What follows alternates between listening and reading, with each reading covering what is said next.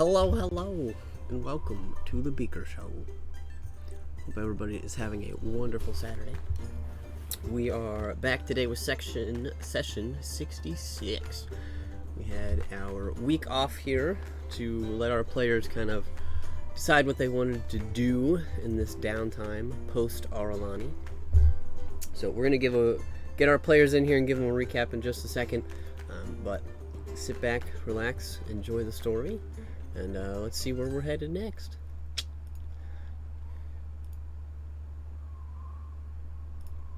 Alright, so bringing everybody back into the fold here. In our last session, everybody had made it back to the surface of Aralani after a very hard-fought day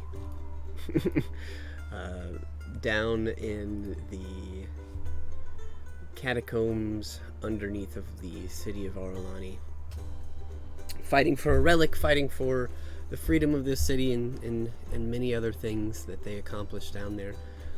But you had all made it back up to the city proper and found that most of the orcs, most of the incursion had been dealt with by the forces of Neverwinter that arrived via ship and over land that morning.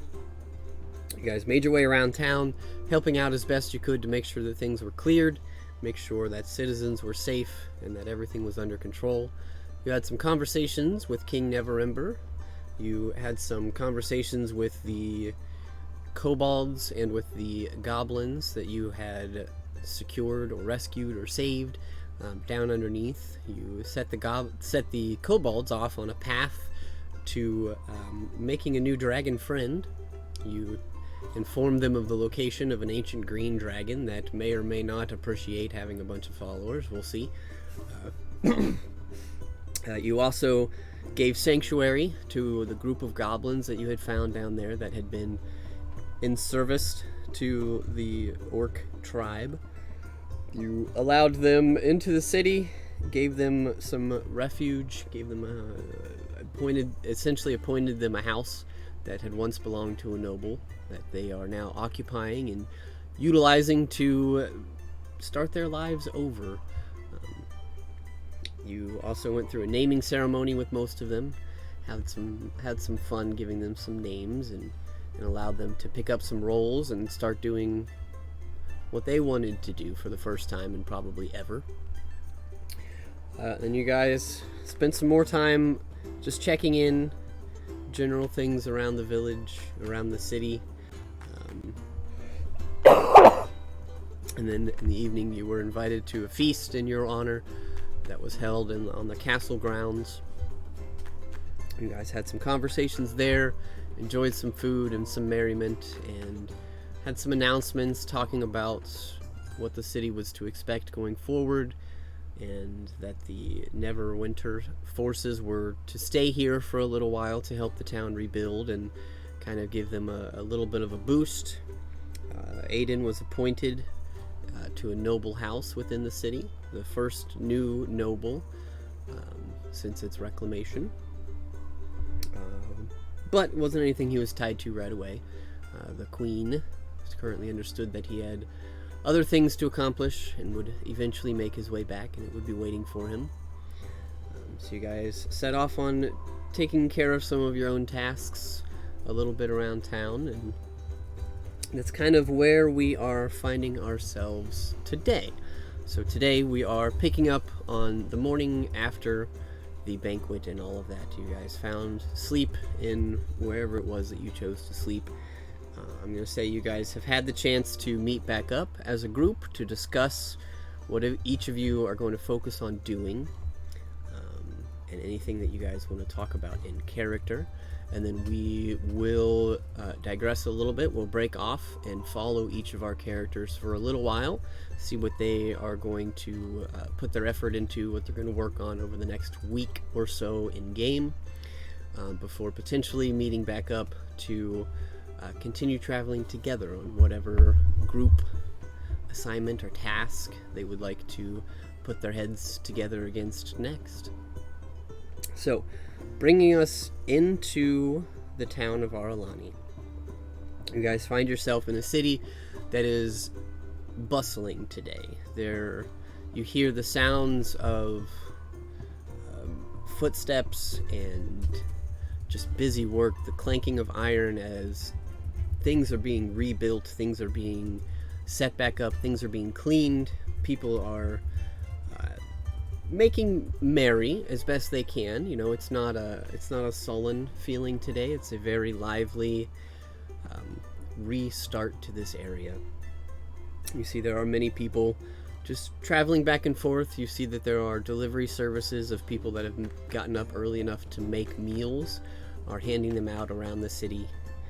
There's just a general air of helpfulness and collaboration around the city right now as people are offering their services. Anybody that has a home and that their home is stable enough, they are making their way out to try and help others find homes or reclaim homes or rebuild, clean, whatever it is that they need to try and restart their lives here. And you see that the soldiers have set up quite a few stations around town, just general stations. They're not charging for anything, but they're giving out rations and other supplies, clothing, anything that they could bring aboard the ship in preparation for hopefully doing what they did, which was reclaiming the city and helping its inhabitants as best they can. So you guys find yourselves pretty easily just in the general market area. There are a bunch of small shops that are set up. Some people are selling things, some of their livelihood that they have maintained over the last few years, or are trying to restart or start something new, given that there are quite a bit of outsiders between yourselves and all of the Neverwinter forces. There are some small shops, some things set up. But anything that is essential to life right now is free. So basic clothing, basic necessities, food, things like that. There's no charge for. Alcohol there's a charge for because it's not a necessity, but I beg to. No. It's at least pretty cheap today. And you gather that there probably hasn't been an import or export in this town, and bringing gallons of whiskey is probably not necessarily something you do when you think you're going to reclaim a city. So most of the whiskey is and things of that nature is probably stale. So you imagine there's a reason it's cheap today. But that's where you find yourself. You all have gathered at an appropriate time during the day, anytime during the morning or afternoon. And I will turn it over to you guys as you guys will have the floor. We will follow Lalia first today, but I will allow you guys some in-character conversations to set those lines and see what you want to do. So I will give it over to you guys. Is there anything you'd like to do together?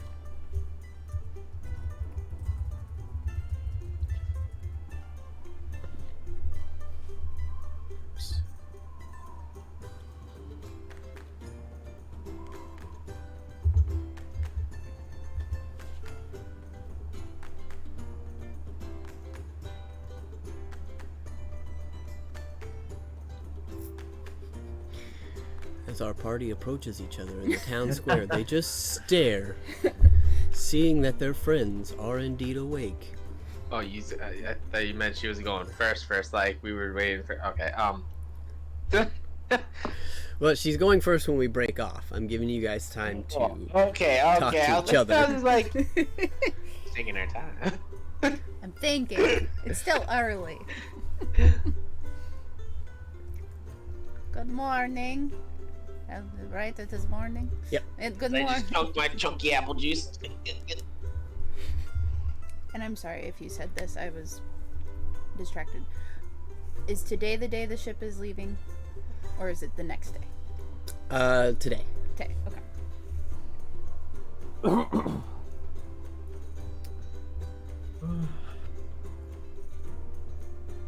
Morning. Where you guys planning to go to? Have you guys decided? I'm going back to Lelion. Yes, I think I will accompany you, Bink. I'm also headed in that direction. What I've about you, got Zan? other research to do. I'm thinking about heading back to Tyr's throne room, spend a day in there. Here's throne room. Yeah. Not my idea of a vacation spot, but you know, I suppose it's probably pretty good for concentrating. Hey, look, nobody asked me when I say I just want chunky apple juice and bacon. I'm not asking him why he needs to do that. Good point taken, Vic. Very good point.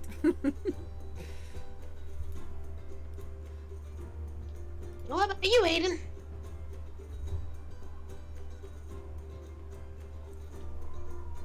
I think Aiden is still asleep. Sorry, the screen's panned out, so I don't know who's where. That's not Aiden. That's another soldier bank. That's just some guy. You think after all this time you know what Aiden looks like? Goodness, I know you can only see our kneecaps, but This like random soldier just has like flowing hair, and he's just like, oh. It's like walks away. right. I can place you guys if you want. It would be. Yeah, no, I mean, I just don't know exactly where we are and who like is in like the present area. That I didn't know if Aiden was there or not. You'd probably be in this area. This is kind of the market district. You know, there's little shops set up. So. Which board is that? This is Aralani. Is that Surface. Aralani Castle. Aralani Castle is 3 floating chunks of a castle that was blown apart, so I could copy paste it here. Well, apparently Aiden is talking on his cell phone. Ah, what sorcery? I thought Aiden didn't know magic. No, he has a stone of communicate. What is it called again? Sending, but then I feel like we would be hearing him. No, he can have certain connections without being connected to us. I'm just gonna put you guys here because this is kind of outskirts of everything.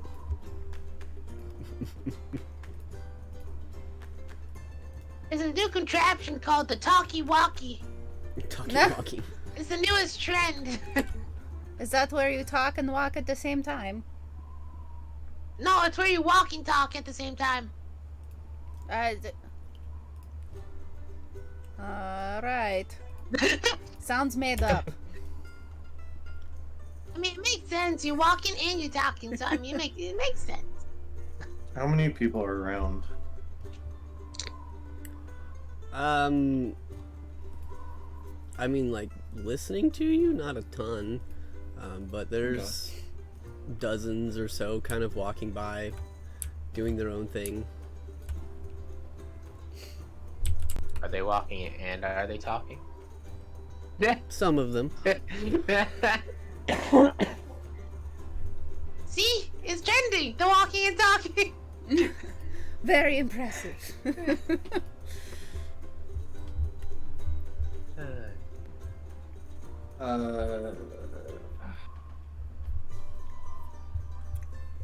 I'm gonna go and step in an alleyway somewhere Mm-hmm. and motion for at least Lilia to come with me. Okay. I thought you said emotionally, not motioning. He's being very emotional about it. You guys suck. Jeez, Zanzidar. You've got to be so mean about Came it. out of nowhere. Oh. Your feelings are valid, but woof. Oh, Alright. it wouldn't take you too long to find a relatively secluded place. Let's crash Aiden's house. Yeah. He's fine with That's a that, good right? idea, actually. Don't mind us, Aiden. We're going. Well, Aiden's house is All the way over there. way back here. Alright, let's do an alley. Like, okay, I'll let it is. We're not walking over there. No. Since I am headed to Tyr's dungeon, do you want me to take the possession that you carry?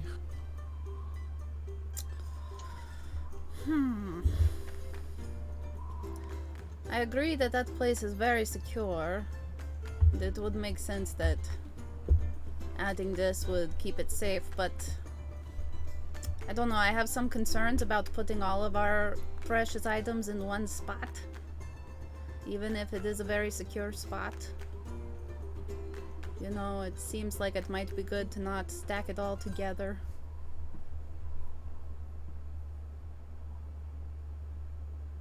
Okay.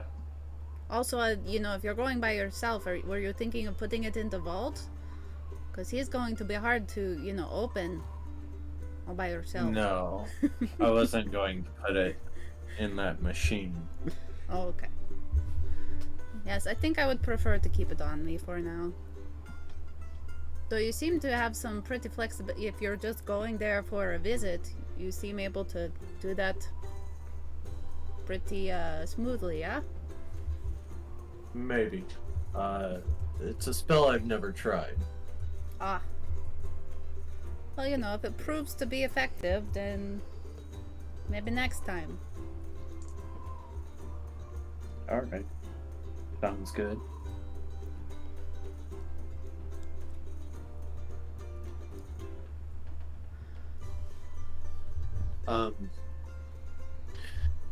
So where were you guys thinking about being in about a week?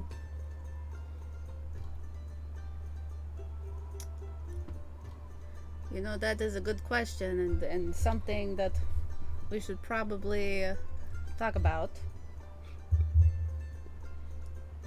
I have a business that I would like to attend to in Lelion, but I suspect that it may take me farther than just that one spot. And you know, I have that date in Fandalen, and I don't know, this most recent adventure has raised many questions in my mind, and I'm eager to find answers. So I'm not sure where I will be in a week's time, if you catch my drift.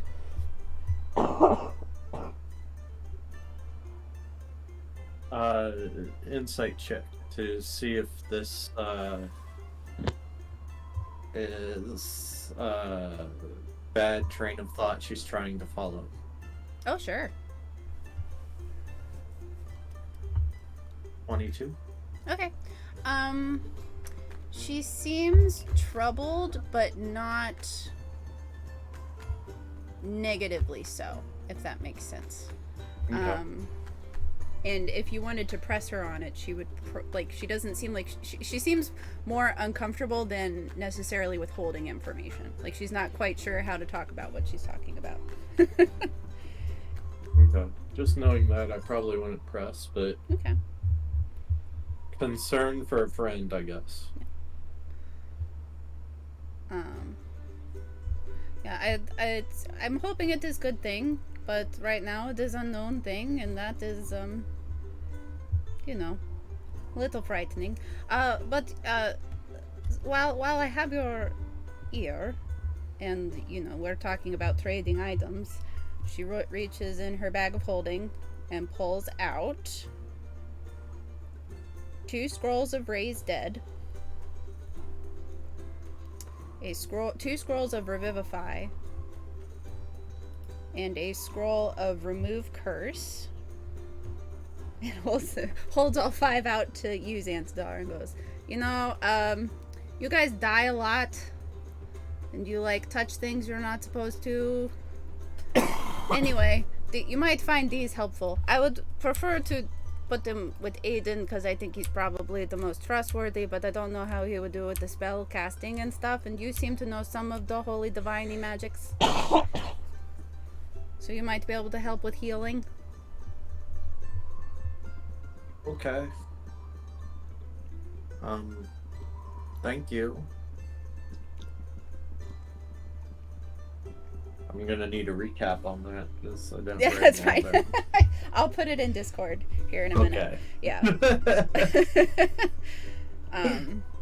And she also says, and I will keep my sending stone on me, so, you know, I will know what you are all up to, and I will keep you posted, and if something crazy happens, you just say, hello, yeah, the craziest thing just happened. And I will be like, it's probably not the craziest thing. We've seen some shit at this point, but you know, might be crazy. Well, yeah, I'll do that. All right.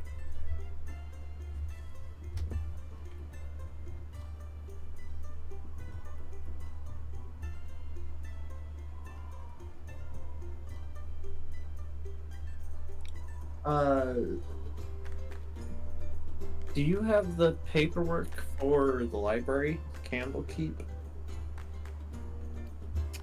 I do, and I was thinking of. Do we have multiple copies of that? The writ to get in? Yeah. You don't have multiple copies, but they put it on file. Okay. They have your names. Oh yeah, that's right. Because we all got like library cards. Yep. Did you lose your library card?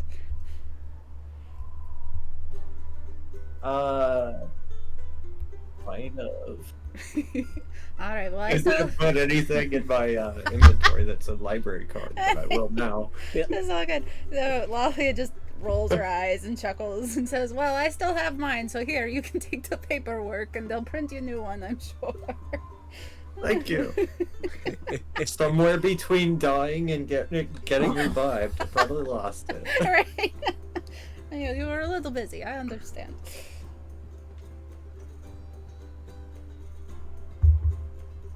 But it's good to know that you're also thinking about going there. Yes, I have some questions about this whole raising from the dead business. I have an understanding of my magics, but what happened to us down there is beyond my understanding, and it got me thinking, like, I don't know, maybe a little sentimental, wishy-washy, like, life is precious, but also maybe it is more sustainable than we thought. Anyway, I feel like the librarians are way smarter than me. Maybe they have answers.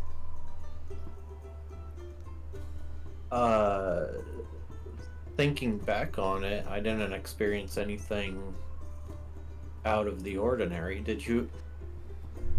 What did you go through when you died? Above table, what did Lalia go through when she died? Did she go through anything?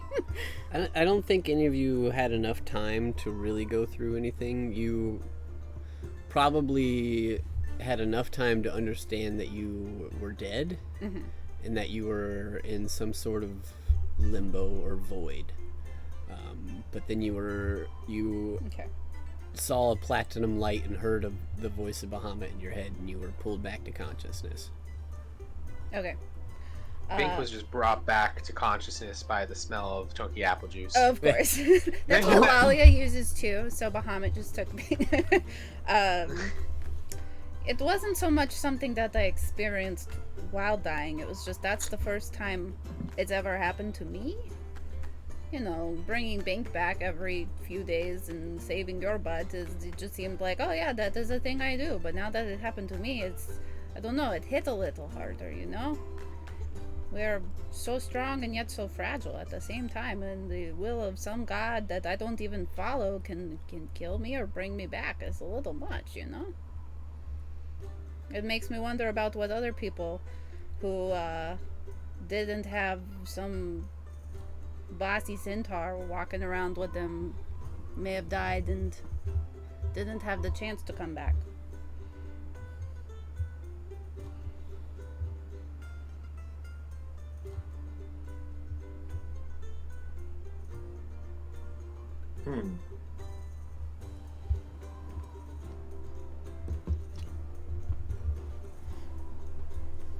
Very interesting things to think about. Oh yeah, do you want these too? And she'll hand him her gloves of thievery. What do those do again? I forget. Those are they give you a +5 to your sleight of hand checks for picking locks. Sure. Alright. Don't get in trouble with them. No promises. And they don't require attunement, so. Cool. Alright, well if you do get in trouble, just don't tell me about it. How about that? Tell them you did it? Okay. Hey now. I'm only joking. Or is he? Right. Well,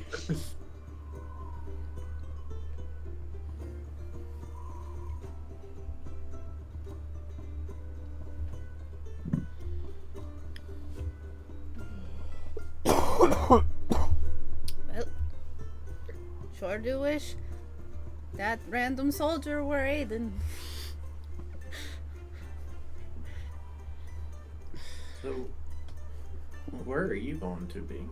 I mean, you said you were going to Lelion with Lalia. Say that 5 times fast. Right.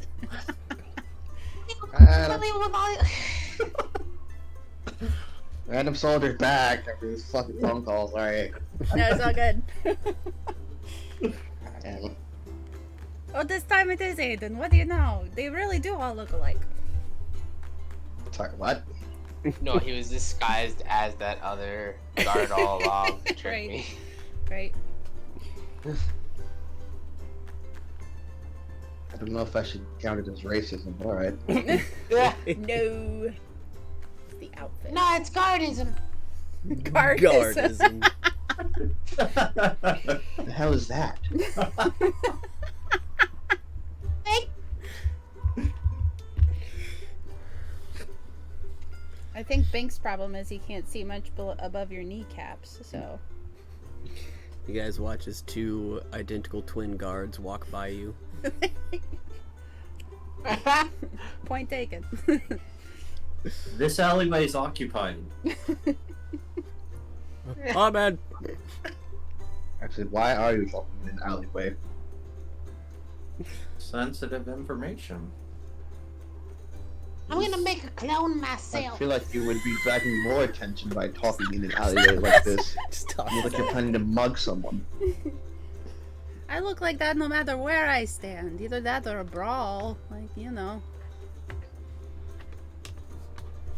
You just got one of those faces.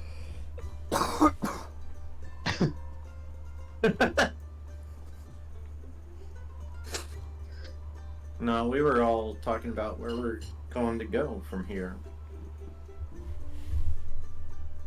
Yes, Aiden, I wanted to mention to you too. I just told these 2 that I'm headed back to Lelion for the next week, but my stay may be a little longer than expected. Why is that?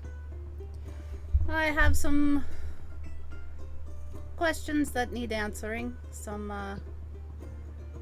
nagging thoughts in my mind that I want to... Well, they're keeping me up at night, and I value my sleep, and so I'd like to address them and then sleep. I hope those thoughts don't include why I seem to contact multiple gods, Paladin. No, you know, I got enough voices in my head as it is. I imagine I'll probably be checking in with Scarrett. Probably should have done that by now, but I don't know. I'm feeling a little weird about it at the moment, but I'll probably talk to him. Not planning to get too in touch with the divine. More scholars and research at this point.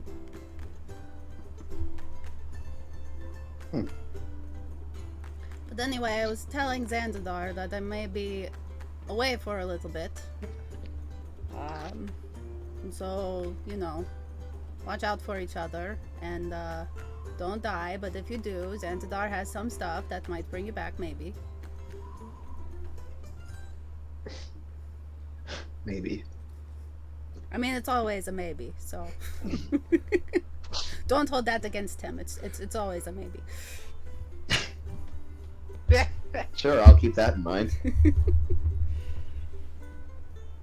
And I will have my sending stone, so you know, I'll eavesdrop on you every now and then, and if you need anything, you can yell, and I'll try to get to you, and vice versa.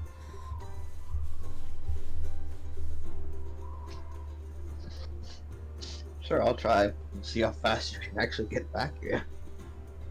I do know how to turn into wind, so there's that. Alright, so that cuts your travel from a few days to maybe a day.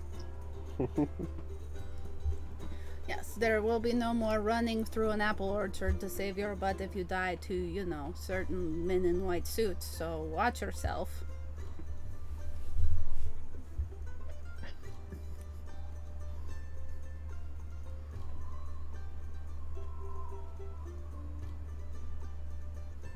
Sorry, I'm looking at my phone to make sure I don't get another fucking call again. I'll lose my goddamn mind. It's I will okay. throw it at the wall.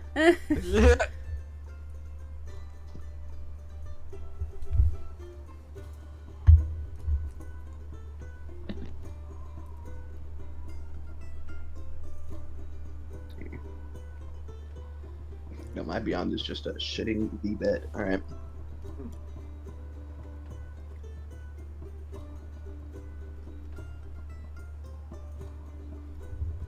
Yeah, okay. Yeah. It seems like I might not have Beyond access for however long here. Oh no.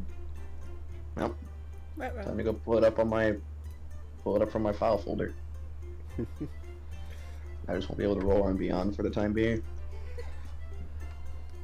No worries.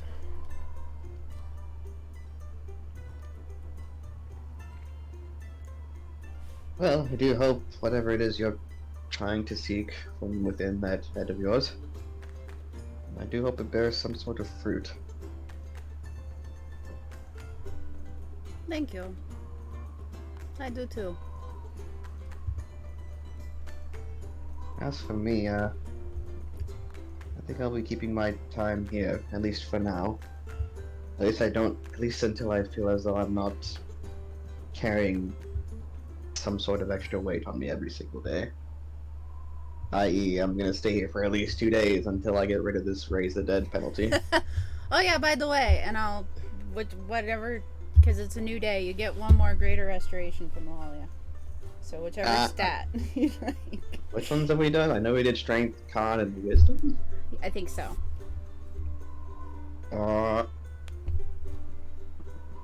We'll do dexterity. Sounds good. I think that just leaves intelligence and charisma. Mm-hmm. You don't need those anyway. You never use them usually. Aiden just gives you like a look like, when the fuck have I never used my charisma? Oh, that's what you guys do. Oh, sure, that one's important. Make sure you heal that one next. Don't worry about the intelligence. I'm sorry. I had to get one more good ribbon. It's gonna be a while. You always enjoy getting one more ribbon. Lucky I don't push you off the dock here. I do have a lot of ribs, you know. 2 rib cages. Aiden just sort of turned his head like, how the hell does that work? We don't know. We don't question it. That's a lot of bones there. Biology class for centaurs was just trust us, or anatomy, definitely anatomy. Anatomy class in high school is just trust us. Centaurs had high school? We did.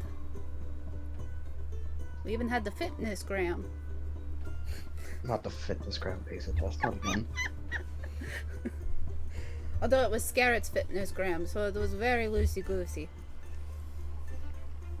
I think one of the steps was to find 5 different types of flowers. Why? He likes flowers. The ones that he can turn into something to smoke, you mean? Yeah, that may have been a somewhat of a requirement, or teachers did not say that explicitly, you know? It was implied.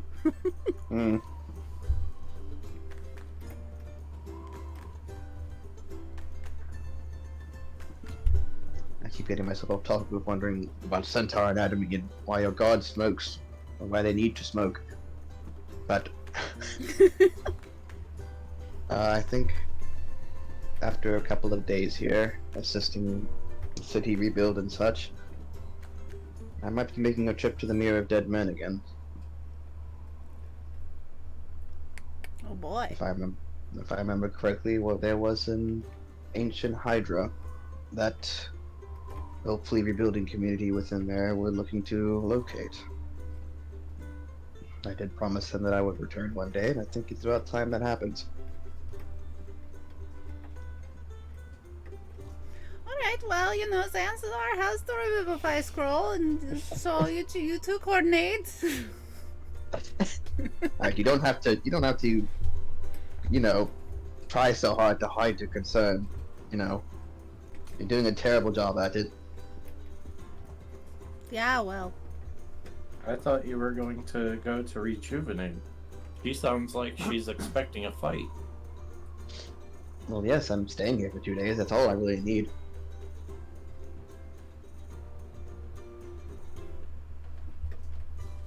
Plus, they didn't specifically state that they were trying to locate the Hydra to so-called fight it. From what I remember, that Hydra is a bringer of good fortune, I believe. I'm not sure. I have to get more information on that aspect, but it doesn't sound like they were immediately looking to fight it.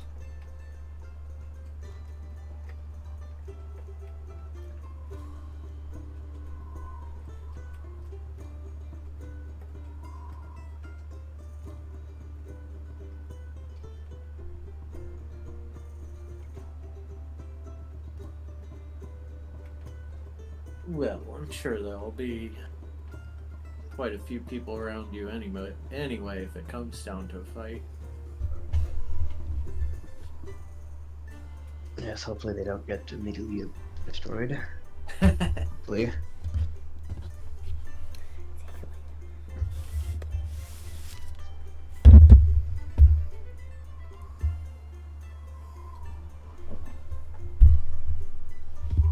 I swear to God, I'm gonna throw this phone at the wall. Stop calling me, holy crap! Tired of these work calls. The weekend, leave me alone.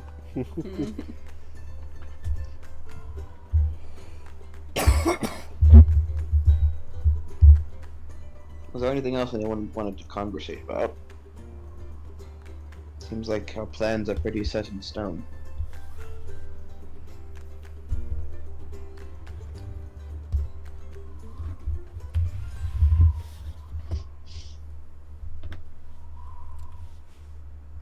I see nothing but the crickets, right?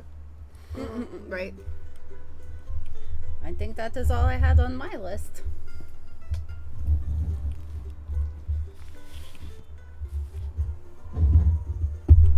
Yeah, I don't think I had anything else. How far is the Mirror of Dead Men from here? Walking or ship? Whichever way Aiden plans to travel. I was gonna do ship, but how much is walking just to satiate my curiosity? Couple days. If it's a week to get back to Neverwinter on foot, easy. The Mirror of Dead Men is about the halfway point. You mean Lelion? Or Lelion? Yeah. Not Neverwinter, but yes. So like 3 to 4 days. 3 days, maybe 4, depending on how much I want to travel a day. Although I don't plan on walking there.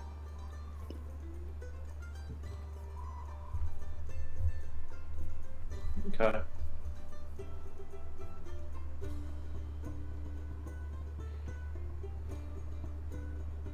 I can say this, I probably will not be traveling with you, but I might be able to meet you.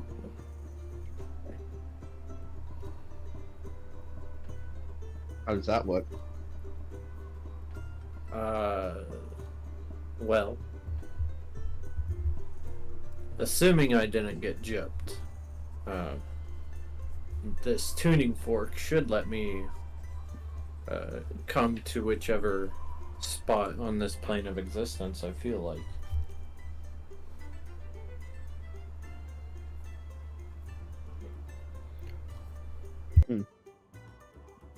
So you're just going to use it to try to appear wherever I am, I suppose? I'm gonna try and make an educated guess, because I don't think the sending stones work over planes of existence. Out of character, I think they do. Can we send I think- across planes? I think so. If the sending spell can go across planes. Oh, I didn't know that.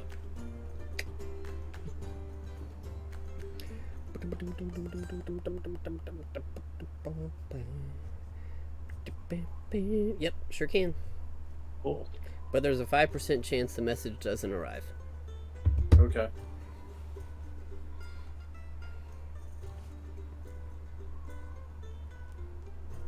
So yeah, more or less, I'll try and link up with you. Although it's sufficiently easier if I have already been there before. Which you have. You've been to the Mirror of Dead Men before. I promise you. I don't think he was with us. Are you sure? Above table, yeah. Or was it Ixon that was there? I think that was the in-between times. When we were Connorless. The in-between times. Yep. Okay, retcon that. Hmm.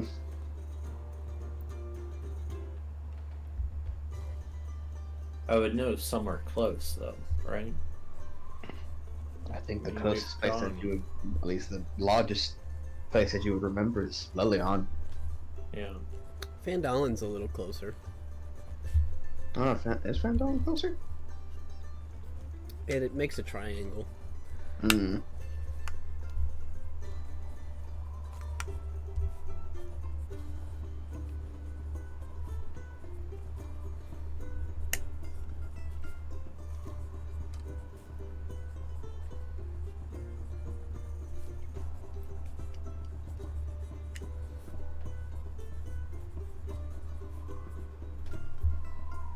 Oh, okay.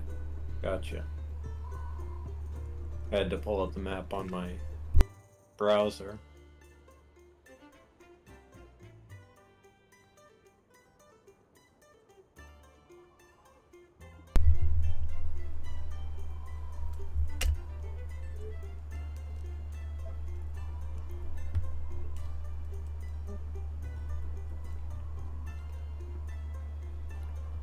I'm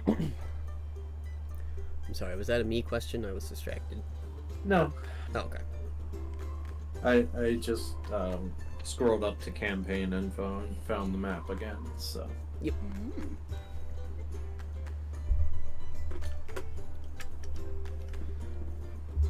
Yeah, I think Fandolin might be slightly closer. I might be wrong, because it is a little bit more east.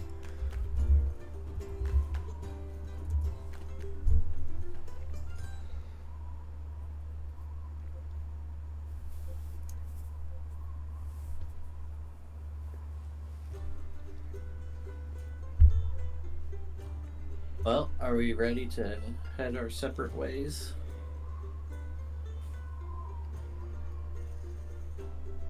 Ready as I think we're going to be. Gonna have to cry about it, Lalia. I wasn't planning on it. Insight. Sure. That was a joke. Oh, okay. Oh, while everyone was talking, I'm gonna summon Peter, 8th level. 8th level. Cool. 8th level! He's a Yeah. beast. You got it. Level of the 8th. Level of the 8th. Make yourself a note that you have a 8th level Peter. Yeah. So it goes 10 after 4, so. He has 40 extra health. Woo! Nice. He's got more health than you I and do everything. have a question for the DM, though. No, he still has less. I have 118. He only has 9. I'm gonna get 99 health. Woo! But yes, Connor, you had a question? So Plane Shift is a 7th level spell, Mm-hmm. but I have an 8th level. Could I cast it at 8th level? Is this a scroll? No, it's my spell. Oh, then yes, you can use an 8th level spell slot to cast a 7th level spell. Oh, awesome. I will absolutely let you burn higher slots for lower spells.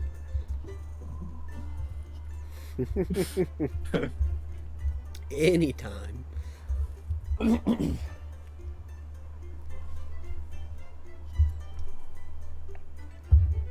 Alright. Well, you guys have to walk to where you're getting to. Watch this. And I will Open a portal. You do so. You can Oh, all... Like Actually- everyone in the marketplace. Ooh. It's like, Oh, I have a. Ooh. I want to look. I forgot. There's another object I can look for. Continue though. Sorry, I just realized something. Yeah, you guys watch as Zan just opens this shimmering portal in the air around you. oh yeah, that's not discreet at all.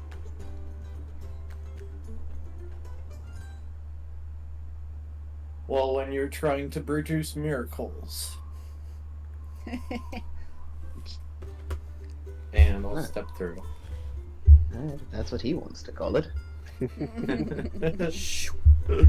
And Zan is gone. Oh, you know what? Let him have his fun. He did die like twice in 2 days, you know.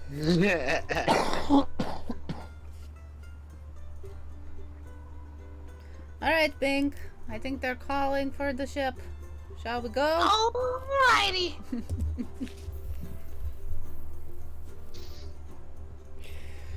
Safe travels, friends. Don't die, because I promise I will not be there. Ditto. Alright. The two of you step off, heading towards the docks to jump on a ship. I would like Lalia and Bink to make a perception check for me on your way to the ship. Looking around a little bit. Not a lot. Perception. 13. Okay. As you are waiting to board, it takes a few minutes. You see that there are still some people getting on and off. This ship, the reason it was leaving today is because it was arriving today. This particular ship that's going back appears to be a secondary cargo ship. So this ship was intentionally left at sea until the siege was over. So you see that it is now landing, and they are offloading supplies and are going to immediately turn around and head back to go pick up more. So you guys see that this is in progress. You see that it's pretty much cleared. They are starting to board passengers. One thing that you do catch, Lalia more than Bink, though you could point it out to him, while they are offloading crates, you see that there are a couple of mages that are using telekinetics to move these. There's also some winches and things set up, but it's a fairly people-less operation where the crates are being offloaded. But a particularly large pallet of crates lands on the docking area, and you see a quick streak of black flash out of the crates into the city. Not sure what it was. You just kind of out of the corner of your eyes, you thought you saw something. But you are quickly ushered on board afterwards. You are given a cabin each, as the trip is going to take at least a day. But the captain takes your requests as to where you would like to stop. If there's places you want to stop on the way back to towards Neverwinter. Let's turn this into a cruise, Bank. Let's stop at every port. But the easiest port, I believe, you give off to them is to make a quick stop at Lelion. Indeed, that'd be wonderful. So they do offer to barge you out to Lelion. It'll take... you'll probably arrive in Lelion tonight. Like, middle of the night. Because they're expecting to get to Neverwinter about this time tomorrow afternoon. Okay. So... Fantastic. if there's anything the two of you would like to do on the ship together, we can go over that. Or we could break off and start with docking outside of Lelion. Unless Bank desperately wants to do something with Lalia, she was planning to use this whole day to finish this Jomio and Ruliet book. She's about halfway Romeo and through. Juliet. She's got to get it done. So she is going to read and try Yeah, not to Bink get is just gonna be playing some magical tunes with some minor illusions while playing his music. Okay. Keep everyone's spirits high. Easy enough. So you guys are headed back on this medieval freighter-sized ship that is pretty much empty. There are a handful of crew, a handful of additional mages and things of that nature, just enough to pilot the ship. And you see that a lot of the individuals that were in charge of unloading disembarked in Aralani and are staying there until the next batch comes. So you have got a skeleton crew here. The ship is pretty much yours to roam, but there's not much to it. It's big, it's open, but the day passes fairly smoothly. On into the evening, some oil lanterns are lit. There's progress does not stop, you gather. This isn't treacherous waters at the moment. And you guys probably start to drift into unconsciousness a little bit. And then late in the evening, or very, very early the next morning, probably 2:30, 3 o'clock in the morning, both of you receive a knock on the door. And it is just a cabin mate coming to let you know that they have dropped anchor, and you have about 20 minutes to get off the ship. Wow, customer services. Fink is just asleep, and Peter just like drags him off the ship. I love it. Lalia does the same with Zydan, who is like full on snoring, mall style on her shoulder. But as you guys make your way up to the main deck, you do see that a barge has been tendered. There has been a little plank walkway out to this small barge, and seeing the barge itself, it's interesting because you know the driver, and it's a bigger barge than they had last time. You see a small, almost tugboat-sized barge. In modern day terms, being currently piloted by a lizard-born or lizard folk by the name of Ixon, and he appears to have 2 human crew members. As you guys make it to the side of the ship, he just kind of looks up at you. He's like, "Oh, you guys. Good morning, Ixon. It's night." Yeah, well, Yeah. you were always an observant one.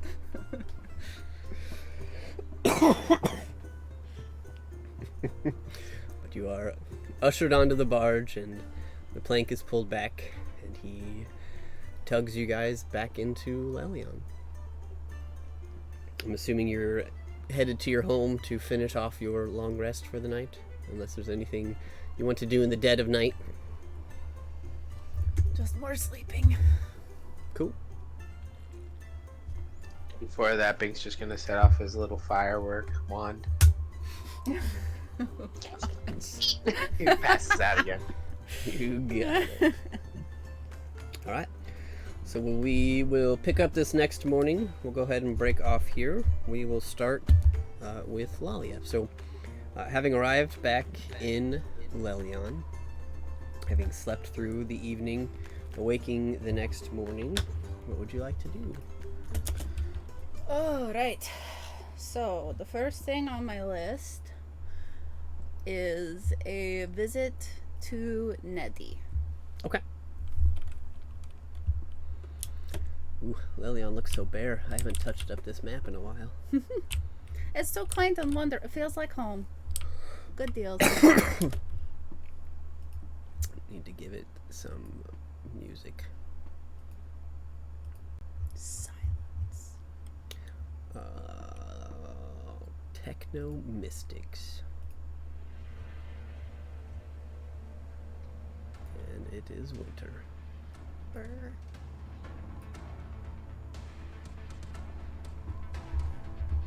Cool.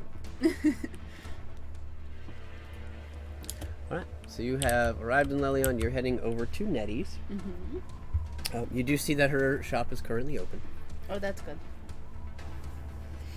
And Is it a magic shop or is it something? No, at the moment, it is basically like a flower-rama. It is a flower shop. Oh, very nice. Oh, this is perfect. You walk in, she kind of looks up. Hi! I remember you! Welcome back! Oh, it has been a while. Yep. Say, how long do your flowers last? Forever, they're fake. Oh, fantastic. Could I get a bouquet of, well, what's a pretty flower? What's a flower you'd get someone for a date? I don't know. I don't do those. Alright, well, what's your favorite color? Black. Oh, dear. Let's do red. Do you have roses? Yep. Alright. Well, those seem safe. And that they came up in my book a lot. So let's do red roses. Do you want satin roses? Do you want glass roses? Do you want metal roses? Do you want wooden roses? Let's do satin. Alright. And she puts together a bundle of red satin roses. Fantastic. How much for the roses? 2 gold. Alright. And then I had a request for your other shop. Okay, hold on. Alright. She snaps her fingers and you see everything kind of dissolve and reappears as the item shop you're used to, though you see that there is inventory cluttered all around right now. Oh man, you are restocking? Yep, got a new shop. You did? Where is it? That one Aralani place. I just got word that it's open again. Oh yeah, I was just there. It's already booming, as they say. I think it's taking right off. Wonderful. Indeed. I haven't had any customers yet, but I opened the door. That's all it takes, or so I've heard. I don't really know anything about business. Me neither. I just make money. You're very good at it. Speaking of that, I'm wondering if I could put in an order with you for a spell scroll. All right, which one? Plane shift. Da, da, da, da, da, da, da. How quick do you want it? I'm not in a super hurry. How quickly can you make it? I don't know. I can see if I have one. Oh, that would be fantastic. All right. Roll a d100. Sure.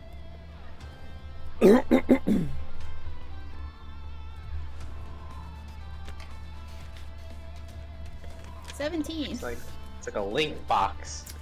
Says, nope, I don't have one today. I could probably get it within a week. Alright, that will work. Do you want me to pay you for it now or when it is made? It doesn't matter. How much will it cost me? 5,000. Gold? Yes. Alright. No, platinum. Gotcha. No. So which is it? Gold. Gold, okay. Sounds fantastic. I'll go ahead and pay. And I will be back in a week to collect it. Okie dokie, don't forget, because I won't remind you. Alright. Thank you. You got it. But you want to open the box? I feel weird opening the box without my friends here, but they're not here to call me on it, so sure. Oh, I'm gonna go to the box when it's Okay. my turn. Okie dokie.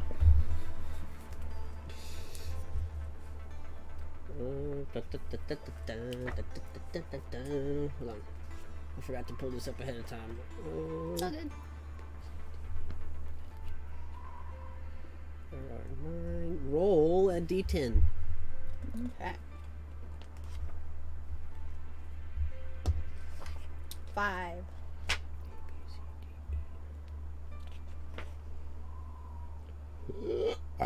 Roll a d100. You. 20.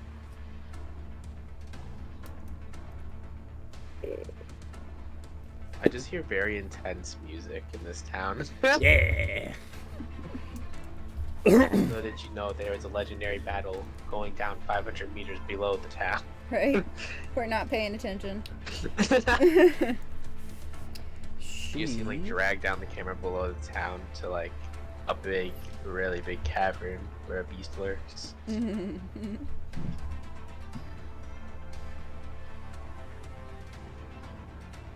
She pulls out a spell scroll. A plane ship, no.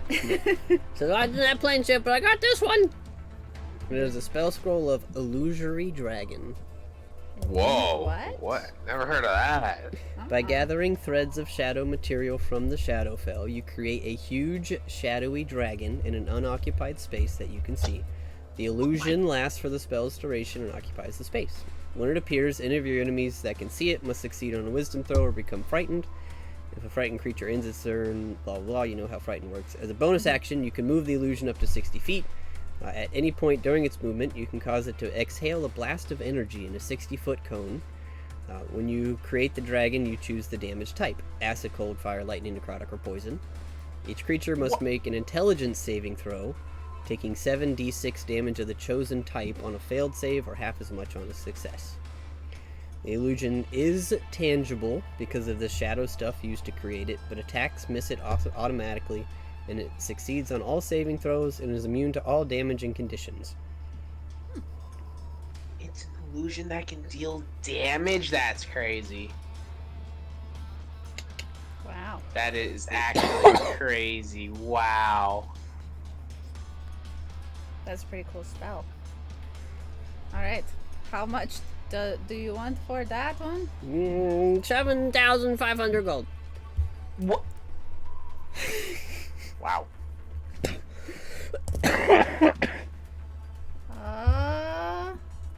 Sure. I will buy it.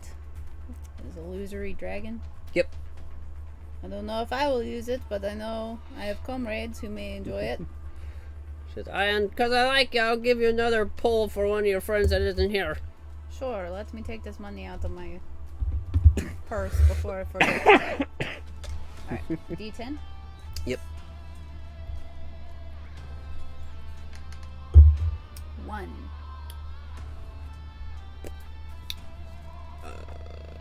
Roll again. Roll a Correct. D10 again? Yeah, I'm not counting ones. Because there's only 9 tables, Gotcha. so I took 1 off. Gotcha. 5 again then. Okay. D100. Okay. 19. Which I suspect is in the same vein. Alright. This time you pull out another spell scroll. Uh-huh. This one...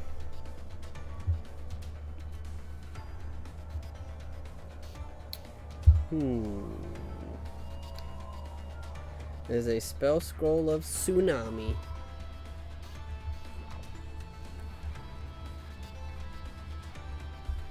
I don't do very well with water. But you know, could you leave it on the shelf and then maybe one of my friends who comes along at some point, maybe they would like it? Sure, I can put it with the other things I'm holding. I know, that stack is getting big. I promise we are coming back for some of it. Alright, well, if somebody wants this one, it's also 7,500. Alright. So, spell scroll of Tsunami. I'll add it to the...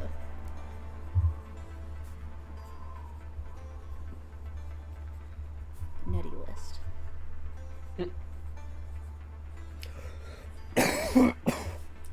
Sounds good. Thank you so much.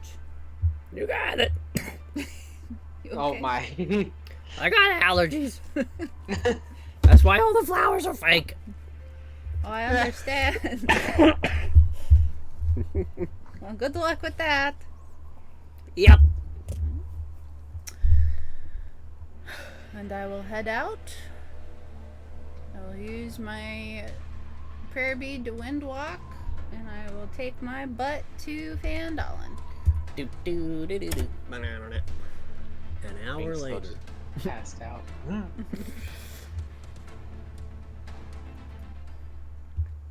You arrive in Fandolin. Yay! And there's a giant castle. What the? Oh, I think I already knew that. I think you've seen I that. think No, I- there's a castle last time we saw. Yeah, I remember the cat. Boop, boop, boop, boop. But For yeah, a second there, I thought that was Bink's village. Yeah, right? Similar terrain. Few less houses, though. Yes. Alright, I will drop wind walk near the mansion mm-hmm. and head for the door that the wolves sit at Mm-hmm. and knock. You knock.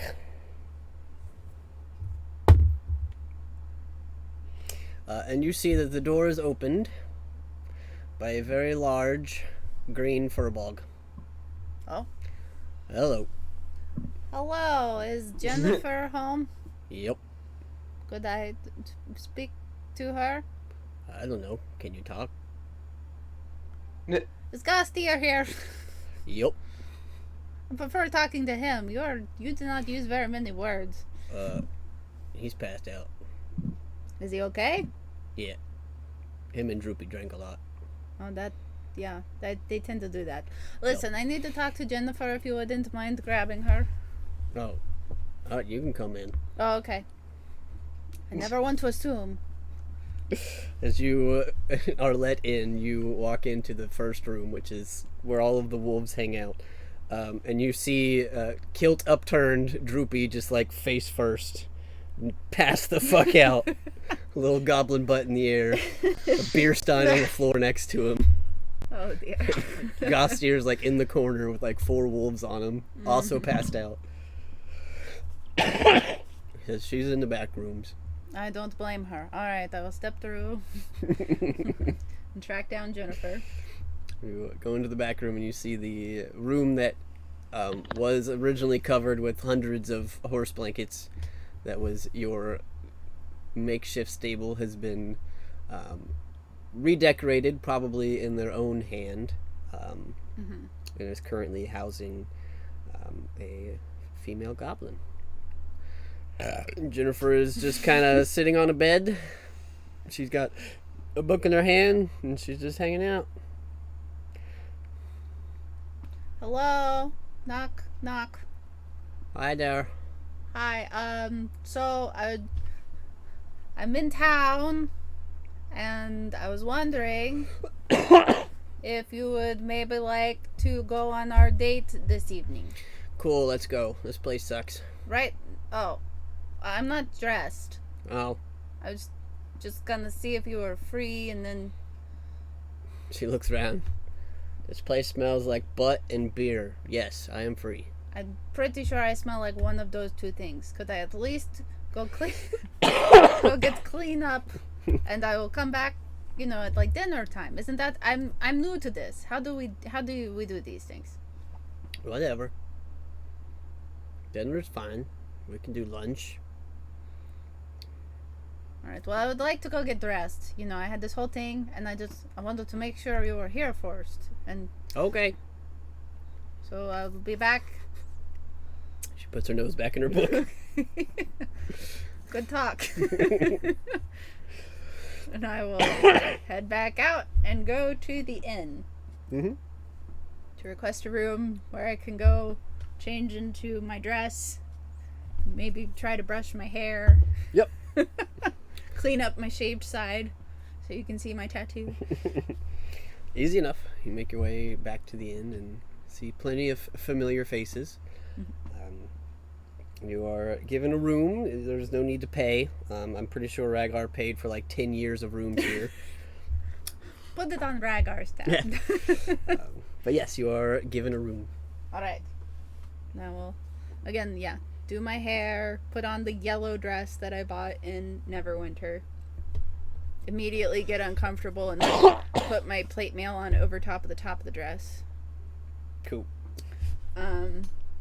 Then I will leave some of my stuff. Like, I'll probably only take my bags of holding and the bouquet and kind of leave. Be like, Zydan, watch everything else. You got it, bro. Are you leaving me here? Well, yeah, I can't take you on my date. It's not like a... Oh, okay. Or leave me some snacks. Sure. Just let Barthen down... No, not Barthen. Toblin down in the room that Rhaegar said you could have whatever you wanted. Oh, okay. And you see 2 little legs sprout out and he just starts walking out of the room. Right. A couple moments later, you hear something. What the fuck is that? Who? It'll be the talk of the town. Great time. No one will pay attention to the centaur and the horse. In the dress then. Actually, what I'll do, instead of leaving stuff behind, I will try to put it all in my bags so that I just have less stuff out. Cool. Yeah. As you head back down, you see that Zidane has taken a seat at the bar. Mm-hmm. And he is munching on peanuts and probably ordered something else crazy. But plenty of people are like, what the hell? He's all good. All right. Toblin's like, oh, he's your... Okay, yep, I remember. All right. No, don't worry, he's fine. Nice dress. Thanks. All right. And I will, assuming that took a little bit, head back to the house to pick up Jennifer. Mm-hmm. Still knocking. You get the same response. It's Taylor again. Gostier and Droopy have not moved an inch. Do they plan to wake up today? They don't really plan anything. I know how that goes. So we'll see. All right. They'll probably wake up tomorrow and I'll just tell them it's today. Mm-hmm. Something like that. All right. And I will make my way back and say, I'm here now, Jennifer, for our date. As you walk back and you find her, you see that Jennifer has donned a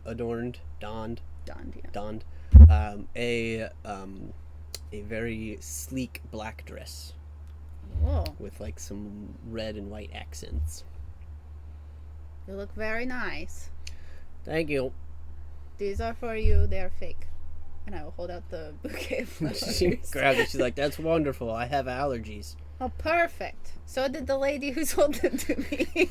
So I'm going to put them on my nightstand because I don't want to carry them all night. That's a good call. Okay. And Thank you don't you. have to worry about putting them in water because they're fake.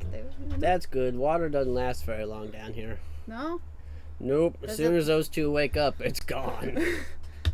Interesting. I think they just go back to the beer, but I guess not. Yeah. Well. All right. Well, I suppose we're going to get food. There's like one restaurant here. That's what we don't have a whole lot of options.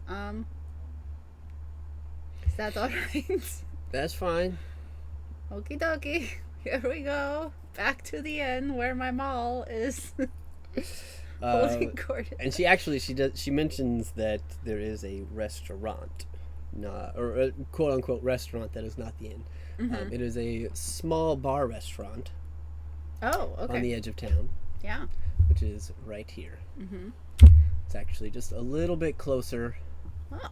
In between the mansion and the inn. So she points it out and says, we could eat there. I haven't been yet, but I heard it's alright. Well, sounds good. I am up for trying new things. That's not true. I hate trying new things. But maybe we can be brave together and try the new stuff. Alright. Sounds good. As you guys approach, you see that there are a couple of figures, some individuals standing outside, like on the porch. Just kind of hanging around, doing their own thing. It's not uncommon around here. There's not a lot to do. Sure. But they are just a couple people in conversation. You walk in, you see that there's about 3 tables, one of which is occupied, the other 2 are open. And a female dwarven bartender behind the bar kind of shouts out, "Hey, you here for food or drink, or both?" I look to Jennifer. I could eat. At least one and probably the other. Both. Alright. Take a table. I will go to whichever table seems more accommodating of my hindquarters. Cool. You make your way over to a table. Mm-hmm. And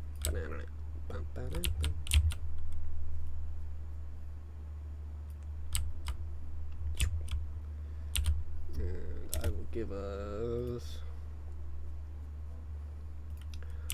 Lolly and a goblin.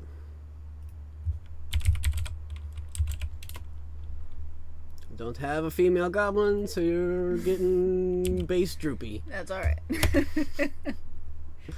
Alright.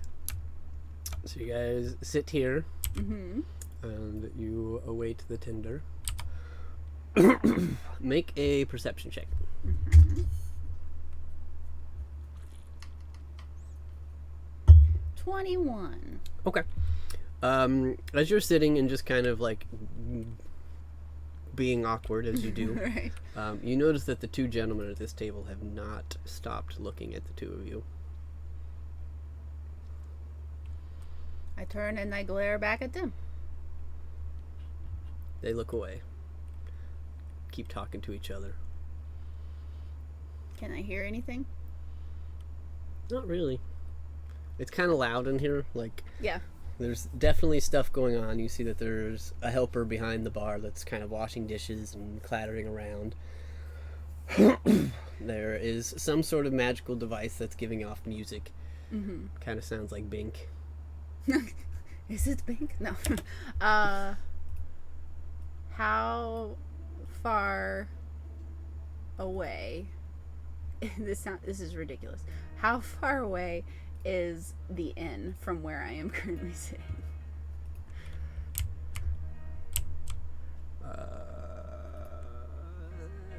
About here, about 150 feet. Okay. I'm going to keep an eye on that, but keep talking awkwardly to Jennifer. So what's it like living with your cousin, right? Droopy's your cousin. What's it like living with your cousin? Smelly. I remember, yes. Cool. I read the book you gave me. What'd you think? Well, it was ultimately very upsetting because really these two idiots are they're like children, right? They don't even know what's good for them, and they're out here like, oh, I'm in love. I want to die. I know, right? They're so dumb. They really are. I also think some of it went over my head, but whoever wrote this had a lot of fun with flowery language. Yeah. Doesn't anybody know how to just write a sentence anymore? Like I went to the store. Great story. Yeah, I mean, you're not wrong, but it also would get boring after a while. If that's all anybody ever wrote, that's a whole lot of people just doing the same thing. It doesn't make for a great story. So we might need more than one sentence. That's true. It's very short books if all of them said that exact one sentence. You are right. You are right. Have you read anything recently? Oh yeah, and she just goes through a list. Fantastic. Like 60 books.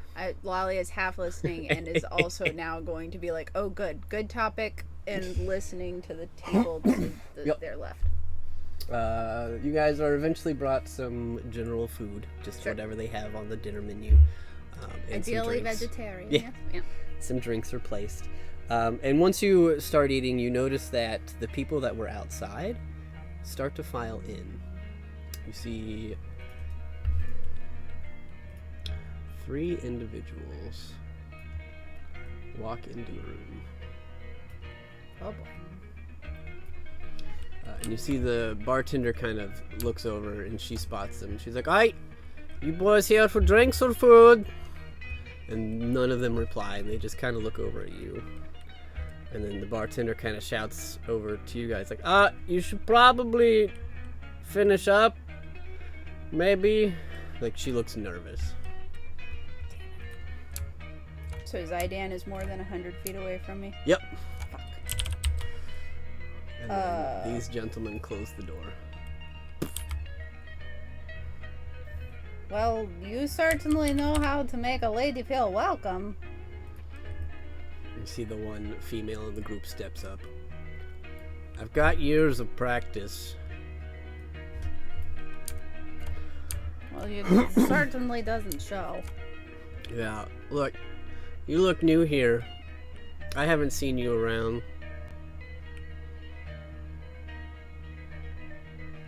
Sorry, I'm reading. Hold on.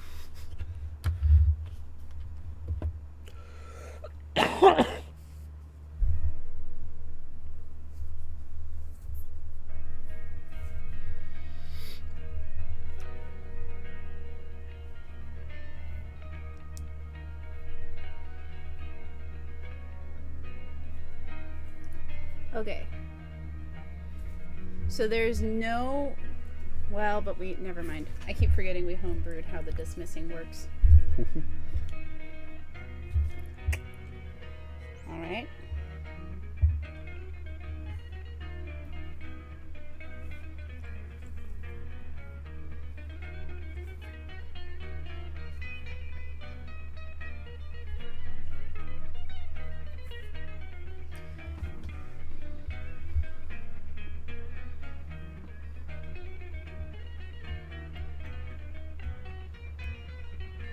Lolly is gonna look to Jennifer to see what her take on this is. What is she looking like right now? She like stops mid-sentence telling you about a book, and she's like, do you know these people? I don't. I deal with friendlier folk. Oh, shit. And you see she starts roaming around in her pocket. Mm-hmm. And these guys are slowly stepping forward, just kind of like making a show. Yeah. And she hands you this slip of paper. Okay. She said, I was supposed to give this to Gastier, and I totally forgot. All right. I'll open the slip of paper. It's like a little town wanted sign. Yeah. Talking about the group called the Red Bands that were dispatched a few months ago. Uh-huh. Apparently some of their members that were away at the time have came back and started roughing up the town. Oh. Said, yeah, they wanted Gastier to take care of them because they're a little bit tougher than, regular people, but I totally forgot to give it to them. Shoot! Alright, you know this is pretty important information, young lady. But he's never home! And even when he is, I see he's not even conscious. And she's gonna reach out and kind of pat her shoulder and then look at the other group and say, "We'll be back!" And she casts Dimension Door on the two of them, aiming for Toblin's tavern space. Cool. As you guys appear...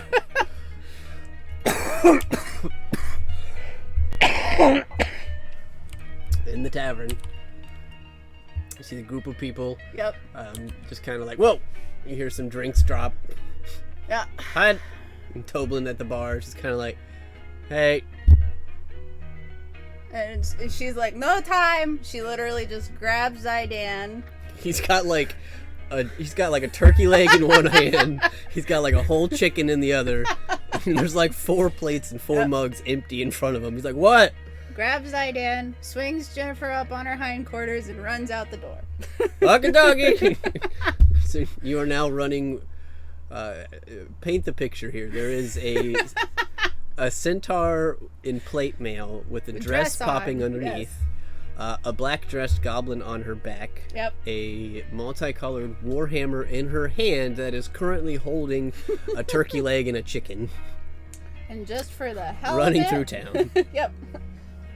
No, we'll call that good for now. Nah. Armor of Agathis. Her armor is now covered in frost as she runs out the door and heads back to the thingy. As we go, she's yelling over her shoulders, Gastier better pay me for this, man. He should be taking care of his own town.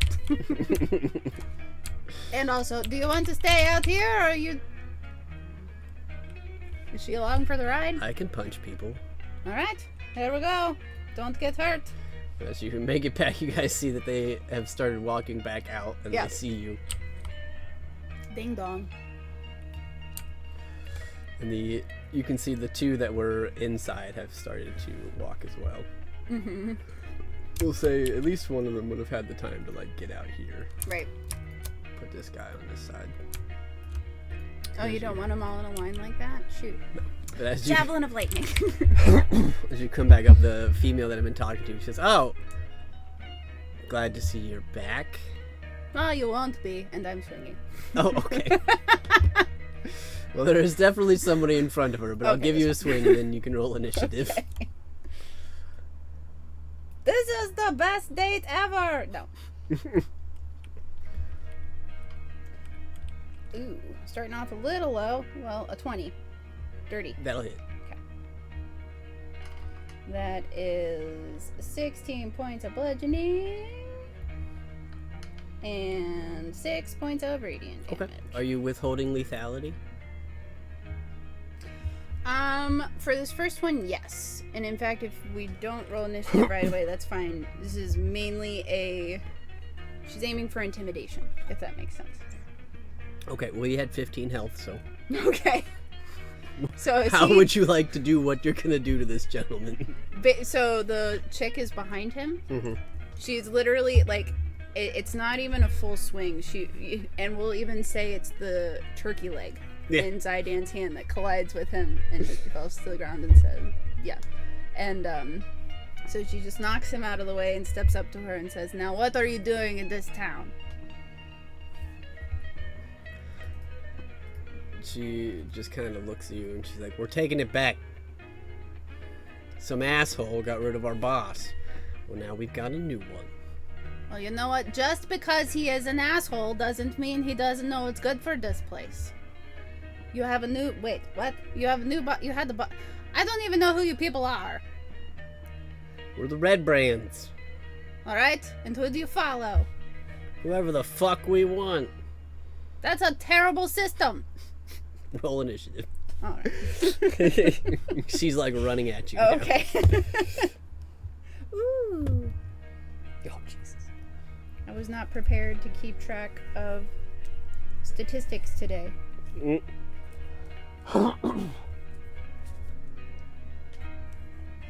Okay. Dirty 20. Cool. Well, with... Where did I get her? Hold on. Hidden stat block, don't look. It's all good.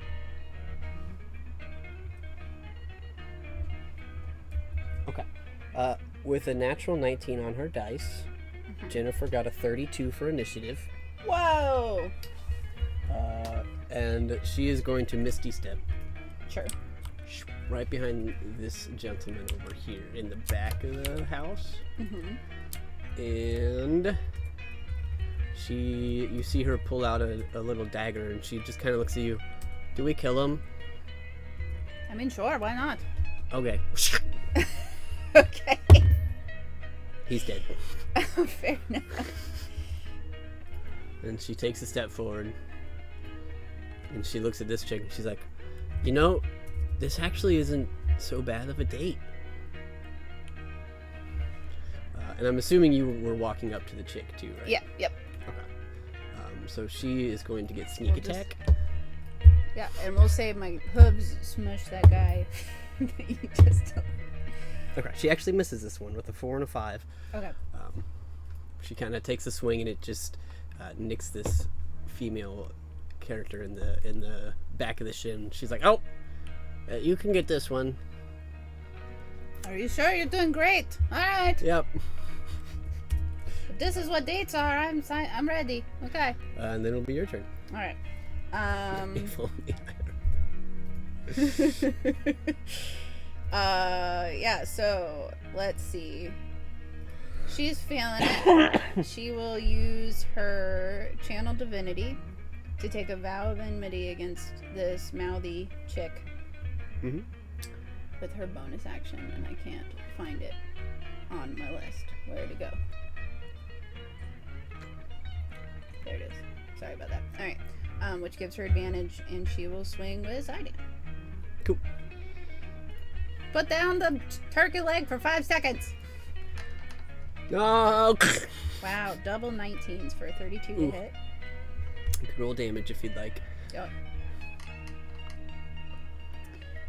16 again, and 1, so 17 total. How would you like to do this?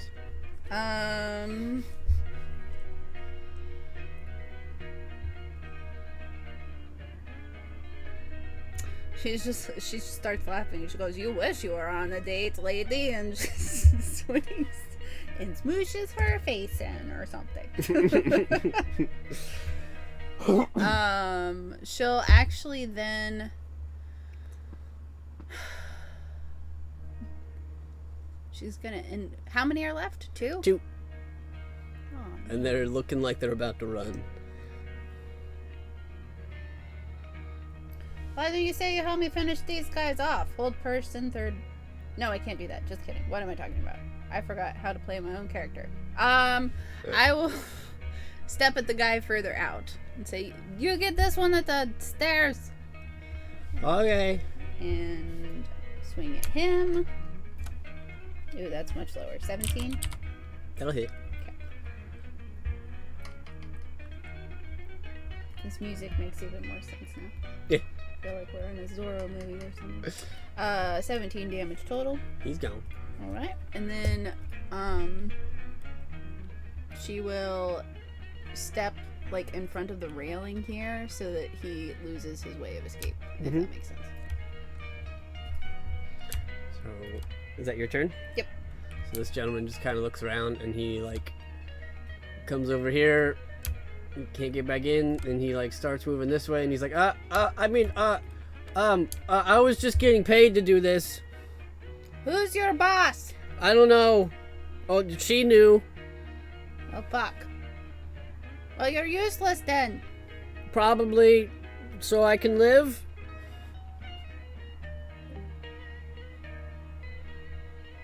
Looks to Jennifer.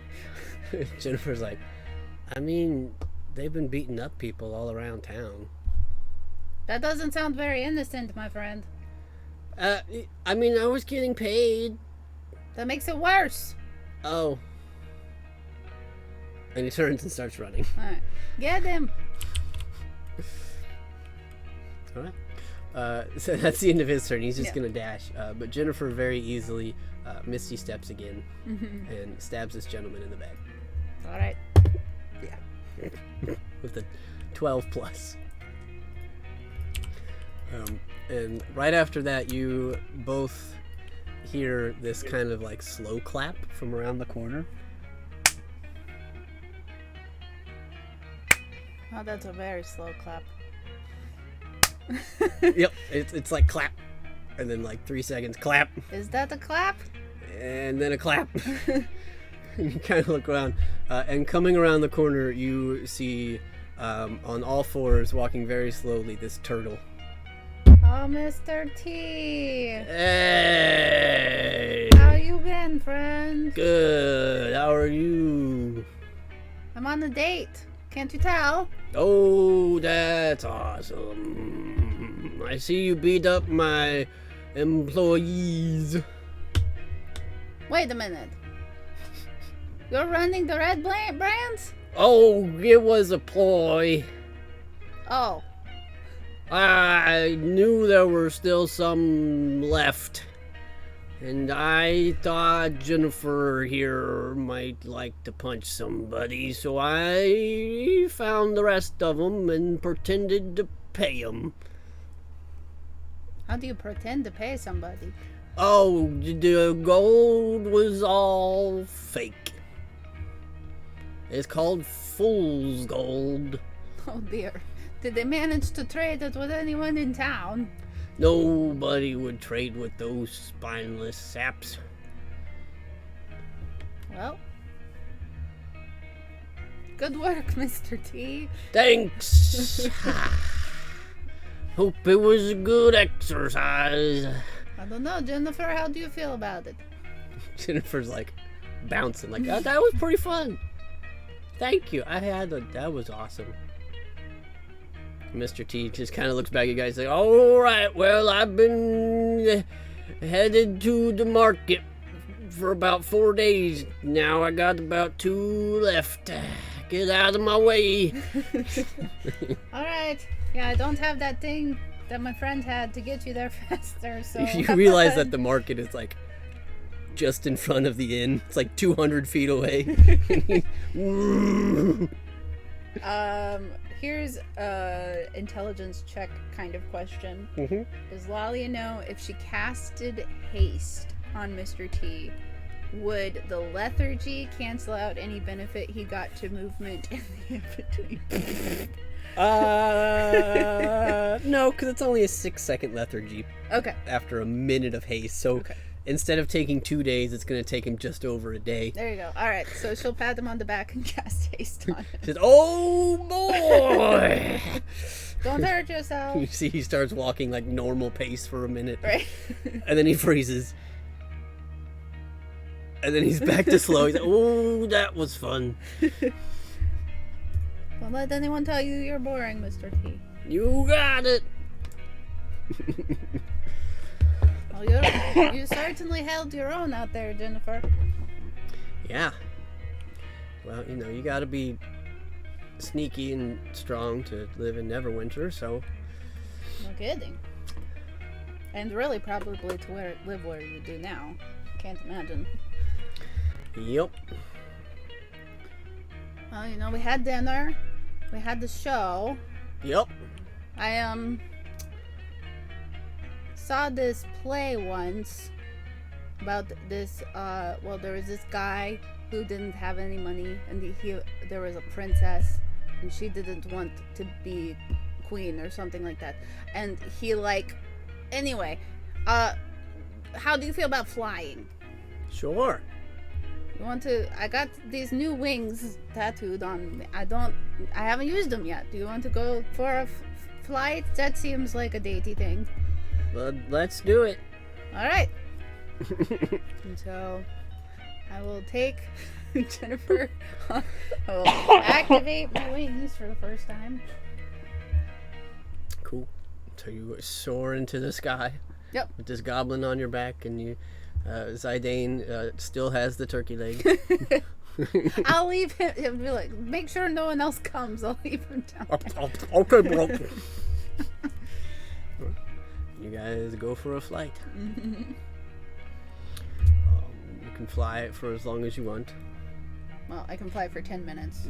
Yeah. I meant talking wise. Yeah. Yep.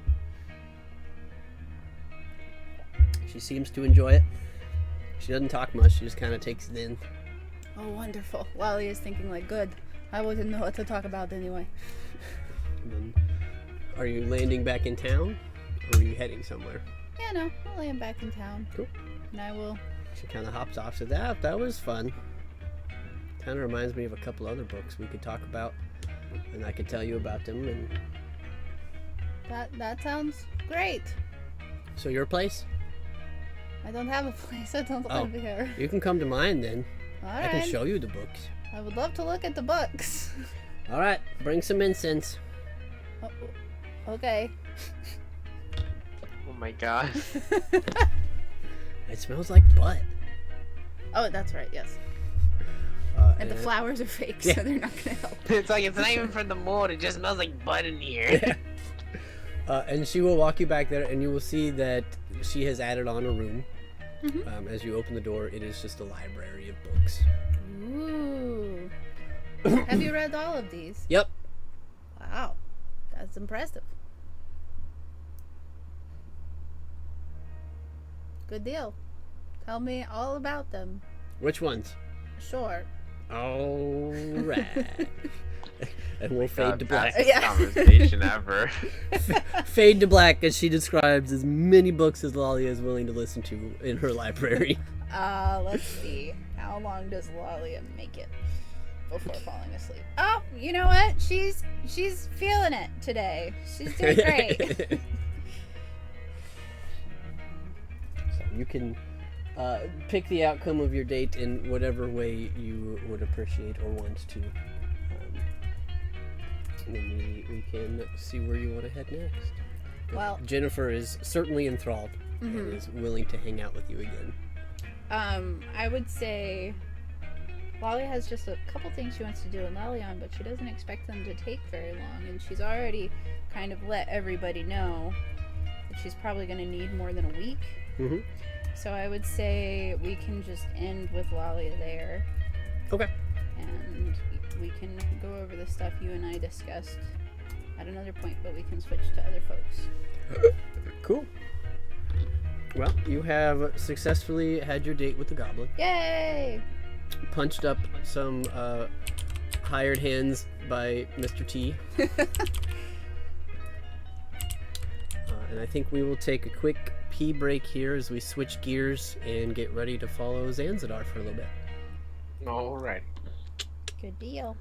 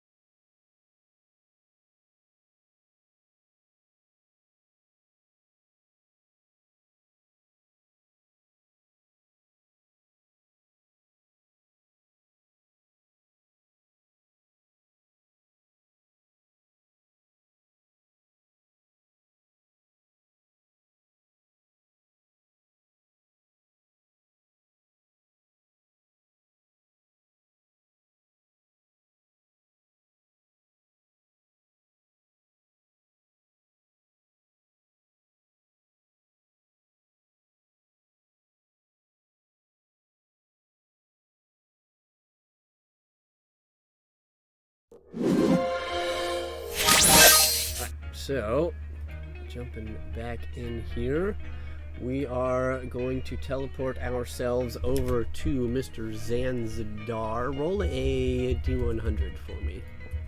Okay.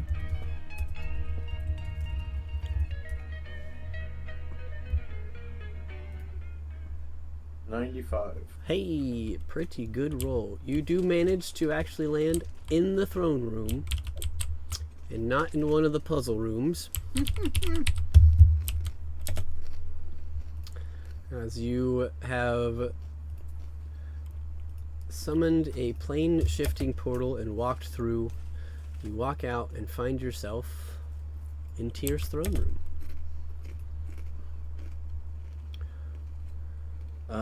First things first, I'm gonna check the surrounding area, make sure dust is where we left it, and there are no extra footprints, nobody's been in here. Make an investigation check for me.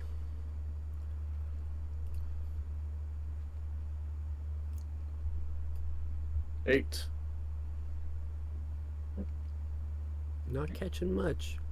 It doesn't, as far as you can tell, it doesn't look like anything has changed from the last time you were here. Good. Everything seems to be in order. He mutters to himself, walking forward. Yep. I'm gonna go take a seat on the throne and study my book for, what is it, 12 hours or 8 hours or something like that? Yep. Okay. That'll get you through probably the rest of this day.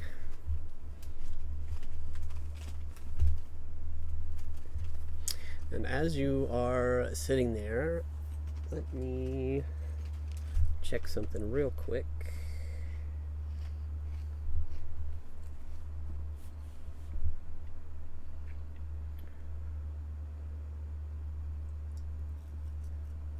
I would like you to make a wisdom saving throw for me, please. Oh boy. 15? Okay. Thank you.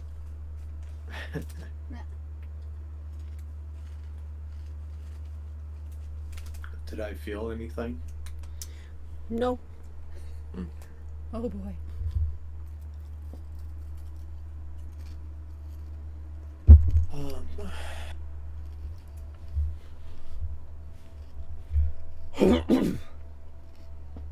But your reading goes well, uninterrupted. You find yourself making it to the end. If you have not already, you can apply your stat points for that book, Okay.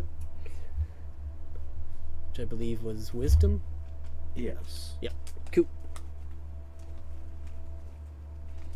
And I think I'll camp out for the night. Probably in one of the side rooms. Okay. You got it. Won't necessarily drag you all around the map, but if there's something you want to see, I can certainly look at it. But that is easy enough. You rest finds you. It's pretty quiet down here. Alright.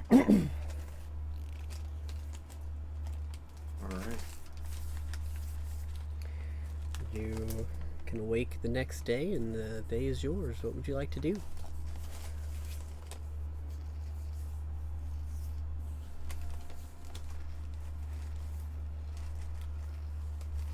That would be day one of 2 days.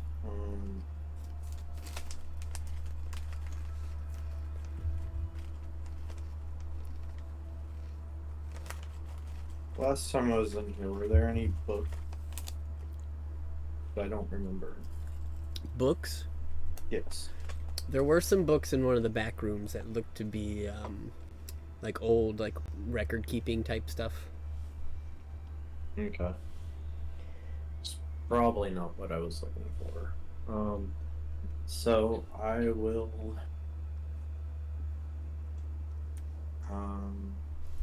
use my newly acquired tuning fork, and I want to go to Candlekeep. Okay. And has Zan been to Candlekeep? Yeah. We researched the mind flayers there. Yep, that's right. Okay. You got it. So on day 2, you're going to activate Tuning Fork and try to head to Candlekeep. Did I make Candlekeep? I don't remember. I don't remember either. I don't think you did. I think we had a map on the D&D info. Yep.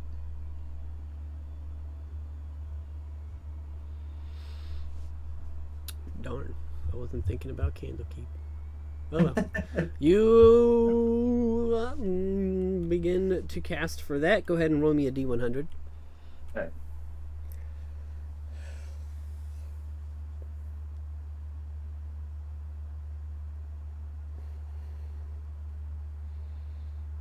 $85. Okay. You don't appear inside the library, but you appear on the Candlekeep grounds. You find yourselves in kind of the entrance courtyard, and you see a familiar gatehouse ahead of you that marks the entrance to the actual library itself. As you appear, there's no weird looks. This seems to be a fairly regular thing, given that, you know, the last time you came here was the teleportation portal as well. But you see one of the gentlemen that's minding the entrance just kind of looks out to you. Says, "Alright, you here for the library?" I am. Alright, you got a card or a donation? I think I forgot my card, but I do have these, and I'll pull out the paperwork for that Lalia gave me. Says, "Alright, let me look it over." You see, he scans it for a moment. He says, "Alright, and which individual are you?" Zanzidar. Alright, that seems to match up. Alright, we'll make you a new card. Wait here a second. Okay. He walks inside the guardhouse, and a couple minutes later he comes back out with a new library card, and he says, "Alright, here you go." Thank you. As you grab it, you feel a quick surge of magical energy as the card is bound to you now. Sweet. He says, "Alright, we'll head on in." Before I go, where in relation to Neverwinter, Fendal, and Lolian and the Mire of Man am I currently at? Because I believe I warped in here last time too, so I'm trying to get my bearings. Right. None of those places are near here. Oh boy. No. You're probably going to want to walk back if you can. If you can't, you can pay for it here. If you ain't got money, you can work for it here. That's good to know. Do you have a map that I could grab with like a "you are here" kind of thing? You mean of Candlekeep? Candlekeep and the surrounding area. Right. You're new here. And he points to like a big message board that is a giant picture of a "You Are Here" map. And you see little pamphlets are in a little box on it. He says, "Right there. Take as many as you need." Yeah.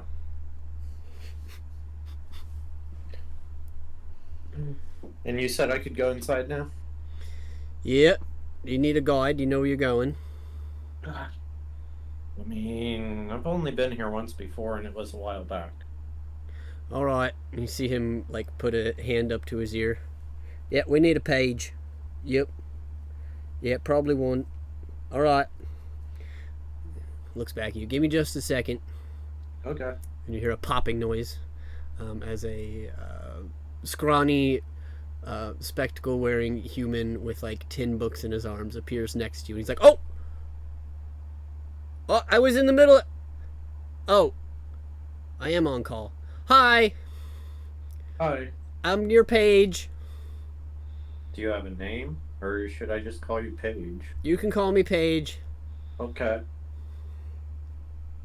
I'm here to research several different things. Wonderful. First, I would like a guide on, like,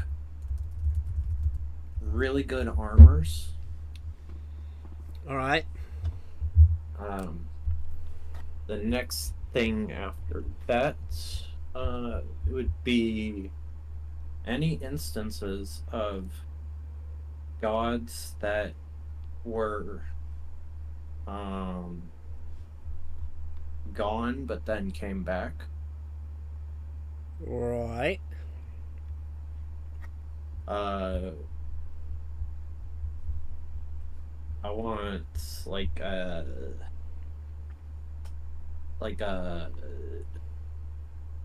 oh, what would it be? Like a monster manual, like stats of monsters that are within the realm.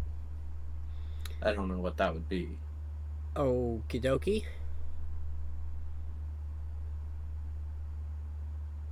Let me look at my list here.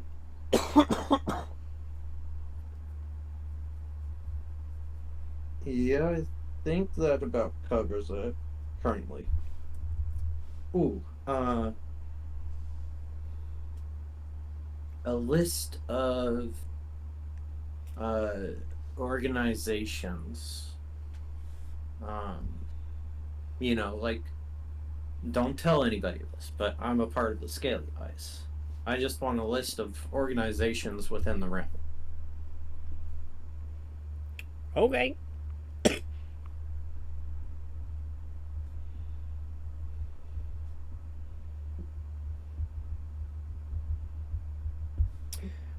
Anything else? No, that's it for now. All right. Well, I can take you to the right areas, but you're going to have to do some of the legwork. I'll do the best that I can. Awesome. So first up was a book about armor. Yep. All right, this way.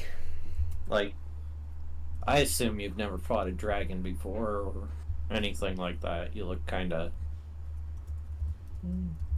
skinny. Yeah, not personally. I mean, there's this tabletop game that me and my friends play where we kill fake dragons, you know. You usually find them in dungeons and stuff like that. Oh. You roll these polyhedrals called dice. Okay. I It's made not a game paladin. I'm interested in. Oh, all right. Sorry. I'm sure you could talk my ear off forever about it, though. That's all right. Armor's this way.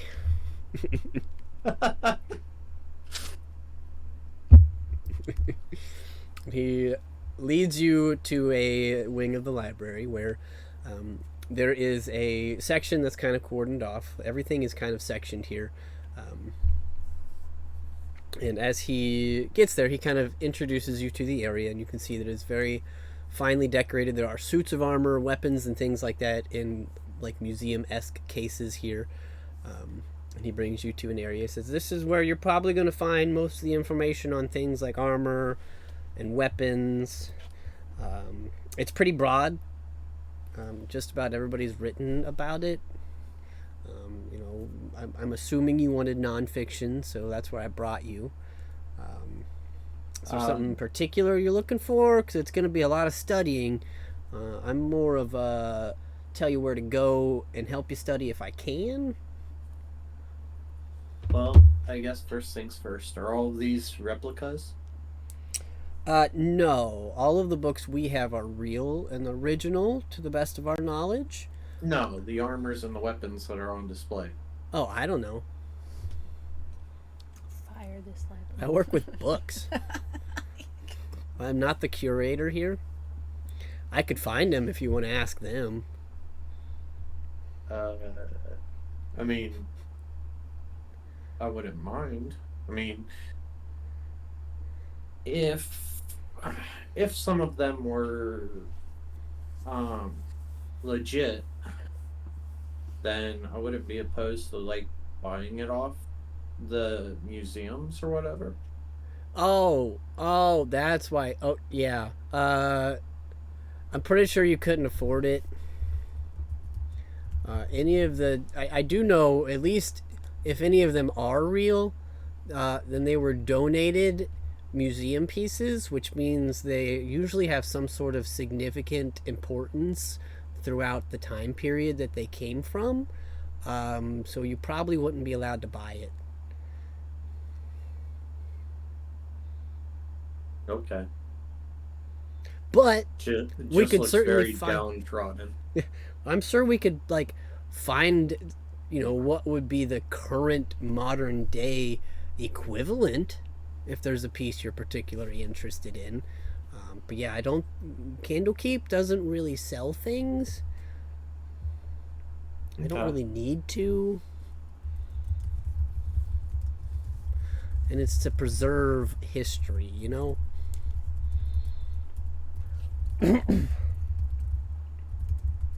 But I'm sure we could identify them with some time and maybe find something equivalent or figure out how to get that.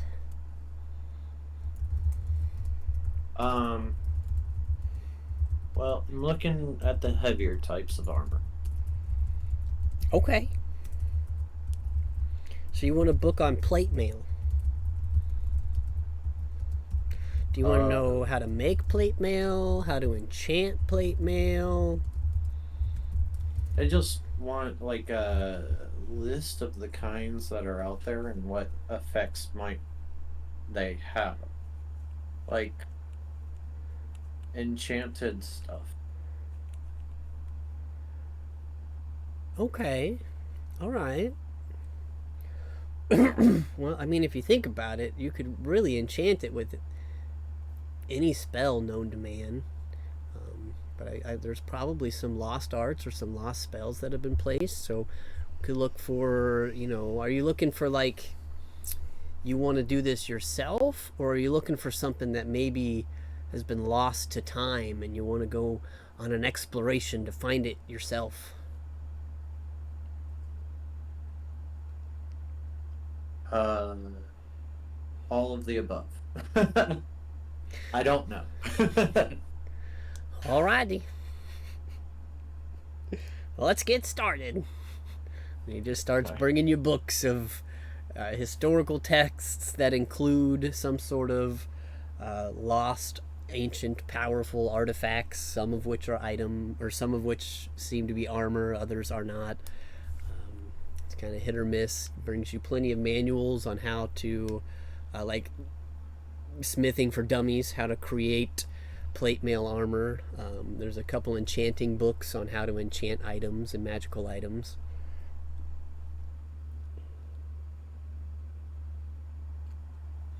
But if you as a player have a specific goal, I'm happy to see what that outcome might entail or require. Me as a player, I'm interested in the Mizium splint armor, but Zan would have no knowledge of it, so that's why he's at the library looking. Okay. Let's take a look at Mizium armor. Metal alloy called Mizium, which is it found normal head in addition to your subject matter.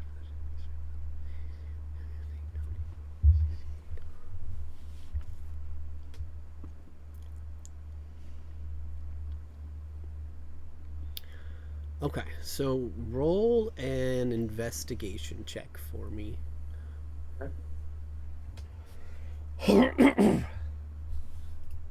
14. Okay, so we'll say over a couple of hours of researching, you do hear of a handful of enchantments, different pieces of armor that have been lost to time that just sound like giant adventures. but you do see there's a couple guides on enchanting and enchantment magics, and you see that a few of them mention being able to enchant things with spells that spellcasters can cast by casting the spell repeatedly into a piece of armor. Would eventually allow some sort of daily use or allow the armor itself to withhold the spell.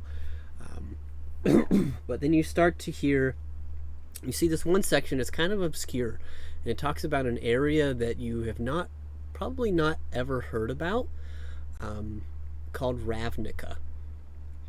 And you see that some of the guild artisans in Ravnica have created ways of enchanting armor that doesn't require spell casting. It's made in some sort of foundry that utilizes arcane magics in ways that people haven't before. And most notably, they seem to be working on ways to combine different types of magic into one effect. So like combining like enchantment and divine magic, or illusion and sorcery type magic. Like it's weird. They're playing with things that have never been played with. And you see that they have created something out of this that is called Misium, which is an enhanced metal alloy that has it's very similar to adamant in the way that mechanically in the way that it reduces critical hits. You learn through these books that Misium, because of its magical nature, it's light, kind of like mithril, but it's strong like adamantium, so it absorbs hits. And you see that they, you read a little bit into it, and you see that they have made this armor so that it is craftable into different types, medium, heavy, stuff like that. It is a metallic armor, so it's not like a leather or a hide armor. You don't necessarily know where to get it. You don't know where Ravnica is necessarily, but through a string of events that probably take another hour or two, you find that there are rare places on the Sword Coast that do occasionally import the alloy Misium for use here. It is an export from Ravnica, but it's hard to find. It's not impossible, but it's usually found in an alloy form for crafters and creators to make their own things. So you could probably get a hold of some of the alloy if you looked hard enough, but you'd have to find somebody to forge it for you. Mm-hmm. Oh no, we don't know anyone who does that. Is there any specific place that it lists where this can be found? Roll a D100. Okay.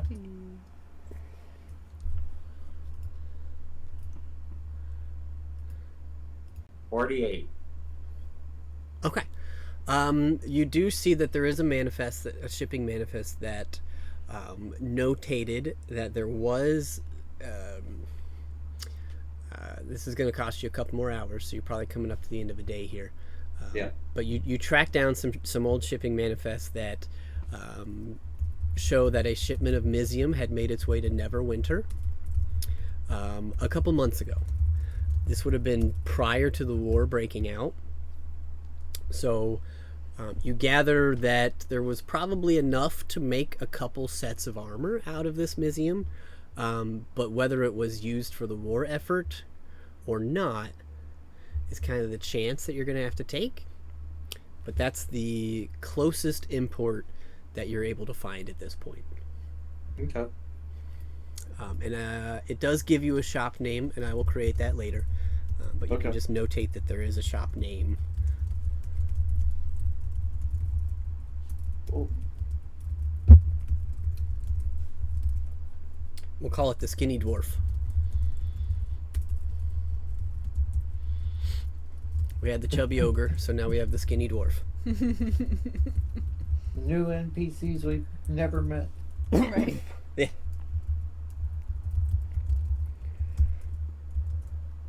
can't spell. Skinny dwarf. Since we're coming up on the end of the second day, I'm gonna radio in. Hey guys, I'm in Candlekeep researching right now.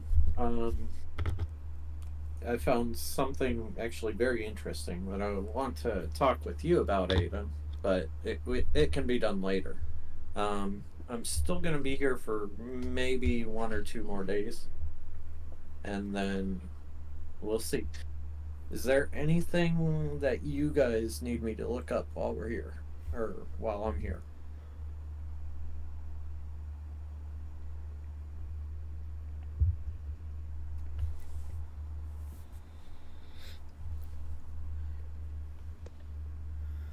No. No. Does he need to roll a D100 because he's cocktating across planes? He is not across planes. Oh, okay. Candlekeep is that's in the right. material realm. You just don't know where. It just takes you to other planes through the books. Yeah. You go to other places through the reading. Sorry. No, yeah. Since he's in Candlekeep now, Candlekeep is on the material plane. You guys know that. You just don't know where. I feel like my question is still too big to ask over Sending Stone, but thank you for the offer. No problem. Hope you're doing well. Yeah, you know, same old, same old. I too am reading books. I thought you had a date. Yes, we're reading books on our date. Oh, Now, okay. shush. We got another one.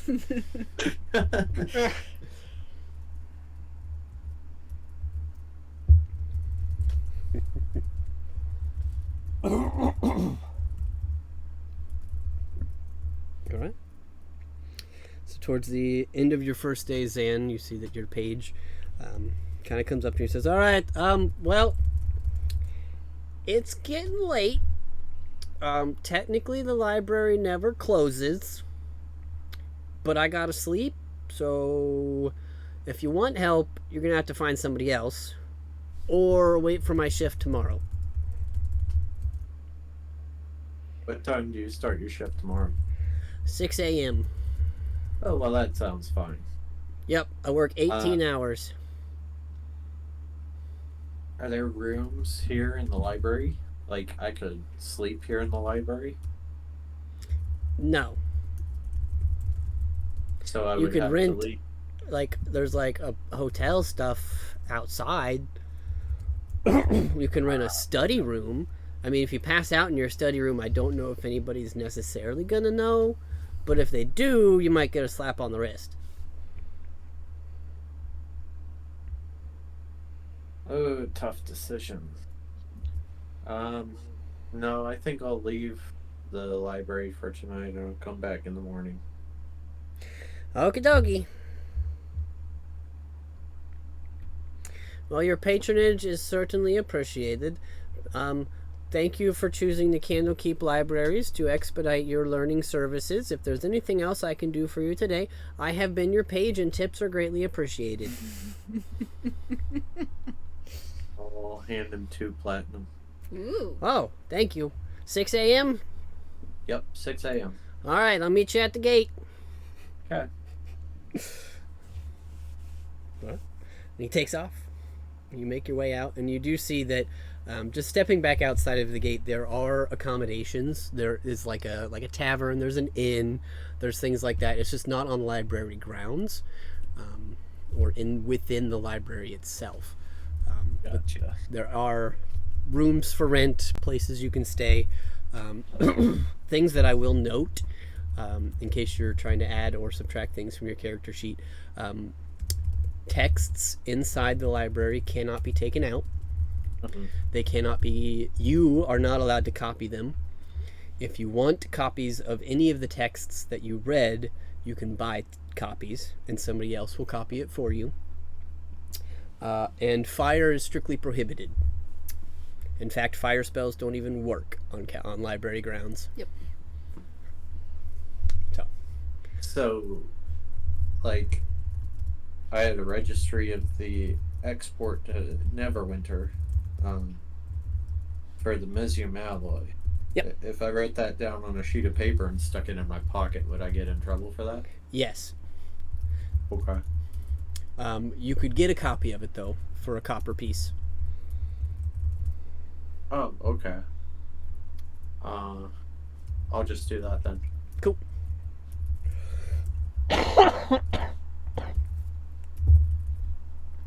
Yeah, it's like a copper a page, and that particular manifest is like 1 page. Okay. So I'll be spending some money here too. All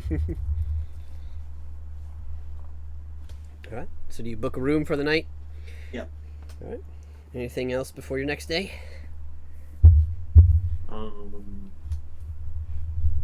Don't think so. Cool. And you wake up bright and early, head back towards the library around 6 a.m. There you see your page from the night before, though this time he appears to have some nicer clothes on and a new pair of glasses. He's like, hey, you ready to go, bud? Yep. Did you win those glasses in your D&D game? Ha! No, I bought them. Oh, okay. Thanks to you, I was able to get some new specs. I can see a little better. Well, that always helps. Oh, yeah. All right. What's the agenda today? Something about gods? Yes. Well, here's the thing. Have you heard of Polychronos? Who? I thought not. It's a old god that I've just come across, and I'm trying to revive a religion. So, I'm wondering if there were any other instances of that. Or if I'm the first one to actually try. I guess we'll find out. To the religious section. Oh my god. I'm going to warn you, Dragonborn. This is a whole floor. Okay. Let's go. He runs you up to like the 4th floor of this library, and you see just tomes upon tomes. And it's kind of sectioned out. I don't know what would be the appropriate way of categorizing religious tomes. By God? Probably. I suppose so. Yeah, and then there's probably like general religious books that aren't God specific, that speak more of like history or gods of realms or just kind of general things. You're probably going to spend a lot of time here depending on how specific of information you want to find. Unless we get some good rolls. So I will give you an investigation check, and because you got him new glasses and he can read now, you can have advantage as your page helps you. Awesome. I 17. Okay. You come across a variation of information. You learn the names of a lot of gods that you may or may not have known about beforehand. You gather a lot of information that there is a pantheon of gods, which is basically, it's like every god has a seat at the table. But if you get in trouble, you don't get a seat at the table anymore, and so you don't get a portion of everybody else's followers, where you can fall out of grace or out of power. And you hear plenty of stories of gods that fall out, that have lost their place amongst the pantheon. Most notably and most recently, Miracle had lost their place at the head of the table. Apparently he had done something.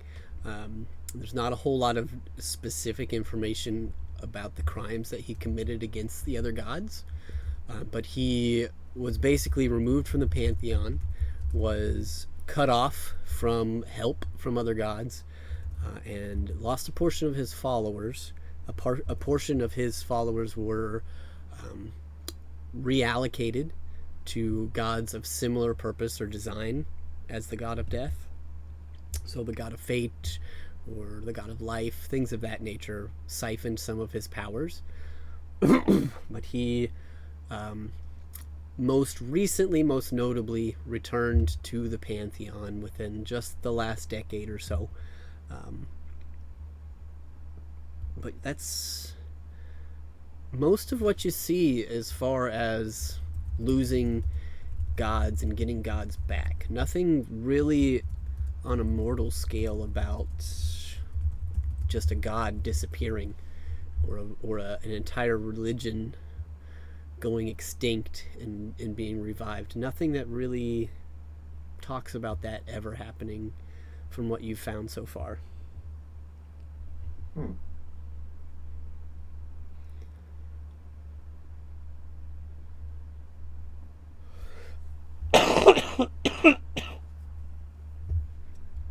I'm gonna turn to my page.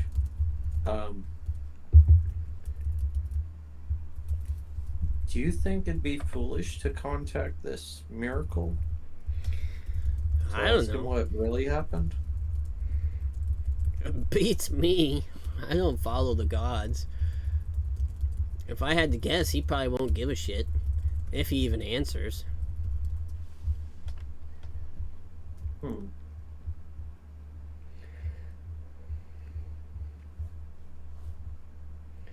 Well, thanks for your input. Sure. I think I'm going to ask one of my party members, because they might know more, since you don't follow any of the gods. And Yeah. I kinda do, but kinda don't. Yeah, I mean, the only thing I can think, because I didn't find anything about what you were talking about. They might be in some of the reserved texts. Is that in like a forbidden section, or? It's not necessarily a forbidden section. It's just an ancient section protected by the head of the library in the basement that nobody ever really goes to because you might die. But they have really old books down there that I don't think anybody has read in thousands of years. There might be something on the gods down there.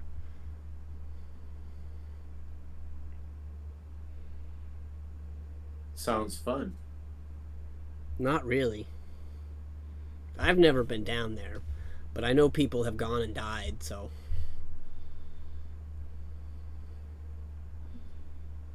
So, if I wanted access, how hard would that be to get access? Oh, you have to sign a waiver. Okay. Where if you die, it's not our fault and we get all your stuff. Oh. Okay. I mean, suppose that's fine by me. Well,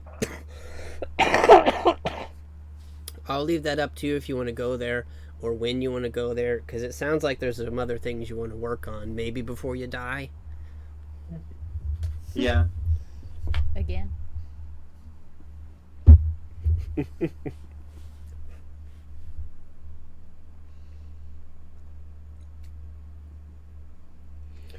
Yeah, I'd say, just to recap, the only thing you would have found very little information even about Polyachronos. I think Okay. you might have seen his name or their name mentioned in some of the religious texts for Bahamut and some of the religious texts that circulated around Tiamat. Though you would recognize that a lot of the texts on Tiamat are biased. As in, she's evil, or as in she's Yes, good? as in she's evil. Okay. You don't see, you gather that information about the gods before there was an alignment chart is not here. So if there were things written down or recorded about when Tiamat was neutral, which was the same time Polyachronos would have been around, that's not here.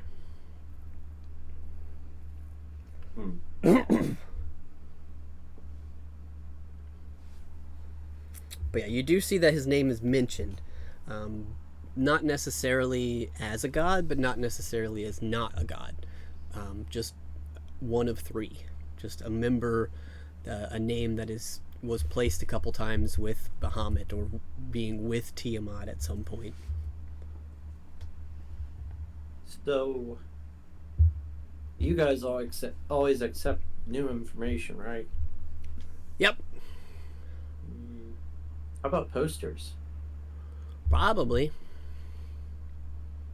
If I sat and drew out what, in my mind's eye, what Polychronos looked like, could I donate it and have them put it up on a wall somewhere? I mean, we would certainly take it, but until it was verified information, we wouldn't display it publicly. Oh. You know, propaganda and false advertising.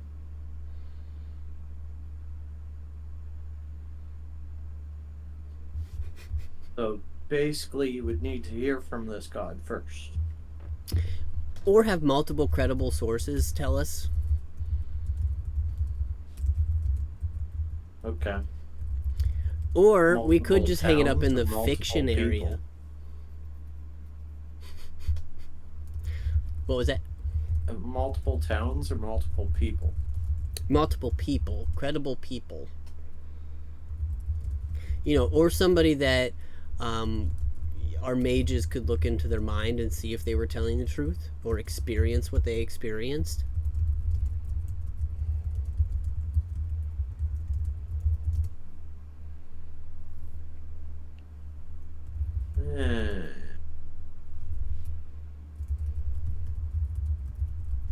We'll put a bookmark in it. Okie dokie. I mean, we could always hang it in the fantasy section. Yeah. There's plenty of books about dragons and dragonborns down there. I'm about as fantasy as this person is. So. Whatever you say. So at this point, you're probably halfway through your day with the religious texts. Did you want to look at something else? Yes.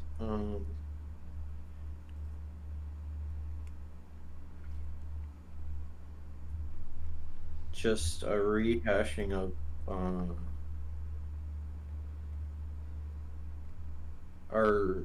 sorry, it was the monster manual thing, like a monster manual notebook or something. Okay. Like a Pokedex. Okay.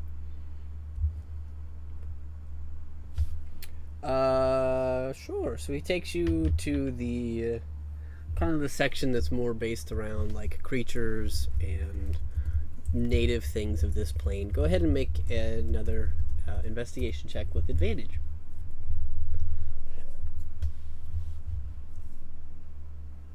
Yeah, 13. Okay. You find one book that you're able to copy that seems to be very close along the lines of what you were describing or looking for, and it's called Volo's Guide to Monsters. Sweet.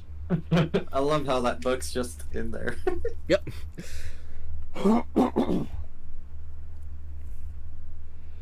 But beyond that, you find scattered texts, you know, talking about creatures, and a lot of it is more biology than it is combat useful. But you do find Volo's Guide.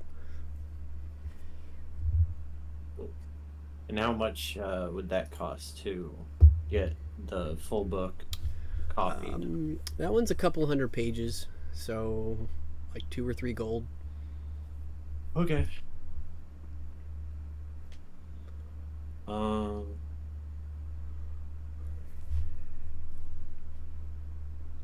do 3 gold. Cool. You see that your page is like, all right, I'll be right back. He runs off, and 20-30 minutes later he comes back with a new nearly identical copy and hands it to That you. was quick. How'd you do that fast? Oh, I didn't do it. Our bookbinders do. Oh. It's something about creating an object and magic. I haven't learned it yet. I hope to someday. So, I take it you're a wizard or what? Yep, working on it. Though in my tabletop game, I play a paladin.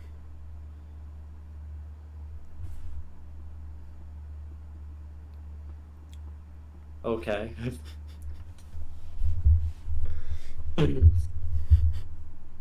So you run around and slash people with swords. No. I use a warhammer, thank you. And I smite. Oh.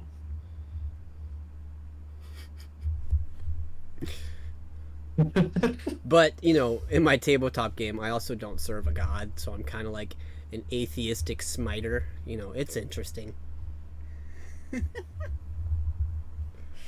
Well,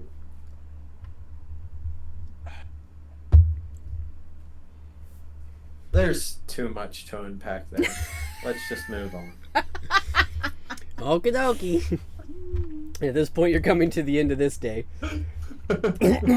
He's like, well, any last minute stuff? Otherwise, I'm probably going to go to bed. I don't know if we are able to cover it, but I wanted a list of the, what was it? Factions of the world. And Well, if it's too much, we can table it for the next day. yeah, I mean, there's thousands of them. We would really have to narrow it down to what area. Then we could How about- probably curate a list for that area. Okay. Just one for like the Sword Coast then. Okay. I mean, yeah, that'd take some time, but we could certainly work on that tomorrow. Okay. All right, well, my next shift starts at 6 a.m. Thank you for utilizing Candlekeep to further your knowledge and experience in the mortal realm. We hope you had a wonderful time with us today. If there's anything else you need, please don't hesitate to ask. Tips are greatly appreciated. What's your spell book look like? I don't have one yet. How much does a spell book cost? It depends. If it's empty, like a really nice one, 20 gold. One that works, like a gold. If it has spells in it, it could cost a lot.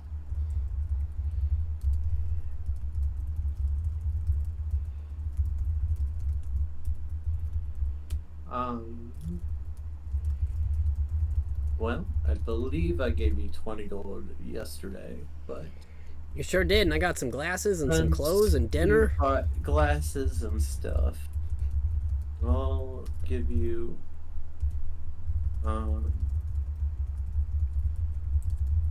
50 gold. Oh boy, Make sure you buy a spell book though. you got it. Thank you. Yep. He runs off. Just helping this kid get through life. Right? Mm-hmm. All right. So you bed down for another night. Start of your third day. Anything before you walk back in? Hey, it's Zan. Just checking in with you guys. Anybody need me? Else I'm gonna spend our day here at Candlekeep.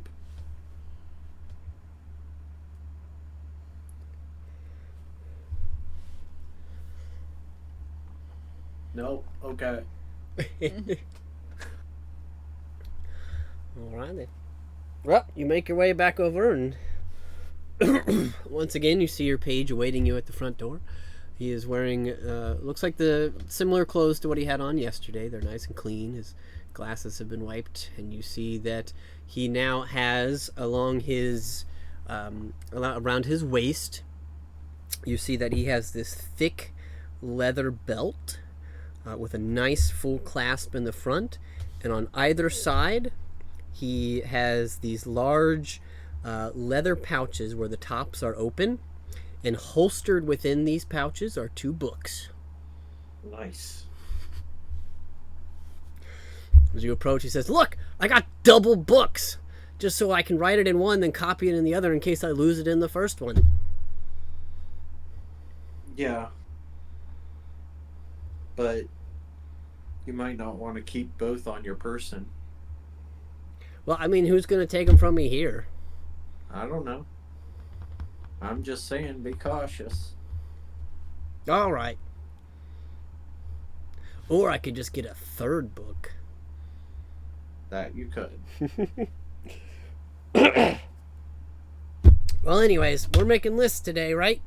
Yep, lists. All right. Well, that's going to be a new entry to Candlekeep, so that'll be kind of cool. And we don't really have like lists of organizations by areas, so this will probably be the first one. And since I'm the one that's helping you out with it, I'm probably going to have to make lists of all the other places too. So I'm going to be busy for a while. But at least they won't charge you for this one since it'll be a new entry. Well, let's get going. Okay. Roll a d20 for me to see how long this takes. As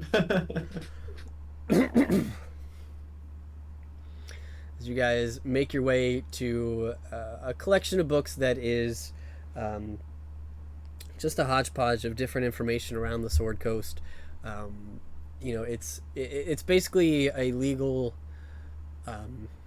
or like, how like if you register a business name, Yep. it goes on like a government registry.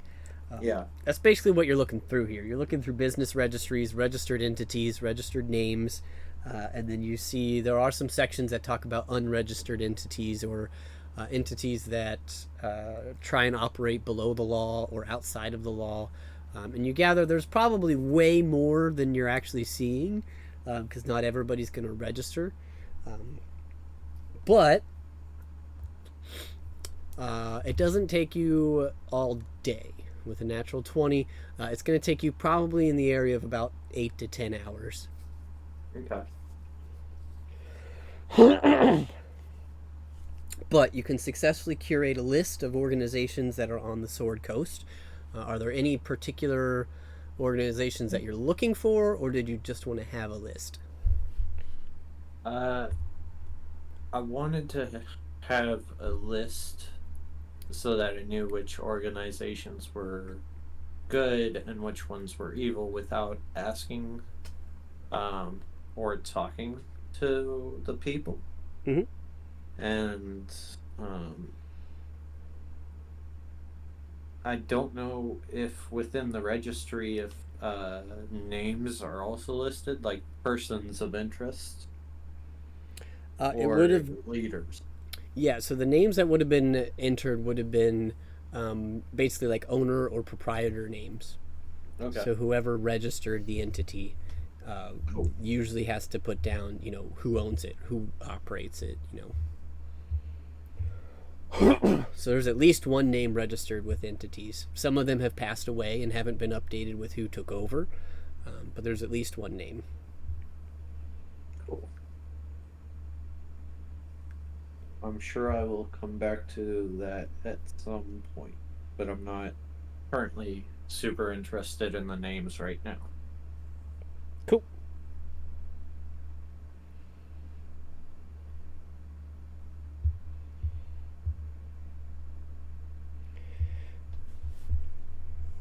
All right. Well, I'll get you about 10 hours into that day. Was there anything else you wanted to work on here? Nope, nothing else. Okay. So your page kind of looks at you and says, well, it's been a pleasure. I got a bunch of work to do now that we made this. I guess I get to start working on making it for other places. But hey, at least I'll probably get a bonus for it.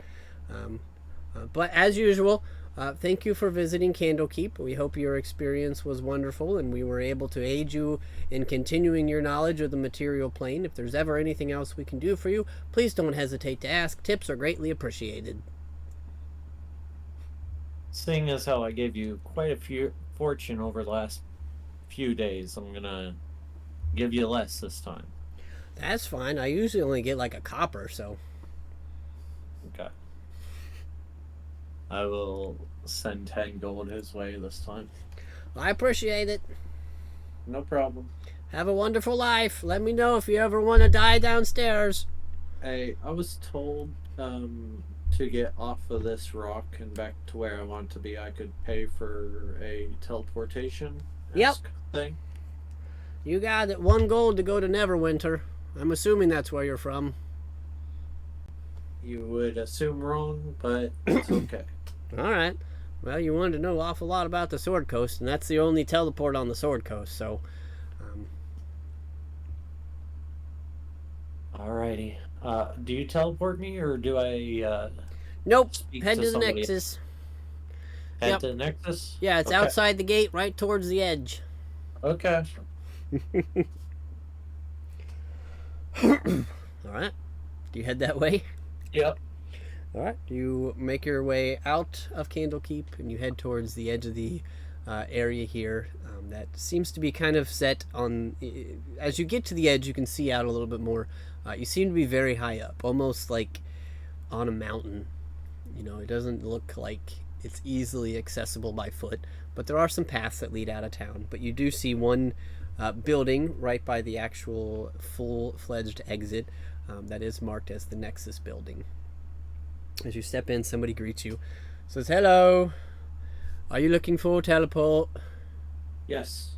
Wonderful. Where would you like to go? And we'll tell you the price of admission. Apparently the only teleportation on the Sword Coast is Neverwinter, so I'm gonna go there. Yeah, that's the one right on the coast. There's some farther east, and we have some to the west if you wanted...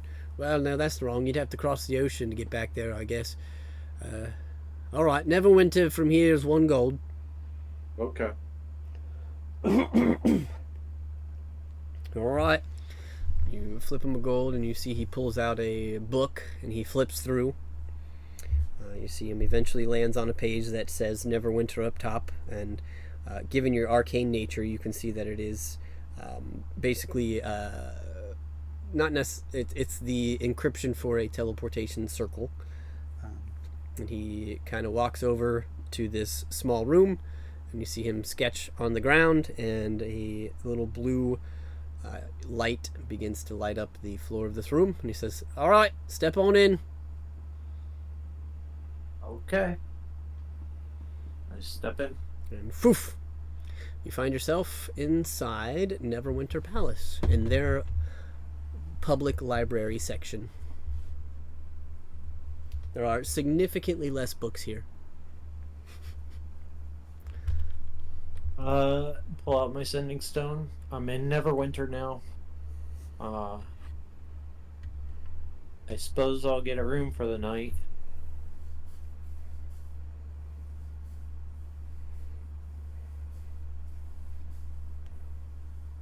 It is past midday, right? Yep.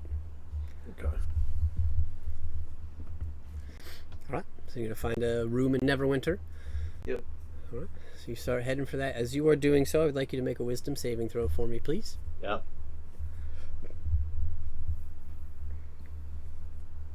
19. Okay, thank you. One thing to note that Zan was expecting coming here is you do, once you've left the palace grounds, you do start to feel like eyes are watching you. Yeah.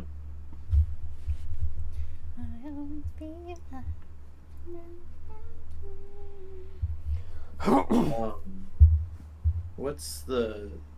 I mean, over the sending stone, what's the plan? Where's everybody at? And if you want to take a break from my character, we can leave it there. Okay, sure. So Zan has arrived back in Neverwinter. Let's take a quick pee break, and we'll swap gears once again and see what Bink is up to. Alrighty. Dum dum. Oh, oh, oh, oh. We'll be right back. All right, cool.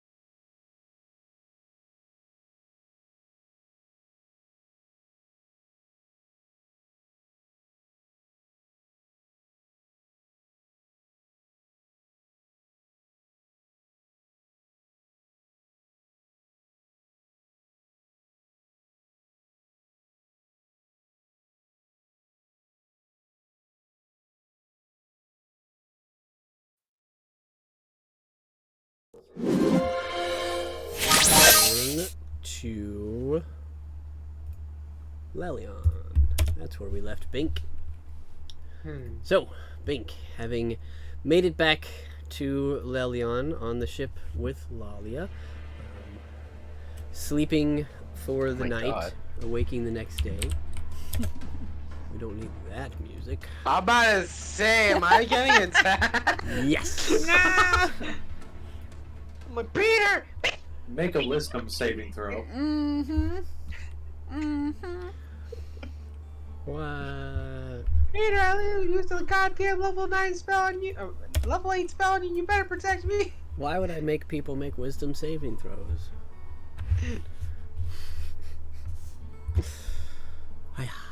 Well, waking up the next day in Lelion, what would Bink like to do? First thing he's gonna do, he's gonna take out his little notepad and look at his little, like, grocery shopping list on how to make a clone of himself. You got it.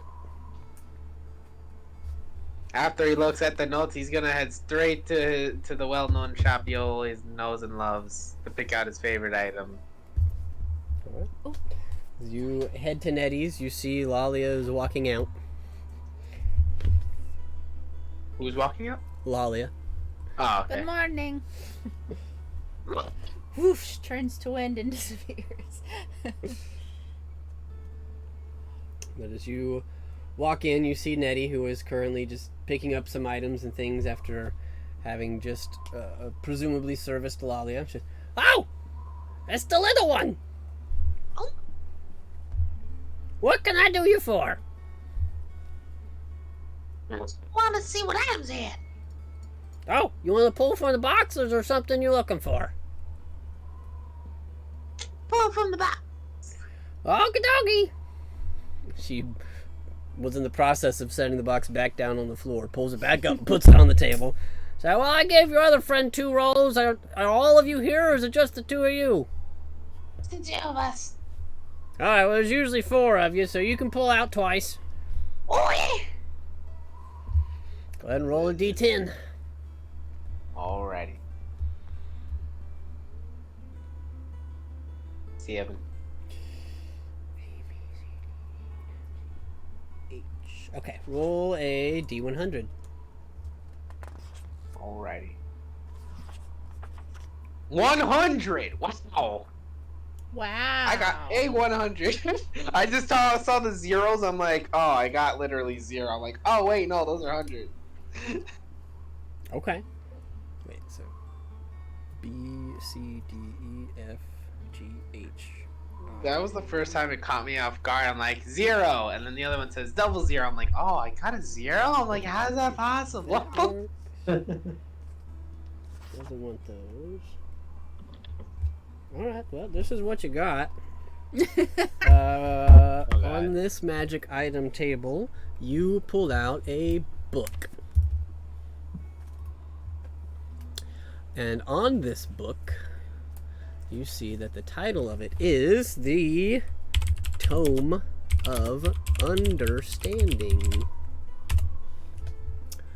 The Tome of Understanding is a very rare, wondrous item. This book contains intuition and insight exercises, and its words are charged with magic.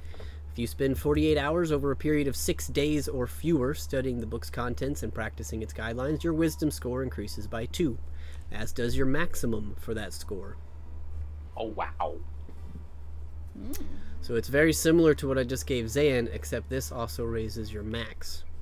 I'm about to say the maximum. Wow. So if somebody with a 20 in wisdom read this, they would have a 22. Ooh.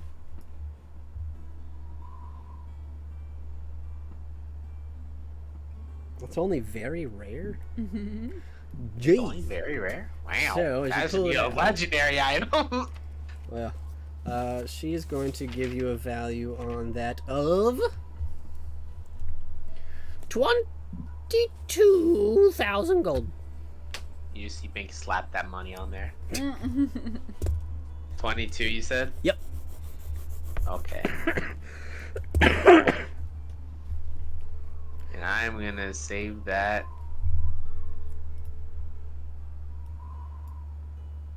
Right up. Yeah, that's a big one for a 100. Goodness. Nice. I know, right? Yeah. I mean, it was like, hey, here's some legendary loot for finishing somebody's backstory. And Bink's like, look, I got another one! Jesus! Well, if you would like, you can pick again. I mean, I should probably. I could generally just give that to Zan also. Just like stack him up. Well, Stack him up on the wisdom, literally. I mean, it's not that useful to me, is it? no, it would increase your saves, but Yeah, like it's not useful for me. I mean, might as well give it to you. yeah, it increases Zan's spellcasting DC and modifiers. Yeah, Because he it'll does be a more wisdom useful caster. for him to ring it in than me. You got it. That's awesome. But yeah, if you wanted to pull again, you could roll another D10. I'm feeling the luck, boys and girls. I'm feeling the luck. I got a 9. Jesus! Alright, roll a D100. Give me. Oh, I got an 82. Look at that. It's still pretty high. On the face today. Alright. This time you pull out some armor. Let's see what it is.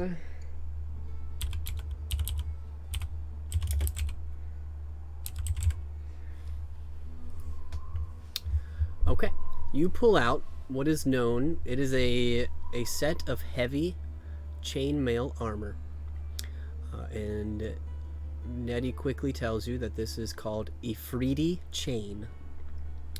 This is a set of legendary heavy armor. While wearing this armor, you gain a +3 bonus to AC. You are immune to fire damage, and you can understand and speak Primordial. In addition, you can stand on and walk across molten rock as if it were solid ground. Man, where was that in your Okay, backstory? I'm gonna. I know, right? Okay, I'm gonna need you to wait. How do I spell that in item? Okay, it is E-F. Oh, EF. I thought it was spelling IF like Ifrit. Yeah, so it's or- E, and then free, F-R-E-E, That's T-I, freecreditreport.com. Okay. space chain, C-H-A-I-N. Chain. Yeah, I see it.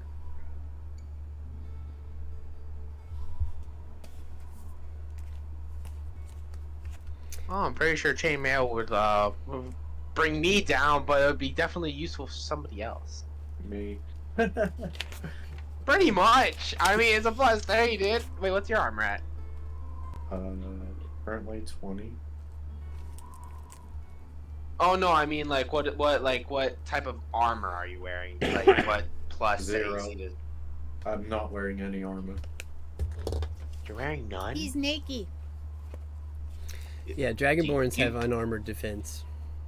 I'm about to say, is this like a monk thing you have, or like? Now, Yeah. this is... It comes from the sorcerer Plus bloodline. magic Would casting a degree. Yeah. +3 like equal it out, or like would it actually bring you like down in AC? Well, the thing is, Xandadar is not proficient with heavy armor, so Yeah. it's going I to affect am. his spellcast. Are you? Yeah. Yeah, he is. With his That's- cleric. cleric. So, yeah, oh. so... Oh, yeah. But it is heavy. Just Yeah. folks, yeah.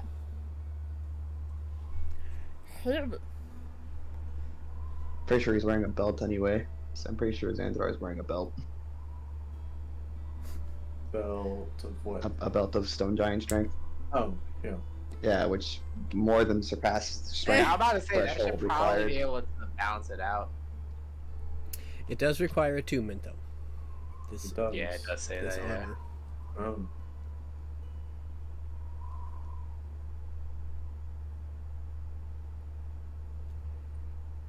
How much does it cost, Nettie? How much does it cost? 200,000. Jesus! Who's that? Is that like Bahamut or Give me something? them. Yes. Okay. But that shit's legendary. I gotta make it expensive. You ever killed an Afridi and taken his armor? Whew.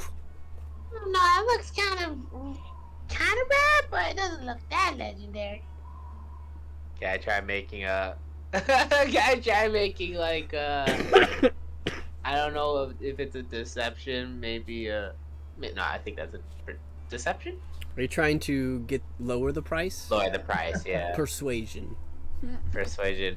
Okay, that's it. Yeah. 25. I like you. 150. 5. Okay. All right. I hope you know somebody that can wear this. I have an idea or two. Who?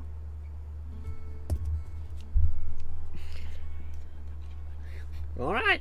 If you want to buy it, 155,000 gold. I just want to clarify, Zan, are you truly interested? I'm trying to make that decision currently. I mean, Okay. it'd be a lot quicker than making the Mizium. But the Mizium also does not require attunement.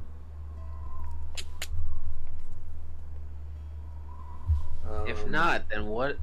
If, I'm just saying if, not for you, what is Aiden's armor? Plate mail enchanted with haste. Oh my. I'm not gonna drop from Not plate gonna mail to drop. chain mail. Yeah, no, that's What about Lalia has heavy, don't you? What's Lalia's armor? I keep forgetting. I have- Everyone's like, essentially, almost everyone in this game is a hard hitter. I don't know that I have an attunement slot available. Ah. Though, even so, doing the math, chainmail is 1 less AC. No, it's 2 less than plate, and I have +1 plate, so my AC would stay the same. Ah.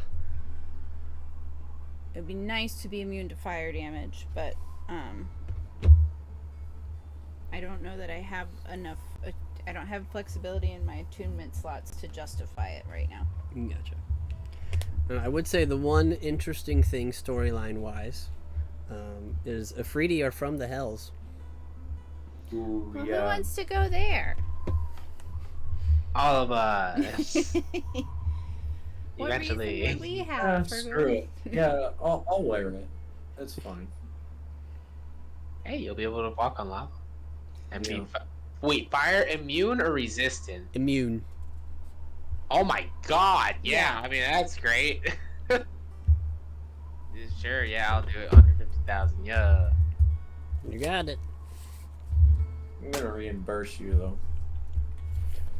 Cause like, it's a lot of money. Oh, okay. So Tell you just let me know what that is in amount is. platinum. Wait, what? What's the minimum amount? 155,000 and platinum is 15,500. Mm-hmm.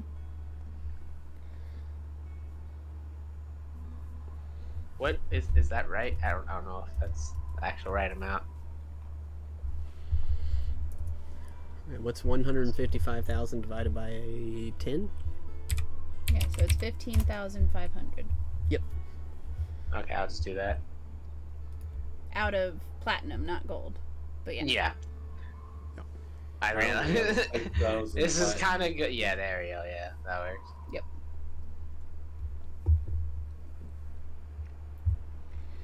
But if Zan, if you want to cover that, you can. You can do that now, and then whoever wants to take it out of their money can do so. That way you don't forget later. I only have 6,000 in platinum though. Mm-hmm. So He is just like, here's money. apparently I'm a broke boy. Here's the monies. Alright. So Bink has bought it currently, and it is Bink's inventory, and you can roleplay getting it to him. And if Zan wants to foot some money back to Bink, we can go over that at some point. I mean, you don't have to give me all. I mean, I still have 78,000 left. 78,000 plat. No, 78. No, gold. Oh, gold. In total, coin. Yeah. I was like, How the fuck I did you told get that much? 7,784 plat. Mhm. I did actually divide them like into plat and gold, whatever I've got throughout the journey separately. I do have Nice. 7,784 platinum. I do have a lot. My question is, will that armor explode though? Explode. Or is it immune to that? Explode from... I might be missing what you're asking. Going into hell. Like, were we... Because you said that was in actually descend into Avernus, right? Wait, it can't go into hell? Wait, I thought you said it could go to hell. It doesn't matter. No, I was saying Afrides are creatures from the hell. Yeah, I'm From the about to hell. say. No, you can't yeah, use the it in armor hell. would be That'd fine. be the most ineffective armor in the world.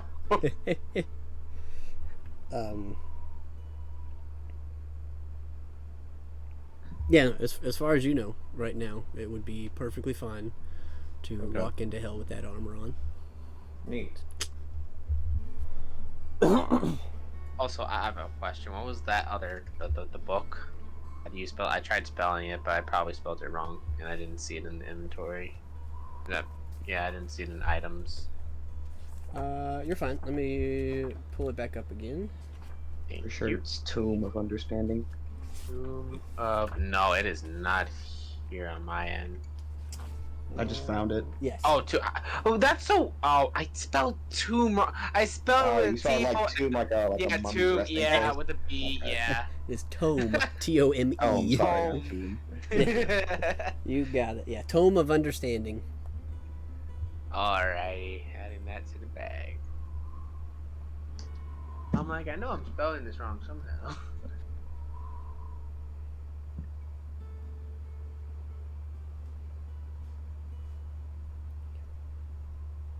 Alright then.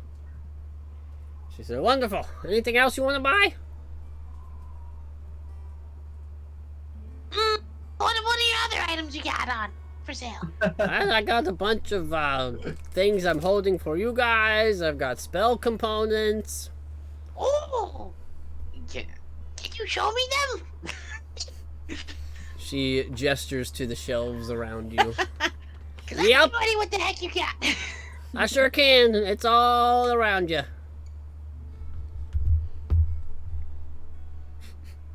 You see shelves full of jewels, shelves full of other components, bags of things on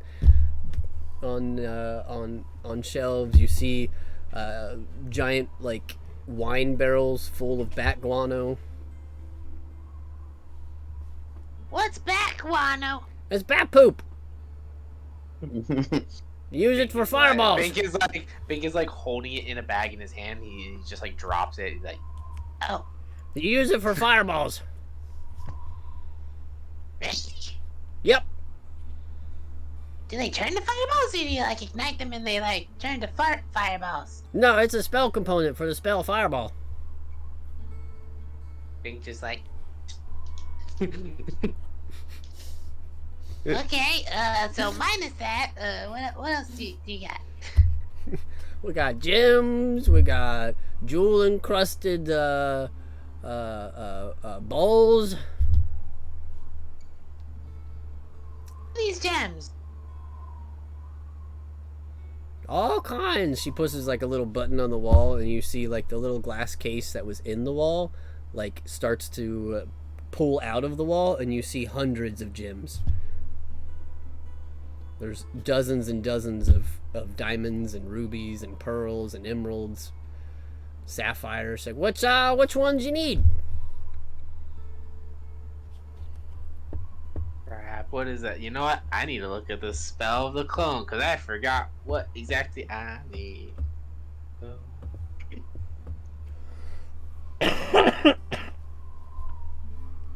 So I need to know what I'm getting. Do you have a diamond? Yep.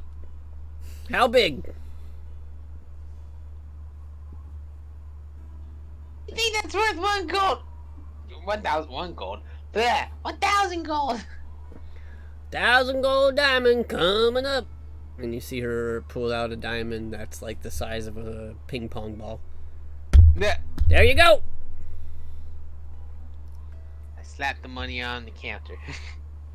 All right. Anything else? God, I have to convert. I hate that I have to convert the platinum to gold right now because I only have like 835 gold and the rest just platinum. I gotta convert. I'm pretty sure it's 10 platinum for 100 gold, right? Yes. No, it's 1 plat. Yeah, 1 platinum No, is 10 no, no. gold. 1 platinum's 10 gold. So yeah, 10 Yeah. platinum's 100. Okay. Oh, I thought you said. So I gotta chip away at this. So do you want a bigger diamond? I got some bigger ones. Something. What? Okay. I just like check off my list, and you just like to see this really really crappy writing. I think it doesn't have the best of handwritings. Okay.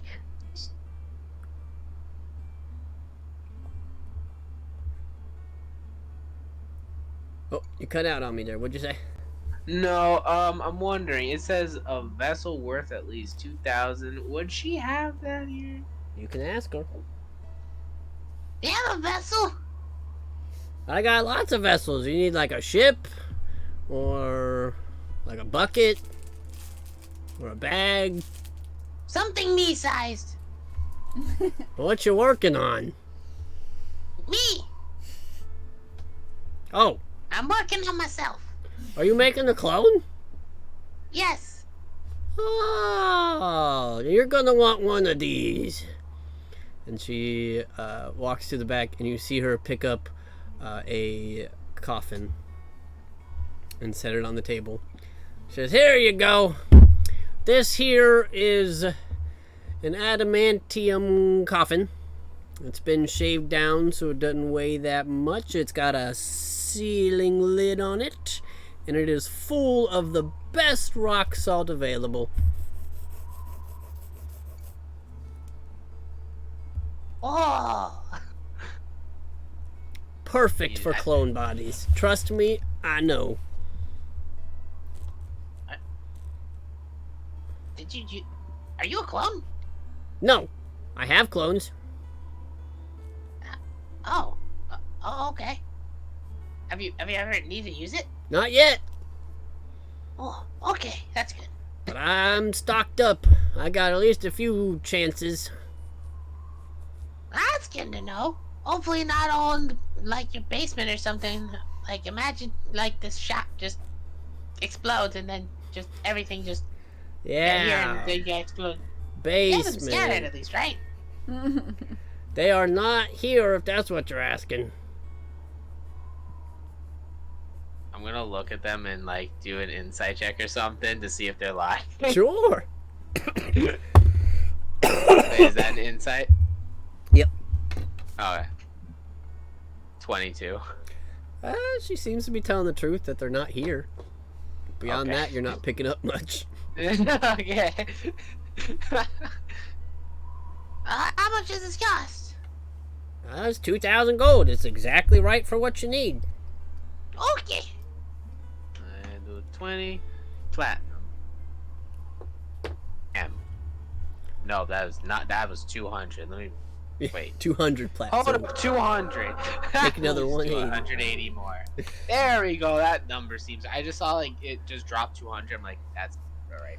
Wait a second. Okay. Next. I don't even need to put these items in my person. I already know what I'm getting when I spend. Okay, let's see.